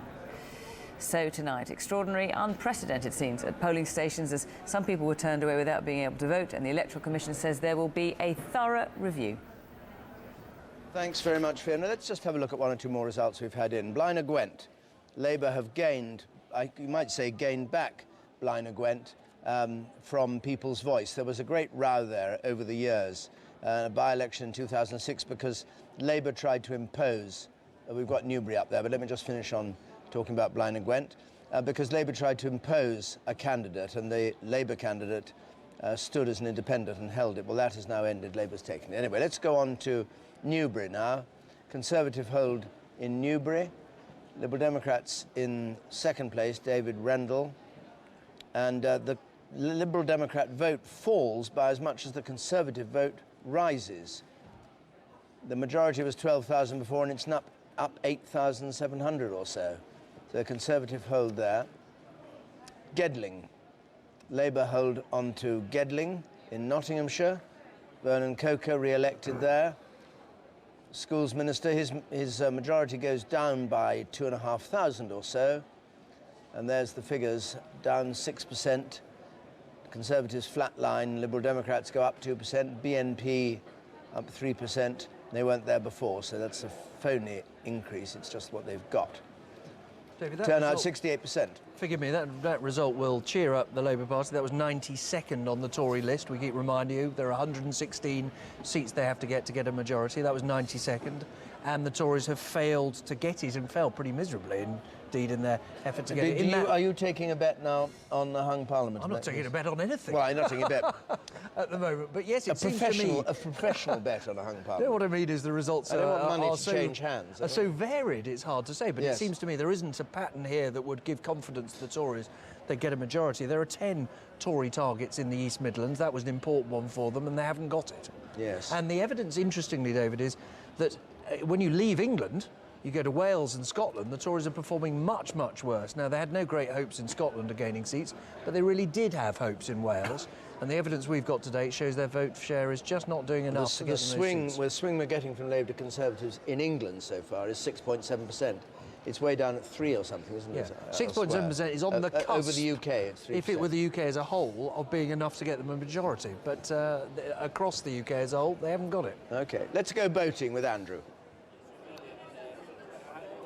Well, the wheel is still lit, the party's still in full swing, and I'm joined by Kirsty Alsop, Chris Addison and Shapi Korasandi. Welcome to you. If this is Mr. Cameron's night, what job will you take in a Cameron administration? I wouldn't work for the government, I'd rather fly to the moon. I have a perfectly good job. We have enough people working for the government. You would turn down David Cameron if he was Prime Minister? I would turn down David Cameron. There are enough people working for the government at the moment. We don't need any more. But you're happy to see him elected, if he has been. Yeah, I'm very happy to see him elected. And he might not be. I think he has been. Gordon Brown may still be Prime Minister. I think David Cameron has been elected. I'm very happy to see him elected, but I think that we need fewer government jobs, so I would not take a job from David Cameron. All right. Chris Addison, when the Gillian Duffy moment happened, the down point of Mr. Brown's campaign, everyone said it's straight out of the thick of it, was it? Somebody said to me today, Simon Blackwell, one of the writers, said that somebody had messaged him saying the only way that the thick of it could be more realistic would be every time something happened, someone should go up to Malcolm and say, this is just like the thick of it, because it does seem to happen a lot. It was a real low point, but I think particularly a low point for the press, who kind of shut up shop for 48 hours and failed to report on, some incredibly important. I wonder if your figures. script writers would even have come up with a script like that. Well, do you know what? Constantly, we do things where we say this must be beyond the realms of anything actually that could happen, and then it happens, and then it happens. It's like we're predicting things. Maybe we should start predicting our own, rich success. What are you thinking? Like the other two candidates hadn't said worse stuff when they got into a cab. You know what? I don't think that the other two candidates, main candidates, gave enough of a hard time to Brown about that, because they were just going, phew, thank goodness for our technicians. So are you so sure that it is a Conservative victory? Downing Street saying that they will look to form a coalition. The Queen says she won't see anyone before 1 p.m. I think by 1 p.m. tomorrow. Lazy. No, that is She wants a lion. She wants a They've been like this all night, so I'm going to leave them just to talk, because general elections are always great times for cartoonists. And in this country, we've got some of the greatest cartoonists in the world, and we've got one with us tonight. Let's see what he's got. My old colleague from my Sunday Times days, Gerald Scarfe. Gerald, what have you got for us? Well, this is the first contender. It's Gordon Brown. He's got an albatross around his neck, which you know is everything from the economy to Mrs. Duffy. Then I've had a go at Nick Clegg here, who's walking on water. That was after the first debate. That was after the first debate. Even the fish says he's amazing. And then, but people on water, you have to know that things like that can happen. And that's the way it's been going a little bit tonight. It's going that way a little bit tonight. Though maybe not as bad as the exit poll suggested. We see. And then, of course, Mrs. Cameron is expecting, and so is Mr. Cameron. Great expectations. He's expecting a great result. So he's pregnant as well as his wife. Gerald, these look fantastic. Thank you very much. Pleasure. That's it from the book. We hope to see you later, but let's go back to the studio. Thanks, Andrew. Let's go down to the West Country and to Exeter. Ben Bradshaw, Secretary of State for Culture, Media and Sport. It's his constituency. 792.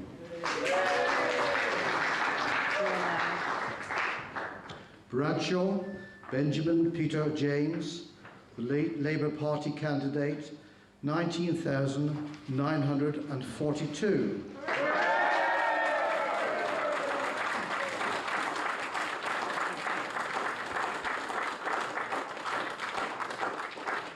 Crawford Keith Montgomery, the UK Independence Party, 1,930.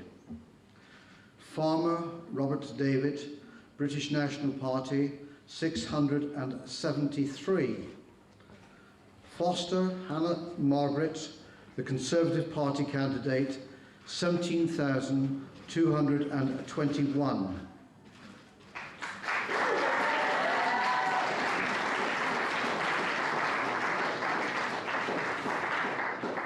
Gail Christopher George, the Liberal Party, 1,108. Oakes Graham John, Liberal Democrat, 10,581.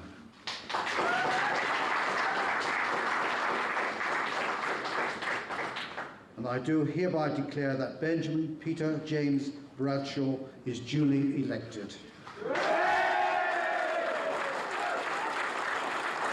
So Ben Bradshaw holds on to Exeter. He's been there since '97.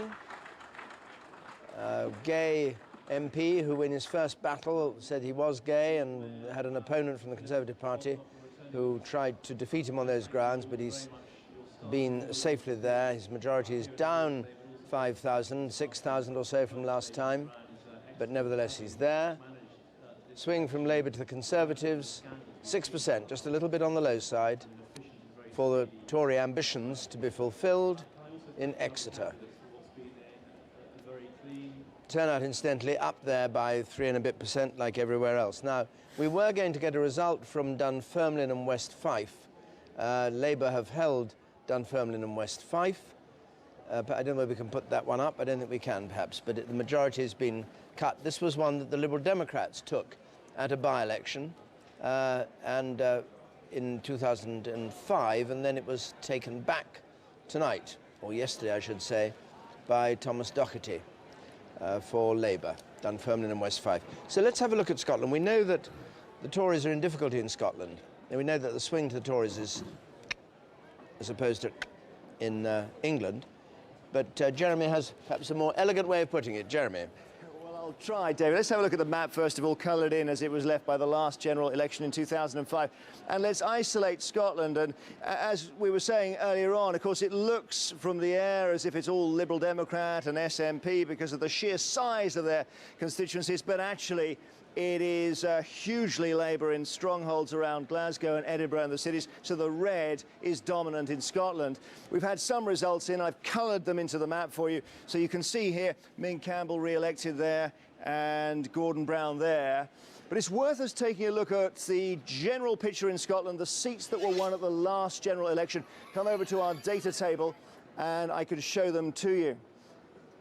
So, 41 seats for Labour, 11 seats for the Lib Dems, 6 Scottish Nationalists and 1 Conservative. Share of the vote is the key thing here. Have a look at this from the last general election. 40% for Labour, a country mile ahead. Liberal Democrats 23%, SNP on 18%, and Conservatives on 16%. So with 41 seats in Scotland, Labour hugely dominant. Now, of course, since this election in 2005, you've had the 2007 Holyrood elections and the SNP coming through and effectively winning them, becoming a minority government in Scotland. But it's just a reminder of the battle Labour's opponents need here. If we have a look at swing, I'll show you what's going on in Scotland. We heard Nick Robinson earlier saying that swing to the Conservatives was really happening in England, but outside it was a very different story. We'll have a look at this. We'll highlight the Scottish constituencies on the swingometer there, and let's have a look at the swing in Scotland. Now, remember, the national exit poll gave us a swing of 5.5% to the Conservatives. What's happening in Scotland? Let's take a look. It's actually a swing to Labour here, 0.9% to Labour. Now, it takes them close to Dumfriesshire, which is the Conservatives' only seat in Scotland. David. Thanks very much, Jeremy. Let's just have a look. We've had one result in while Jeremy is speaking from Glasgow East. Let's hear this. Glasgow East, which was taken in a by-election by the SNP in 2008. In Glasgow East constituency, so the SNP will be trying to hold on this. That the total John number Mason of votes is polled currently the MP, or was it before dissolution? Was as follows. Francis Curran, Scottish Socialist Party, 454 votes. Margaret Patricia Curran, Scottish Labour Party, 19,797 votes. Joseph T. Finney, British National Party, 677 votes. Hamira Khan, Scottish Conservative and Unionist, 1,453 votes. John Mason, Scottish National Party, SNP, 7,957 votes.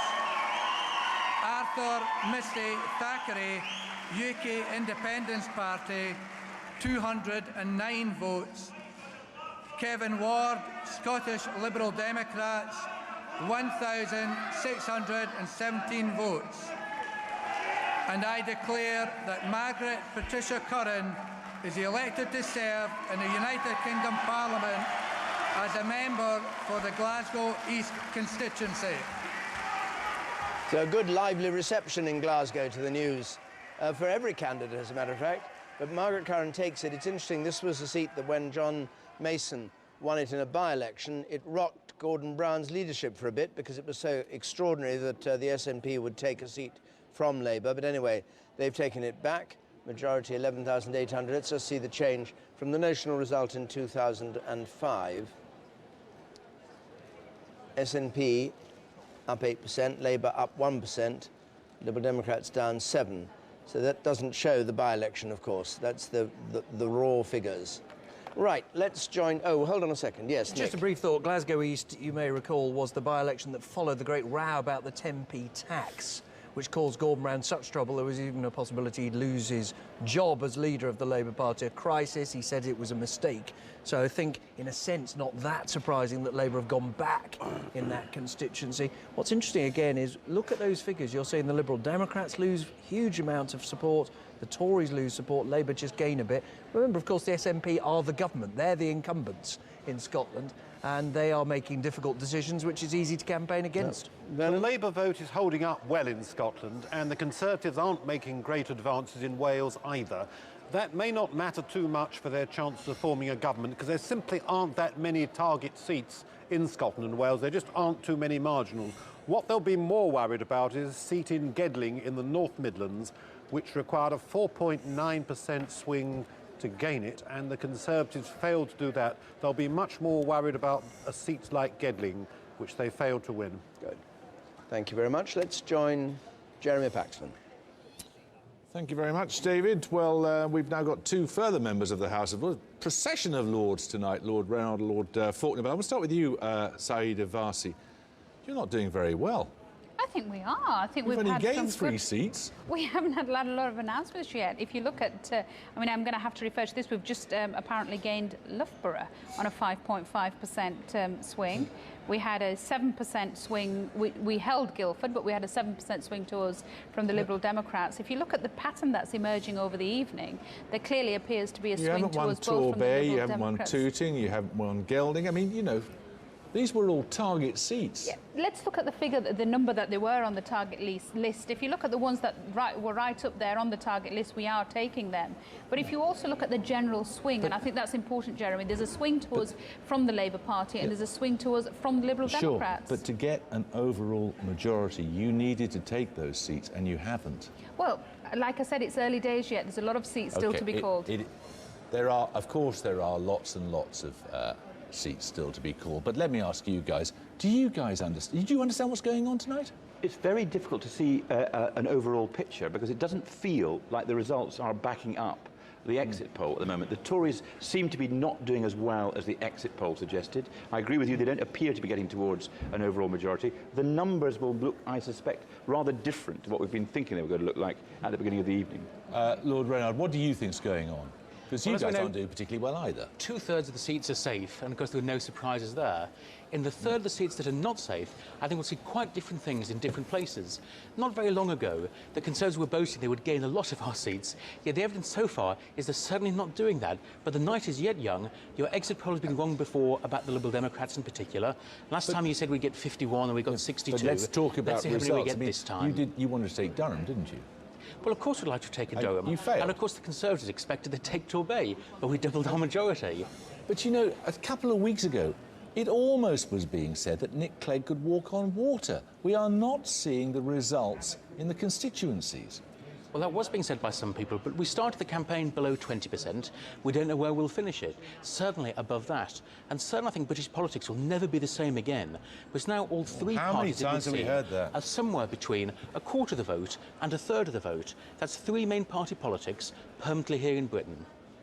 There is going to have to be a change in the system after this, isn't there? I mean, something has altered. Well, the public are giving all the political parties a message, and they're doing it through the existing system. I think we need to see the result before we determine what changes, if any, are needed. I say they're giving the message because it's pretty clear, isn't it, that they're saying, I don't claim that we're popular at the moment. The Tories are exciting no enthusiasm. You must be thrilled that your friend Gordon Brown is going to be, as far as we can see, in Downing Street for as long as he can hang on. Well, I mean, I don't know what you quite mean by that. If there's an overall majority, that will be till tomorrow. But if the Tories miss 326 by a significant amount, then what are the public saying to the Tories? All right, David?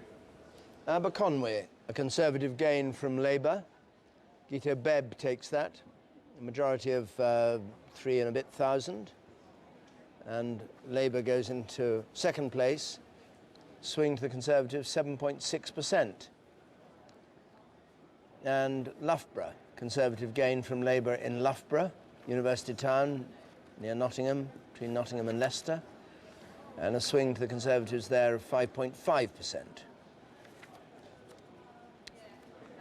So we've got news of from Broxtowe, of a recount, and I hope I can join John Hess and find out what's going on in Broxtowe. John?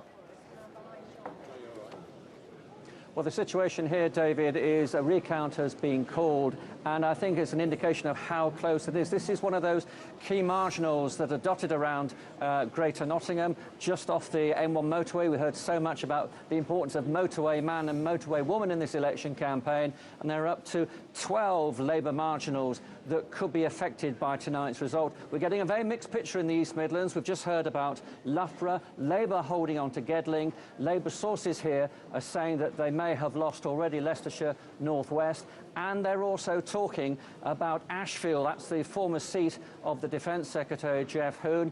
Controversially, Labour put in the TV presenter, Gloria De Piero. There's a very strong challenge from the Liberal Democrats, and that's supposed to be very tight as well. Here in Broxtowe, on the outskirts of Nottingham, it looks as though we may have a result in about 15 to 20 minutes or so. Just one recount, is there?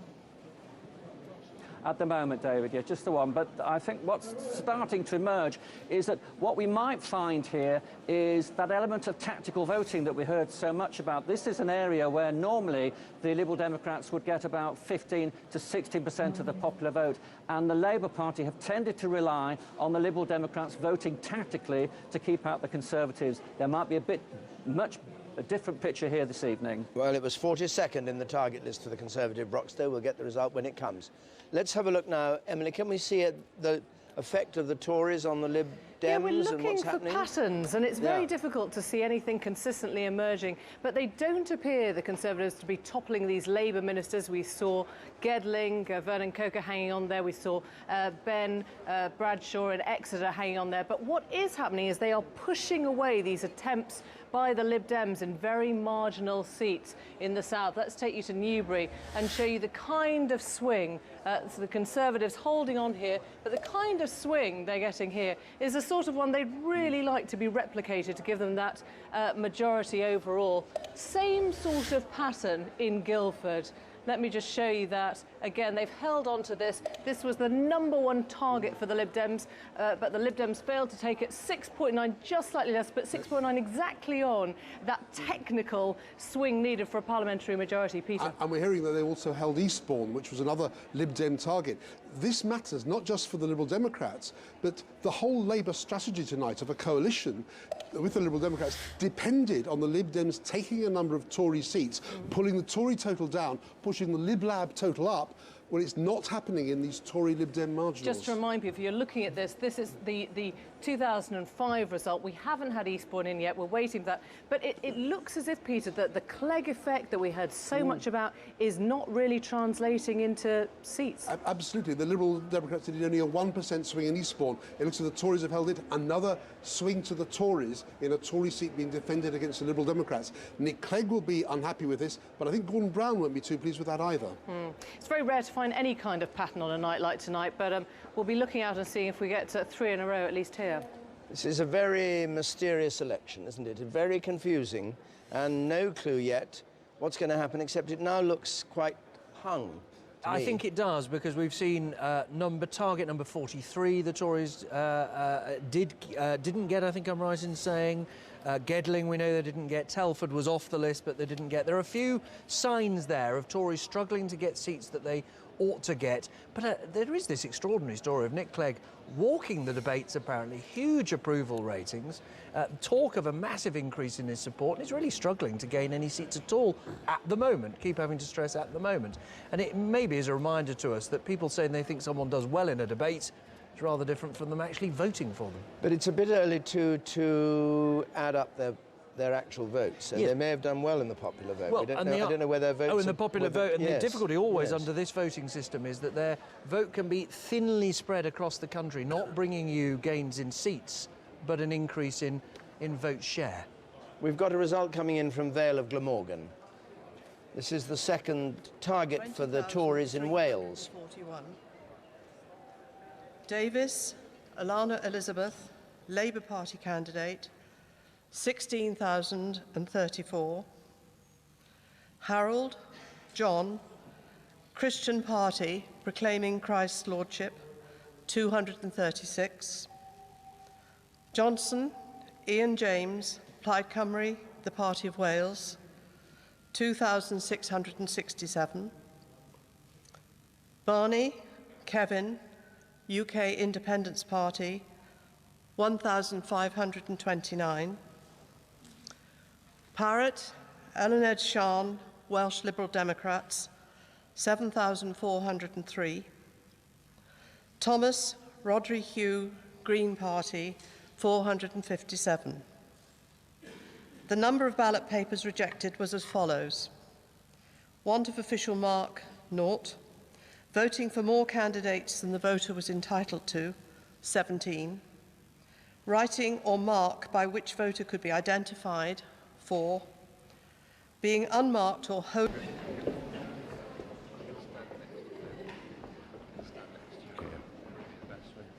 Well, I'm not sure quite what's happening there. Very fastidious returning officer in Vale of Glamorgan, unlike some of the ones we've had, explaining exactly what had happened. We haven't had the result, and we'll show it as soon as we can. But we're now in Montgomeryshire, and that was a Conservative gain in Vale of Glamorgan. Important that. We'll come back to that. Here is Lembit Opik, MP since 1997 in Montgomeryshire and Powys. I, the undersigned, being the acting returning officer at the election of the Member of Parliament for the Montgomeryshire constituency, do hereby give notice that the number of votes recorded for each candidate at the said election is as follows. Dwi yswydd am lofnod isod sef swyddog canlyniadau a ddoliad aelod, seneddol dros y ddoliad sydd drafaldwyn drwy hyn a hysbysu bod nifer y pleidlasiau a gyfnabod I bob ymgysydd diweddig y ddoliad fel a ganlyn. Colborne Nick, Labour Party candidate, ymysgif Plaid Lafur, 2,407, 2,407. Davies Glyn, Welsh Conservative Party, ymgysydd Plaid Geywedol Cymru, 13,976, 13,976. Ellis Milton, National Front Wales and United Kingdom, 384. Tricant, Wytheg Pedwar. Vacan Helef, Plaid Cymru, Party of Wales, 2,802. Dwyfil Oescant Ddwy. Lawson Bruce, Independent and Ibanol, 324. Tricant Dwyfig Pedwar. Opik Lembit, Welsh Liberal Democrats, Democratiaid Rhyfrydol Cymru, 12,792. Indeg Dai Mil Saith Cant Nav Dai. Rowlands David William Lloyd, UK Independence Party, Plaid Anibethiaeth D, 1,128. Millen Cant a Doveg Oith. And I do hereby declare that the said Glyn Davis is duly elected member for the said constituency. Well, this is a big victory for the Conservatives in Montgomeryshire. Conservatives have gained it from the Liberal Democrats. Lembit Opik, who had a majority before of 7,000, has lost his seat in Montgomeryshire to the Conservatives, to Glyn Davis, former member of the Welsh Assembly, a farmer. And this was 210th in the Conservative targets. So very low down, so to speak, their target, and they've taken Montgomeryshire. Here's the swing. Huge swing. Just over 13% to the Conservatives. And Vale of Glamorgan, which we were looking at, is the other one, which was also a Conservative gain. Conservative gain from Labour, from Alana Davis. Alan Cairns takes it, Welsh Assembly member again. There's the change, up 4, down 8 for Labour, and the swing, 6%, Labour to Conservative. Well, there we're seeing surprises again, aren't we? Vale of Extraordinary. Glamorgan Extraordinary. was second on the list of Tory targets in Wales. Not a huge swing required. They'll be very pleased to get that, but they should get it if they're going to get a majority. Montgomery's has come from nowhere, really. An asteroid has clearly hit Lembit-Opik, who's been warning about an asteroid hitting the Earth for a long time. Well, a political asteroid's just hit him. But Lembit-Opik is, I mean, he's rather a characterful, colourful MP. You'd have thought he'd be one of those people who'd hang on by... Those are words that have a number of meanings, and not always to everyone's taste. Not all favourable in Wales. I didn't know about your taste, but not so favourable in Wales. Sian Lloyd joins us from Cardiff now. Sian, what do you think about what's happened there? Well, yes, it's very interesting, isn't it, to see the swing, because the earlier results that we saw coming in, the Vale of Clwyd and Clwyd South, the Conservatives didn't quite get the swing that they needed there. But what about Lembit-Opik? Well, yes, Glyn Davis, the Conservative candidate, is very well known on the ground there. He has been an Assembly member, a very high-profile one, who has worked very, very hard. I know that they've been out on the stump a lot, and I wonder what the people of Montgomeryshire actually thought about Lembit-Opik's profile and exposés in the press. Obviously, this was a huge swing. I am hearing at this count in Cardiff, Clwyd West is counting behind me, that it's very, very tight between Labour and the Conservatives here. Now, 11% swing would be required for the Conservatives to take it from Labour.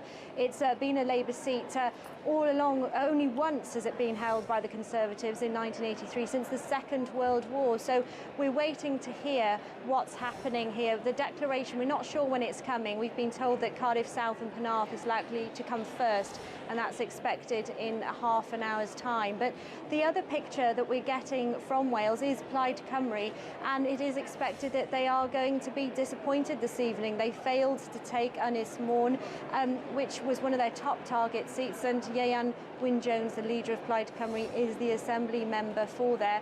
And Llanelli too is one of their targets, although they did manage to bring down the Labour vote there by about 5%. I'm going to stop you there, thank you. I'm going to stop you there. We'll come back to you later on because we want to go to Basel and South, where we've got a result being declared. Metcalfe Stephen James, the Conservative Party candidate, 19,624.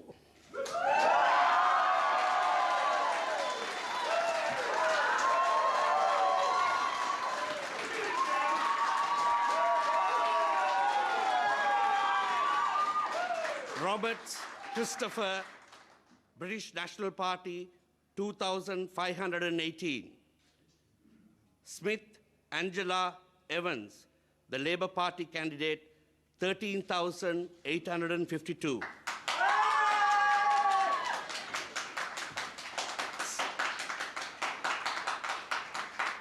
Smith Kerry James Darrell Luke, the UK Independence Party, 2,639.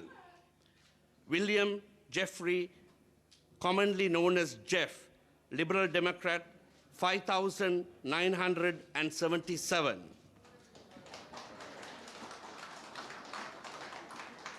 X, none of the above, 125.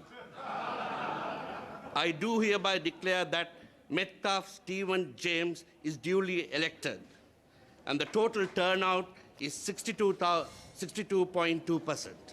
So, Stephen Metcalfe works in a family printing business, has taken this, won this seat from Labour, Basildon South and Thurrock East. It's a new seat, but it takes in a lot of the old Basildon, which in '92 was famous as a sign of a Tory victory, though I'm not sure that it qualifies quite for that this time round. The swing in Basildon South, 7.5% to the Conservatives. Yes, it's not the same seat as was fought in 1992. No, They've been, but it symbolically was huge then, and that will be a pleasing figure. But if you go north up the country to Bolton North East, a result that I think we're just getting in, have had in, the Tories have failed to get Bolton North East. Symbolically important for them to try and win in the Boltons. It's 115th on their target list, and my understanding is they've not taken that seat. No, you're dead right. The majority is 4,000 for David Crosby. So he's only dropped 400. and the Conservative vote went up 2%. So swing of just 1 and a bit percent. My guess would be that the Tory High Command would have absolutely expected to get Basildon very easily and will be quite worried that they're not getting a seat like Bolton North East. No, OK. Let's have a look at Wales. Jeremy, can we have a look at Wales, which is turning out very interesting? It's absolutely fascinating what's happening. Let's look at the map here first of all, just to say that if we're looking for a pattern, here it is. These are the seats coming in, trying to make sense of the shape of these results. I'll put the swingometer on the screen behind me so we can actually compare what's happening in England with what's happening in Wales. So we've identified the English seats here. If you just come over, and we'll see what the swing is in England that we've seen so far. And you can see 5.7% of the Conservatives. Now, the initial thought was that England and the English swing to the Conservatives was outstripping what was happening for the Conservatives in Scotland and Wales by miles. It may be in Scotland, but actually, have a look at this. We'll bring the Welsh seats up, and now we ask the swingometer to show us the swing to the Conservatives in Wales. And it's down a bit, 4.9%, but as we've heard from Montgomeryshire and we've heard from Aberconwy and Vale of Glamorgan, the Conservatives are doing pretty good business in Wales tonight. So as far as the splitting, the regionalising, the hodgepodge elements of these results, Wales is not that far behind England in terms of Conservative swing against Labour. David. Jeremy, thanks very much. I just want to pick one thing up with you, Nick, which is the extraordinary... Well, look, we've had 112 seats in. The Liberal Democrats have got no change in the share of the vote from the election of 2005. Now, what was all that about? I think everywhere we went, everything you heard, every time, people watching the debates and all that, it was all going to be Nick Clegg, Nick Clegg, Nick Clegg. Nick Clegg obviously believed it. And at the moment, I mean, it may change a bit. They're exactly the same, their vote. Where have all those people gone to? Well, it's certainly the case that Nick Clegg himself, after that first debate victory, was very, very nervous that the classic two-party squeeze would operate, and that when voters were told, both by Labour and by the Tories, that really it was only a choice between those two, that you really only ended up with Gordon Brown or David Cameron in number 10, that would squeeze down people. And I think there was a... Well, it's a nutcracker. It's a hell of a squeeze. Oh, no, I know. It is extraordinary. I would never... If this is so... It's a sign that you cannot break through from this two-party system. Well, extraordinarily difficult to do it, despite that massive leg up he had with the high profile that he's had in those races. And what we're seeing is higher turnout in these marginal seats, and it's hurting the Liberal Democrats, because it seems to me in some Labour-held seats, Labour people are coming out to secure those seats, and in some Tory target seats, they are coming out in large numbers, and the Liberal Democrats have really been hurt by it. I mean, the current state of things is down 11 for Labour, down 1 for the Liberal Democrats. Yeah. Up 12, I think, and for the Tories. You know, they were beginning to talk, the Liberal Democrats in private, of getting 80. They used to have 62 seats. Some even had wild dreams of having 100 seats. And the key of this election was to be seen to break through. Now, the reason this also matters is if Gordon Brown is hoping to be able to say tonight, and all the hints are that he is, that although he has lost, although Labour have lost, that there is a mandate for, if you like, an anti-Tory progressive Parties alliance. of the left, progressive, that's right. Bit tricky yes. to argue that on the basis of the results we've got at the moment. Yes, all right. Let's go. I'll come back to you, Vernon, but Andrew seems to be having a very, very jolly time down on the river and got some interesting people with him, so let's go down there. Andrew. Thank you very much. We've got the first editions of the newspapers, but they all went to press before they had any idea what the result was going to be, so I think we can ignore them, except for one. The Financial Times, which is not leading on the election, but on markets tumbling across the world. We are now in a sovereign debt crisis that started in Greece, went to Portugal, then Spain, and hit New York. The editor of the Financial Times is with me. What do the markets make of a hung parliament? Well, I think they can live with it. Actually, so far, the bond market opened early, as you know, this morning. Now. And there's been a reasonably favourable reaction in the gilts market to the idea of a possible Conservative majority. But they have no idea what's going to happen, do they? They don't, but they also think this idea that the sky is going to fall in if there is a hung parliament, the Tories say get 300 or so seats, this is manageable, and I think the city believes that. Richard Lambert, Director General of the CBI, what do the markets make of a hung parliament's ability to cut the deficit?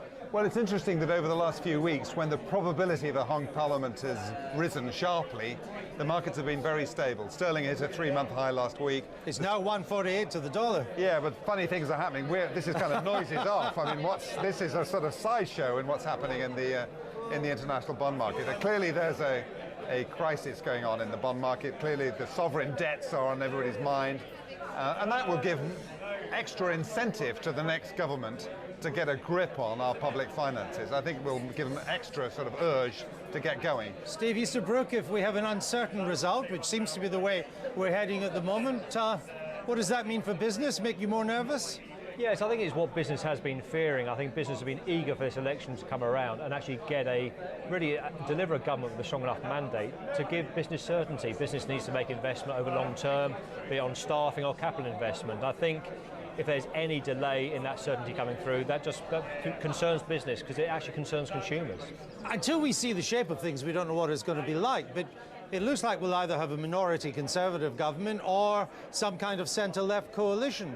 Now, both must bring question marks over how you're going to cut this massive deficit, because the decisions are going to be painful. Yes, and of course, none of the parties has set out in any clear detail how they propose to cut the deficit. Having said that, I think that there is a clear willingness to do so. What we need is a credible plan over the next year on how to reduce this. You know, it's 163 billion pounds, Andrew. Pretty soon that adds up to some serious money. Well, it's heading for a total debt of $1.5 trillion. Yeah, cuts in public services, wage freezes, all this is going to have to be part of the package. There has to be a concern, Mr. Lambert, that this sovereign debt crisis that is sweeping across Europe at the moment, it cannot leave Britain untouched. We're not Greece, for a number of reasons. One, we're not members of the euro, for which we have to thank Mr. Brown, among other things. Yeah, not the Financial Times, which is always in favour of it. Including when you were editor. Oh, we're talking about you've changed your mind too. You like the Liberal Democrats. We have a flexible currency. We have long maturity for our debt. We have, a pretty good national balance sheet. Right. We're not Greece. It's going to be all right, Andrew. We don't see McDonald's in Britain priced in euros yet. Not yet. Gentlemen, thank you very much. Let's go back to the studio. Thanks, Andrew. Whitney, David Cameron is there, and it looks as though he's just checking through his vote. He got 25,000, nearly 25,500 last time round. And, well, he could, I suppose, claim victory, or at least give an indication of what he thinks is happening tonight and what his position is.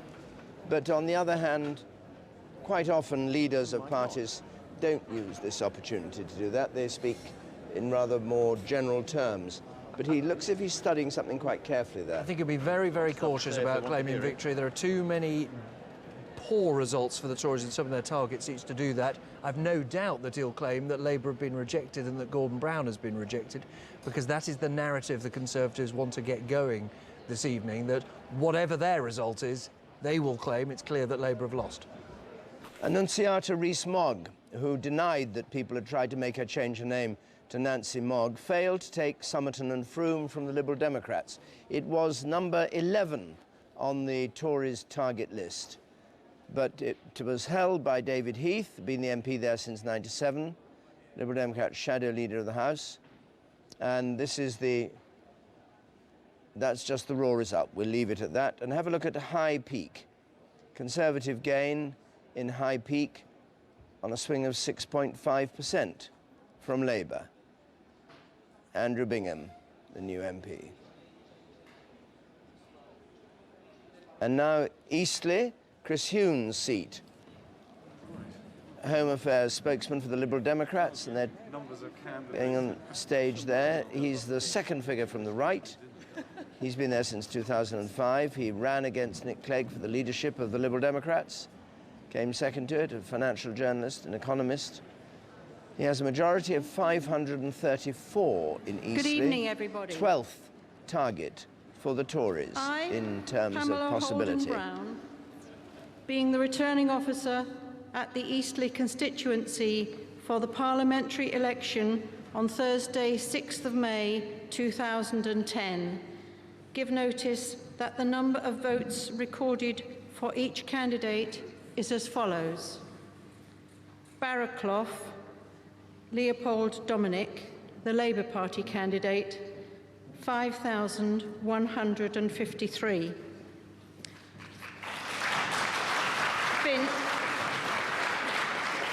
Finch Raymond Terence, UK Independence Party, 1,933. Hume Christopher Murray Paul, Liberal Democrat, 24,966.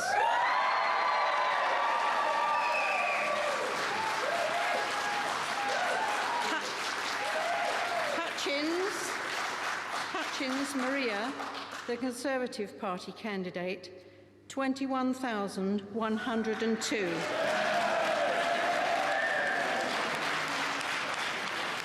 Lowe Keith, National Liberal Party, Liberty, Independence, Democracy, 93.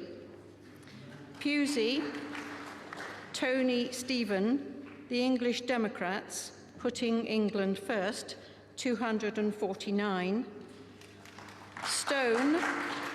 Stone David Robert, Independent, 154. There were 75 spoilt ballot papers, and the turnout was 69.43%. So you wouldn't have thought it from his face. Chris Huhne looked like somebody in defeat, biting his lip, almost fighting back the tears, but no reason for it at all. He won Eastleigh, and his majority went up from 534 to just over 3,000, and a swing to the Liberal Democrats from the Conservatives of 3%. So that was good news for the for the Liberals, or the Liberal Democrats, I should say. They took Eastleigh, they took Somerset and Frome, and apparently they've also gained Eastbourne. Nigel Waterson, the Conservative, is out at Eastbourne. He's been there since 1992, and his place has been taken by Stephen Lloyd, majority of 3,500 in Eastbourne. Here's the change since last time. 6% up for the Liberal Democrats, down 2% for the Conservatives, down 6% for Labour. So that's 3 bits of good news for the Liberal Democrats. But one bit of bad news, we're just, for them, they're just hearing that they've lost Harrogate and Knaresborough, is news coming through. So I suspect that look on Chris Huhne's face is because of the national picture, not his own. You saw the huge contrast between the grinning picture on our graphic and the rather miserable picture on his face, even though he's kept his seat, was because he and many other Liberal Democrats believed this was a day they would break the mould of British politics, to use the phrase that used to be used in the 1980s, and at the moment, it doesn't look that way. Harrogate and Knaresborough is interesting because it's 156 on the Conservative target list, a 9% swing, just over 9%, from the Liberal Democrats to the Conservatives.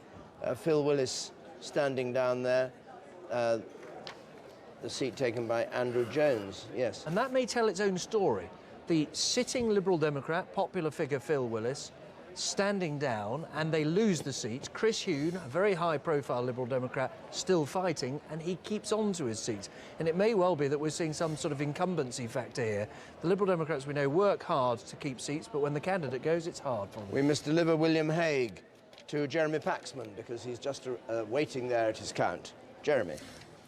Indeed, thank you, David. William Hague, it doesn't seem to me that David Cameron's doing much better than the Conservatives did when you were leader.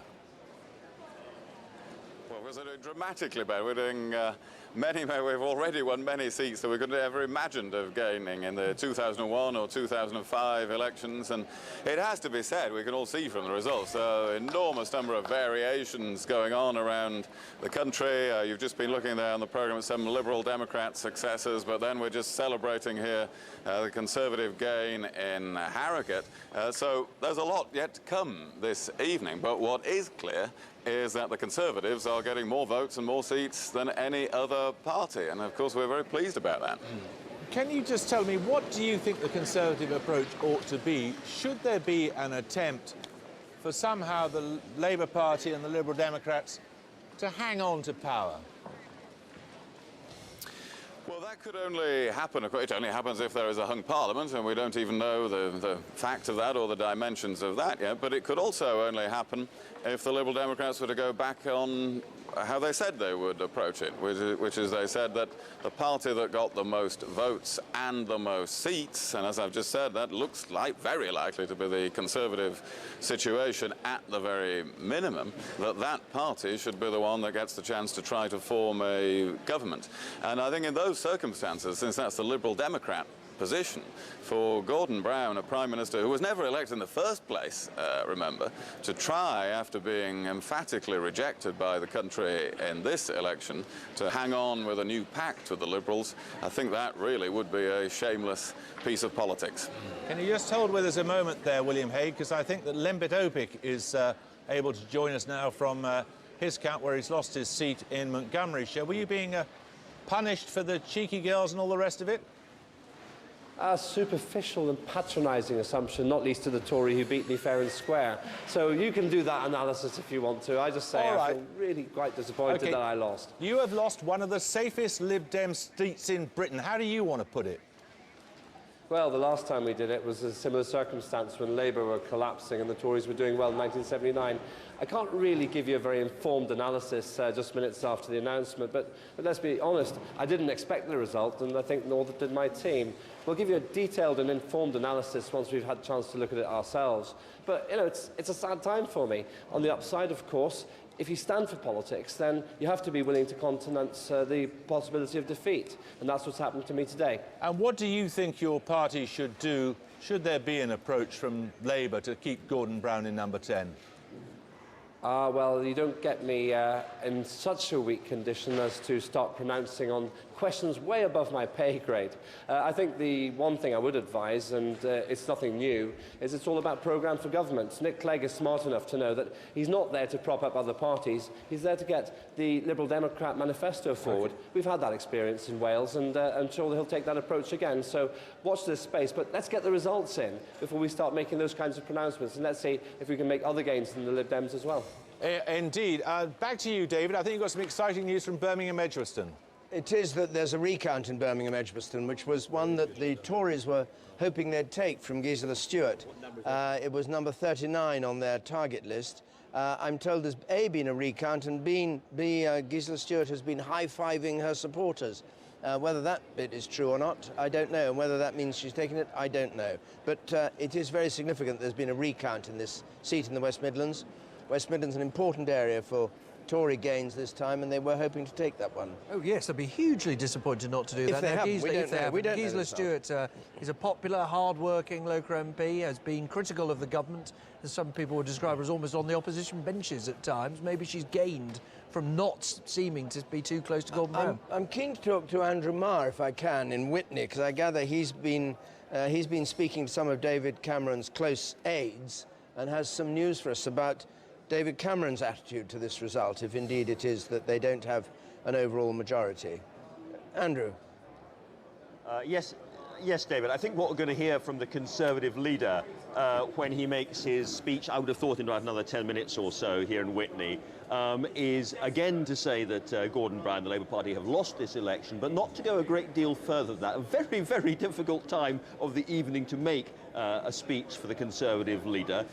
The view is still very strongly that if, as William Hague was saying on the show a little while ago, if the Conservatives are easily the biggest party in terms of votes and seats, they really have a moral and a natural right. But, and this is the important bit, David Cameron will not dispute the constitutional right, the traditional right of Gordon Brown to try to see if he can form a parliamentary majority if that's what happens. I think we'll also be hearing some very strong words on the democratic outrage, as a lot of people see it, that across the UK people have been unable to cast their ballots. That is something that David Cameron, I think, will say, whatever the shape of the new government is, that government has to get in very, very quickly and ensure that this never happens again, because it's a kind of national disgrace. But Andrew, how fascinating. So he's in effect saying that the future of government is really in Gordon Brown's hands still. He accepts that and will sit back while Gordon Brown makes overtures to the Liberal Democrats? Or will he be making counter-overtures to the Liberal Democrats to try and get them to come his way? Well, I mean, he can't stop Gordon Brown lifting the phone to Nick Clegg at some point in the next few hours, if that's what happens, of course. But as you heard William Hague saying, this would be politically outrageous. Well, lots of things happen that are politically outrageous, and yet in politics they still happen. I think he will assert all the way through that he has a moral and a natural right to try to form the government, but that we live with the system that we live with. And after all, the Conservatives are not suggesting that the system ought to be greatly changed in that regard. No. So a mixture of anger and resignation. David Cameron was reported as saying that he disputed the right of the Prime Minister to try and carry on some weeks ago, and he was very, very keen to point out that he wasn't arguing with the Cabinet Office guidelines, with the civil servants, with the great and the good who've decided that's how the Constitution work. What he was saying, though, is if he'd won the election, he'd won the election. He didn't think that Gordon Brown should try and take it from him. Let's try and find out what's happening in Birmingham, Edgbaston. Patrick Burns is there. There's been a recount, Patrick, and we were told that Gisela Stuart was high-fiving her supporters as though she'd won. Obviously, you may not know, but what do you think? Well, it certainly, there was, as you say, a real surge of excitement in Labour ranks, and we saw several of the party workers running down the gangway there, and several high fives. And we can see ballot papers, you can probably see them now, being counted on the table. This doesn't look to me like a full recount. We know that part of the delay, this was, remember, one of the supposedly first declarers, and here we are 2 hours later than the original result was expected. We know there was some kind of issue about verification. She seemed to be shrugging there. She was shrugging her shoulders there towards her supporters. Yes, I think we have possibly a very close and surprising result on this night, where every time you try and generalise, up pops an exception. The exception is more common than the rule at the moment. It is very strange. Do you think, Nick, as you watch David Cameron, you've seen his face, I think he's still there. I think we've still got pictures of David Cameron? No. Oh, no, we won't. I'll leave the point for the moment. Let's go to Broxtowe, because we've got a declaration, rather theatrical set in Broxtowe, held by Labour, 42nd on the Conservatives' target list. Candidate at the election is as follows: Cobb Christopher Paul, UK Independence Party, 1,194. Mitchell David, the Green Party, 423.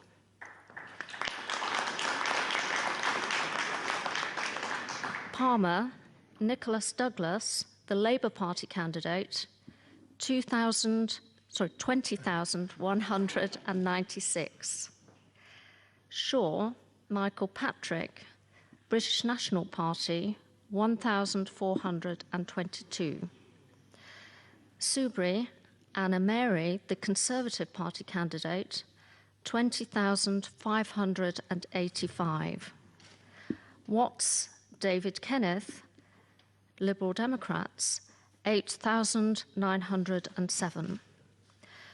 The number of ballot papers rejected was as follows. OK, so one vote is enough, and actually there's a majority there of 389 for the Conservatives, who gain Broxtowe in Nottinghamshire, commuter suburbs to the west of Nottinghamshire, classic sort of Middle England seat, and the Tories gain it from Labour, 389, and a tiny swing, 2.6% to the Conservatives from Labour. It should have been quite an easy victory for them. And now we go to Witney for David Cameron's declaration. Large number of candidates cashing in on the fact that it's David Cameron. You can easily identify the candidates who may think they're not going to win tonight.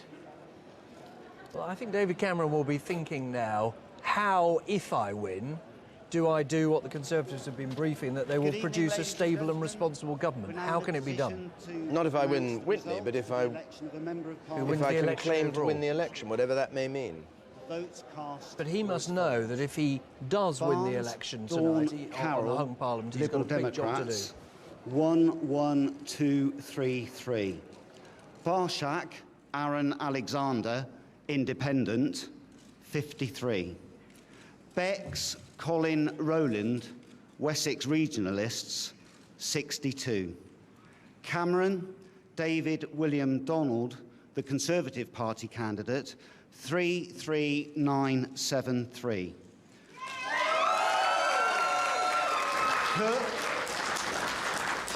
Kirk, John Patrick Mervyn, Independent, 151. Goldberg, Joseph Daniel, the Labour Party candidate, 7511.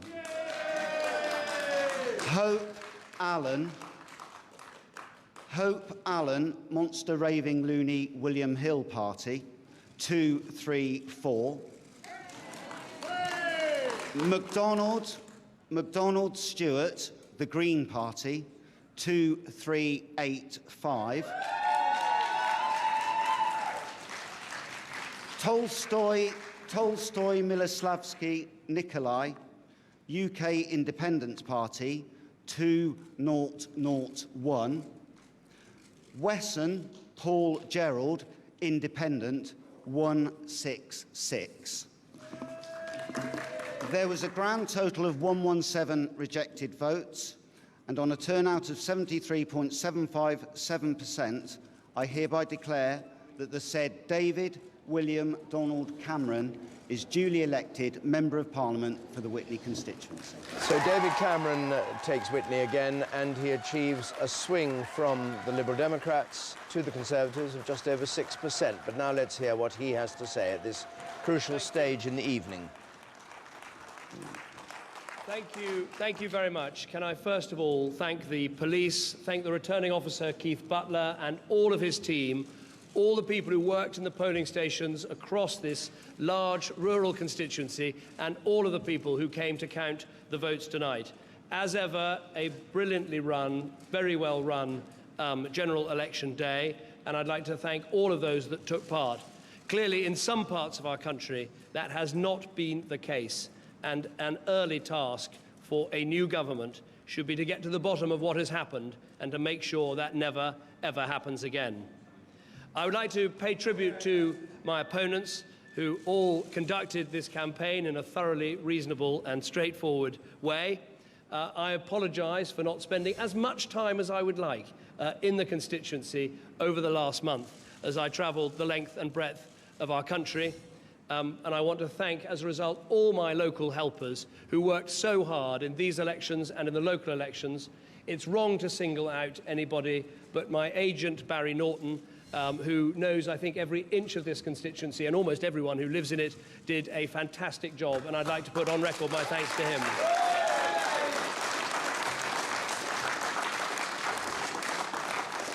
Above all, I want to thank people in West Oxfordshire who once again put their trust in me to be your Member of Parliament.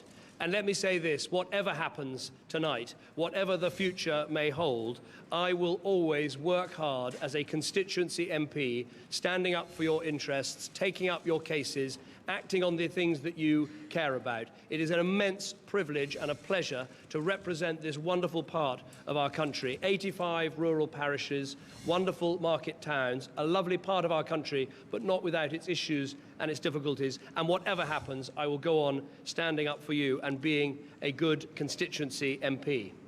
Now, nationally, we have to wait for the full results to come out. But I believe it is already clear that the Labour government has lost its mandate to govern our country. I can see, although there are still many more results to come out, it looks as if the Conservative Party is on target to actually win more seats at this election than we've done at any election for perhaps as long as 80 years. And I think that we should be proud of the campaign that we fought. It was a positive, it was an energetic campaign, it was a campaign about bringing change to our country. It was not a campaign that needed to make negative points about others. It was a positive campaign we should be proud of. Most important of all, what is clear from these results is that the country, our country, wants change. That change is going to require new leadership. And whatever happens tonight, we will stand ready to do all that we can to help bring that leadership, to help bring strong, stable, decisive and good government for our country. And what will guide me in the hours ahead, and perhaps longer than the hours ahead, will be the national interest, to do what is right for our country, to make sure we have that government, we have that stability, we take the right decisions. We do live in difficult times for our country, but this is a great country and we will come through them and be stronger. And at all times, what I will do is put the national interest first to make sure we have good, strong, stable government for our country. Thank you very much indeed. Well, David Cameron saying that we have to wait for the result, but Labour has clearly lost its mandate to govern, and they're on target to win more seats than they have for 80 years in a general election. The country wants change and new leadership, and he is ready to bring leadership. And that's what will guide him in the hours ahead.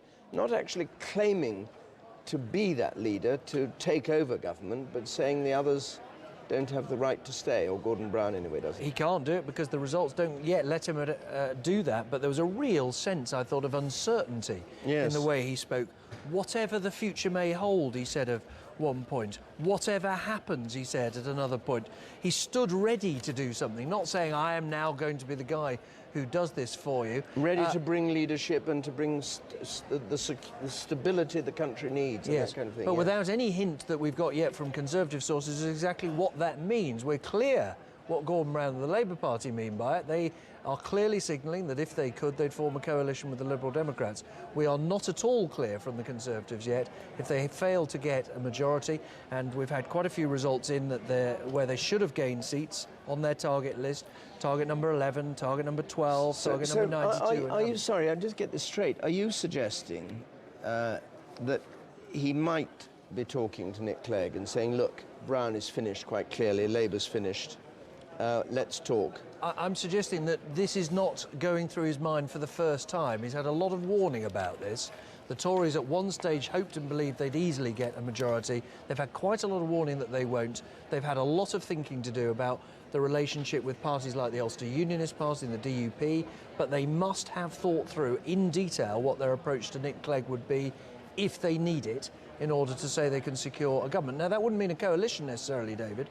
They could come to an arrangement with the Liberal Democrats that the Liberal Democrats didn't try and defeat them in Parliament in return for some promises on their policy agenda. But there'd be, yes, demands for change in the electoral system, which you might or might not leave. There are more cars on the move. There are cars on the move everywhere at the moment. I've just been watching pictures of David Cameron leaving Witney, and here is Gordon Brown leaving Fife on his way to the airport.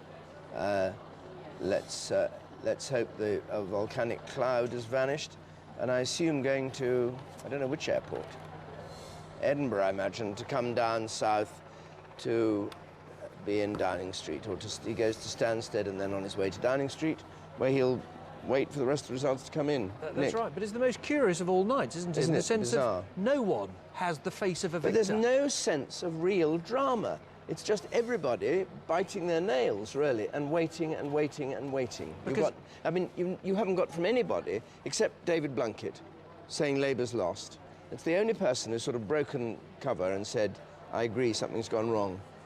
The reason for this, I think, is that David Cameron is acutely aware of not only how difficult it would be being Prime Minister anyway at an economically difficult time like this, with the trouble that we're seeing in the markets now, but how much more difficult it will be if he does not appear to have a clear mandate and is fighting for every vote. I'm going to embarrass Professor Bogdanor now. He studied with Professor Bogdanor. He knows constitutional history. Yeah. He knows how difficult it was for governments in the 1920s. All right, well, we'll talk a bit more about that in a moment, but Edinburgh South West, Alistair Darling, Chancellor of the Exchequer, he'd have been watching the markets tonight, and this is his seat about to declare, and then we'll talk to Vernon Bogdanor, because he tutored David Cameron, so he'd know the kind of man he is and how he'll react in these circumstances. But let's just get this result from Edinburgh South West. Liberal Democrats, 8,194. Colin Anthony Fox, Scottish Socialist Party, 319.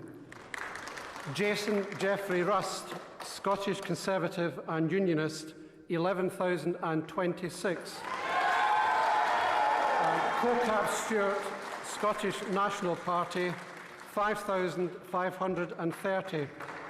And I declare that Alistair Darling has been duly elected to serve in Parliament as a member for the Edinburgh South West constituency.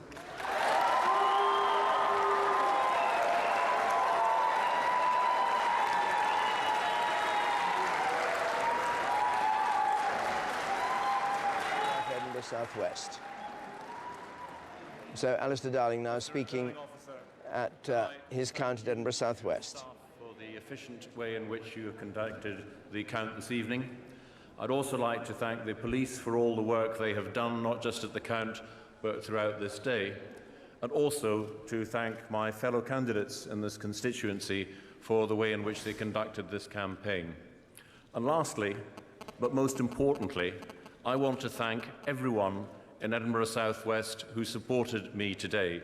It is a great honour and a privilege to serve as a Member of Parliament for a constituency in this city, and I look forward to serving my constituents in this next Parliament.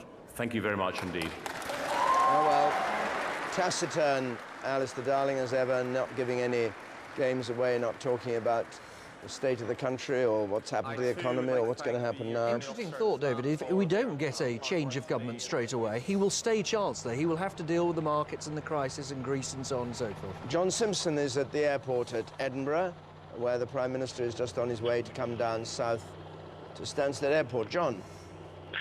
David, hi. Actually, I'm on the plane, and so is the Prime Minister, and we're on our way. We'll be just taking off very shortly, I think. Strange mood among Mr. Brown's entourage. The earlier hopes seem to have faded, and yet everybody, of course, has to say, well, we won't know until the last results are in. It's all kind of clear, but it doesn't look to me as though that brief hope that seemed to exist really just before the exit poll came out. That hope is still going. I mean, it seems to be fading pretty fast. I mean, every time there's a Labour win, a little shout goes around and everybody cheers up a bit. But I just think it's slipping away, and they can feel it slipping away. So, John, if that's so, you would speculate that Gordon Brown might well tomorrow or later today, I'm forgetting it's Friday, not Thursday, resign as Prime Minister? I don't think he'll do that, because I don't think he'll give the game up until the game gives him up. I'm sure of that.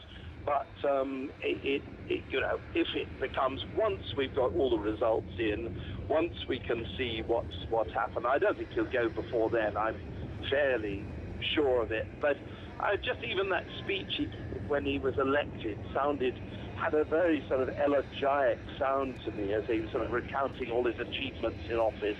I think he's fully prepared now to go, and he'll just see whether actually the circumstances are right and when they are right. I suppose Nick's watching. Well, we're watching you on the tarmac there, John. So don't go away. But I suppose, Nick, there's no way that Gordon Brown might stand down and make way for another leader, a different leader of the Labour Party, because if he is deflated, demoralised by the campaign, feels like that rather valedictorious speech that he can't do much more, do you think there's any way he might let the Labour Party stay there, say we must have another leader and who could talk more easily to Clegg? Well, the argument's built into his own words. He says he wants a stable government. If there were an offer, in effect, for a stable government involving the Liberal Democrats, but not him, involving another leader, he would have to, by his own words, recognise that. Don't underestimate the personal... Nick Clegg could say to him, look, I can't do a deal with you. I said during the campaign you were finished if you didn't get, majority, but I could do a deal with somebody else because we are the progressive left and we must stick together. Perfectly possible, although hugely controversial as that figure, that new Prime Minister, if it ever happened that way, would not have stood in the debates. Don't forget the personal element here. It's a huge personal rebuff for Gordon Brown. He didn't get formally elected. Of course, he was elected as leader of the Labour Party, but there wasn't another candidate against him. He has not stood for election as Prime Minister. He will feel this moment very, very painfully, not least because he believes, and as he travels around the world, he is told that he got a lot right in this economic crisis. But he must have seen it coming, because he knew from the opinion polls, the popular popular sentiment, a majority of it was against him, not for him, didn't it? But in the last few days, they had a sense that something was picking up for the Labour Party. He found his voice, there was some passion there, they had a hope there. But there's a difference, David, between knowing it's going to happen and it happening. And it's horribly painful. John Simpson on the plane there, is that the view of the people travelling with Gordon Brown? I suspect it is privately. I mean, it's the kind of thing nobody obviously wants to say at the moment, with a lot of journalists hanging around listening. But I suspect it is, yes. And I mean, you know, both you and everybody else there knows better than I do, since my area is mostly foreign affairs. That you know what the state of play is likely to be, but I mean it's just very difficult now. I would have thought to have it possible for two parties, neither of them have done very well, to link together, and I think that's really what people here are saying. Vernon? The final test is what happens in Parliament with the Queen's speech, which is on May the 25th. Or what they think might happen if they wait till then. Yes, and the test would be, could Gordon Brown or some other Labour leader get through a parliamentary debate? Those are the rules. The Prime Minister, there's no vacancy in the post of Prime Minister until Gordon Brown resigns or is defeated in Parliament on the 25th. Now look, we've not talked to you. We've missed a trick with you. You taught David Cameron. Indeed. You know David Cameron. Very well. Tell us about him. Well, he's one of the ablest students I've taught. He got an outstanding degree. But even more important than that, he's got a very fine temperament for a politician.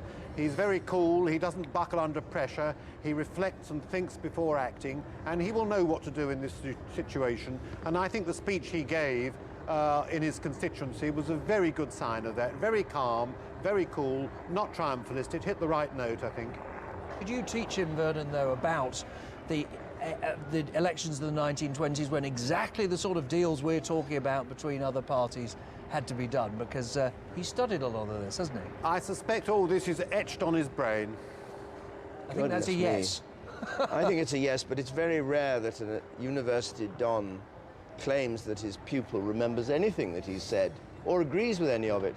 You not only think that he's the cleverest pupil ever, but he actually agrees with you. He's one of the ablest pupils I've taught. He disagrees with me on a large number of things, but nevertheless, I think he's absorbed a great deal of my teaching. Right. In the pitch black to your right, Vernon, is or was the Prime Minister's plane on its way to the airport. I think we can leave that enchanting view for a moment, because it doesn't show us anything at all, and rejoin Jeremy Paxman. Jeremy. Oh, David, well, thank you very much. Well, it's that sort of stage of the evening when we really need to know who's going to be the next government, and we're joined now by Liam Fox and David Miliband. Liam Fox, state your case first. Well, we've been at the count here in North Somerset, so we've not been au fait with all the latest results. Clearly, we've got some time to wait to get a very clear picture of what's happening. The swing doesn't appear to be uniform, but anyone could have told you that already. I think it's very clear that the public have voted for change, and I think it's clear that Labour have. I think we now wait to see how the numbers tally up, and that may take some time. We may get no sleep tonight, and it may be well into tomorrow before we see what the final numbers look like. OK, David Miliband, you state your case as to why we should continue to be governed by you guys. I'm terribly sorry, Jeremy, but I really could hardly hear what Liam Fox said, so I apologise for not being able to engage very well. I think you asked me where I think things stand. As far as I can see, the opinion poll or exit poll projection that you did at the beginning with the other broadcasters, suggesting that no party would win this election, is being borne out. There are some remarkable wins that Labour is achieving in places like Gedling and Telford, and so that suggests to me that the prediction of a hung parliament remains the case. If indeed no party has won an absolute majority, then it seems to me perfectly reasonable and right that parties should talk to each other to see if they can find common ground to establish a strong and stable government. There's no harm in that. It's a good thing to do when the voters have clearly not embraced any of us and given us the absolute majority that we were all seeking. OK, I hope that answers the question that you asked, but I'm terribly sorry if it doesn't, but I didn't really hear it terribly well. You're very kind, you're a very clever man. You've asked exactly the question you couldn't hear. Lord Reynard, you're sitting here, senior Liberal Democrat strategist. you could be the kingmaker, your party could be the kingmakers. Well, who would you go with? What we always said is the people are the kingmakers. Now, you and the politicians have spent weeks arguing. Today, the people have been speaking, and they haven't finished speaking. I think we have to let them finish speaking first, and then probably take a little time just to consider what message it is that they have sent. So you have no view? I think what you have to do is pay respect to the voters, let them have their say, let's get the results in. Nick Clegg made it quite clear, did he not, that the said. first option should be given to the party which had the largest number of seats. Well, no, what he actually said was that the person who perhaps has the largest number of seats and the largest mandate should have the first opportunity to see if they can form a government. But that's, of course, is the first opportunity for them. What we actually think needs to happen is the parties all need to work together rather more. So you're up for hire, and if are no you? one party actually has a majority in the House of Commons, that's no bad thing. There's no one party in the House of Lords where we all sit. What happens is you actually need the support of another party to do anything, and that's not a bad thing.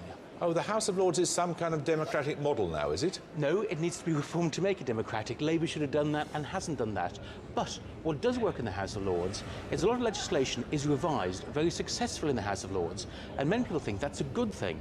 Now, if one party doesn't get all its own way over everything, I think that gives people more of what they want. OK, Liam Fox, do you find this, this prospect of horse trading attractive? And I think that one of the things that is difficult for the public when you get into a hung parliament territory, if that's where we end up, is that the decisions about what programmes will be followed will be decided by politicians behind closed doors rather than by voters at the ballot box. It's difficult to know exactly where we will end up. But what's very clear is it looks as though we're going to make the biggest number of gains that any party has made in a single election, probably since 1931. Just forget Labour making very heavy losses. Forget the sloganising for a second or two. Let me ask you a very simple question. Well, I think it's important to put it in, context. Let me ask you a very simple question. Can you imagine doing a deal with the Liberal Democrats? Well, I think that the first thing is to determine what programme we have to have. If other people in the House of Commons would support the Conservative programme, then that would be one issue. But the idea that we would trade away principles, I think, is quite another. It's about 3:20 in the morning. Couldn't we just have a straight answer? Can you imagine circumstances under which you could do a deal with the Liberal Democrats? I think we will just wait to see what the result is first, Jeremy. And then when we get the result, we will look and see what programme the country needs. Well, and rather than talking about what politicians want and who they like, let's get in the programme for the country. You've actually ruled it in, haven't you? Can you hear me? David Miliband? Were you talking to me, Jeremy? Yes, I'm so sorry the comms are so bad. Noise, but I can't hear your voice. Try again and I'll listen very carefully. See if you can do a bit of lip reading if you've got a monitor there. I'm saying you exercise no such inhibition of the kind that Liam Fox is suggesting, that there had to be a great thinking about it. As far as you're concerned, there's enough common ground for you to enter immediately into discussions. Well, just so you know about the lip reading, your TV screen has gone down because it's raining, so the lip reading is going to be rather impossible. But I think I heard you ask whether or not I was barring or would be saying that it was impossible to imagine circumstances in which talks would take place. I think that if the voters have decided collectively that there is no party that can win their affections in 325 constituencies, we're honour bound to recognise that we're in a new political situation. And it's very old politics to say politicians shouldn't talk to each other. Of course we should talk to each other and see whether or not there is common ground that can provide strong and stable government for the country. That must be the right thing to do. Can you hear me? Can you hear me right now, David Miliband? Because we're being told... What I can hear is every third or fourth word. Well, that's probably enough, actually. Can you tell me, we're being told that talks have already begun between Labour and the Liberal Democrats. Talks have already begun between the Labour and the Liberal Democrats. Is that true? Well, I have absolutely no idea about that, certainly not to my knowledge. I mean, I've met my local Lib Dem here, but I don't think that counts as national-level talks, because I've also shaken hands with the Tories, so I don't think that really counts. All right, thank you all very much. Every party has been... Thank you very much. Sorry about the comms difficulties. David. Jeremy, thank you very much. Well, the Liberal Democrats talk about balanced parliaments, but when you look at the pattern that's emerging here with 227 seats in, it doesn't look as if it's going to be, in any sense, balanced. It sort of tips one way, then it tips the other. It could be that the Conservatives, even with the support of those people who would be keen to support them, Northern Ireland Democratic Unionist Party and others, wouldn't have a majority. But equally, it's perfectly possible that Labour and the Liberal Democrats combined won't have an automatic overall majority. I think that is why the biggest question tonight is what is in David Cameron's mind about his capacity to build a coalition. You saw fascinatingly there, David Miliband would love to have some sort of deal with the Liberal Democrats. He's got an agenda for change that he wishes Gordon Brown had adopted. Liam Fox is hugely reluctant. But David Cameron will be thinking tonight, what do I have to do? I can claim victory in terms of votes and seats, almost certainly, but I may not have enough. Is he willing personally, to which I think the answer is yes, to pick up the phone to Nick Clegg, but could he bring his party with him? A party that believes in single-party, powerful government, a generation of politicians brought up under Margaret Thatcher. It would be very, very difficult indeed. Well, there was this idea that he could bring them in by saying, look, we won't support a change in the voting system, but we'll give you a referendum on the change in the voting system, all right, within a year.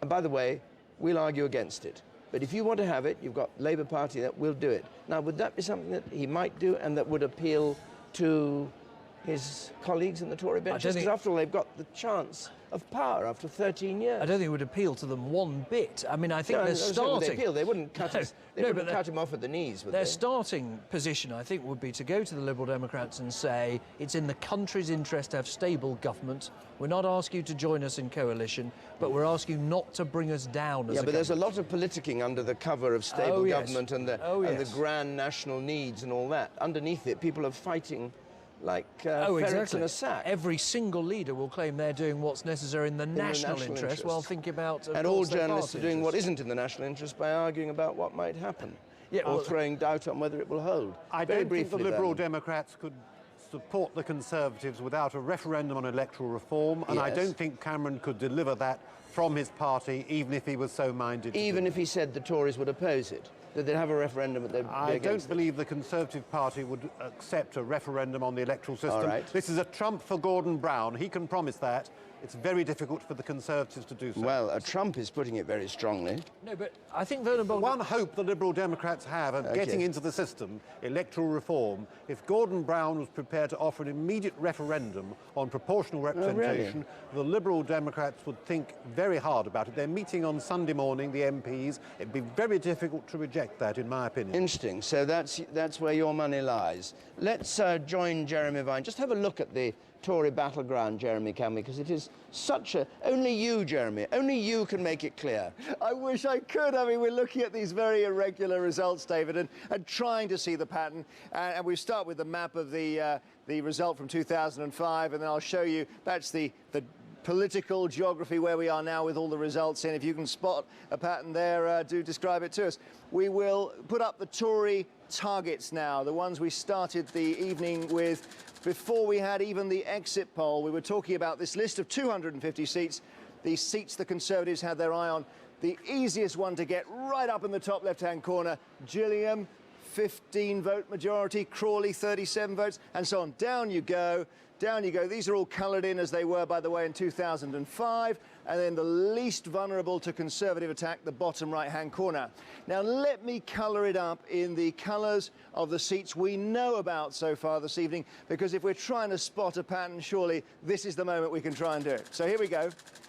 And let's point out a couple of things here. First of all, it seems to be the case that in this column and the one next to it, the easiest columns, the ones where the seats should be easiest for the Conservatives to take, where they have taken them, Battersea, for example, Chester again, seats up here, Basildon South, another one, 6-7% swings going on there. So they've taken them quite handsomely. However, immediately I have to say, look at these two seats here, Somerton, Eastleigh, Lib Dems have held them off.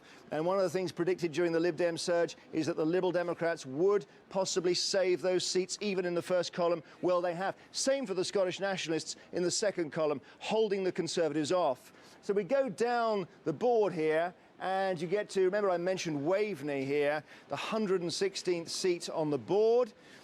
They need 116 for, it's just one along here, isn't it? No, yes it is. They need 116 for an overall majority. Waveney is the 116th. We don't have that one yet, but we do have Bolton North East, which is just above it.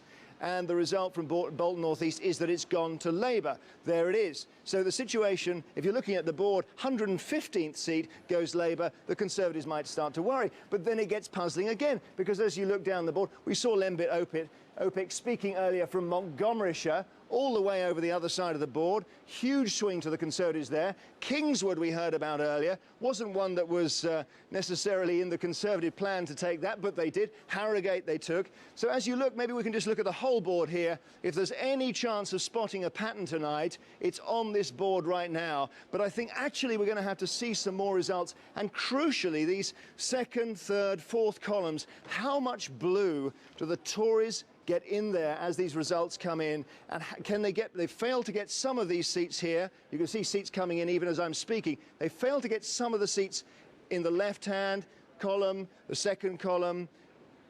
Can they make up for that by going past Waveney and picking up Labour seats that look pretty difficult on paper? David.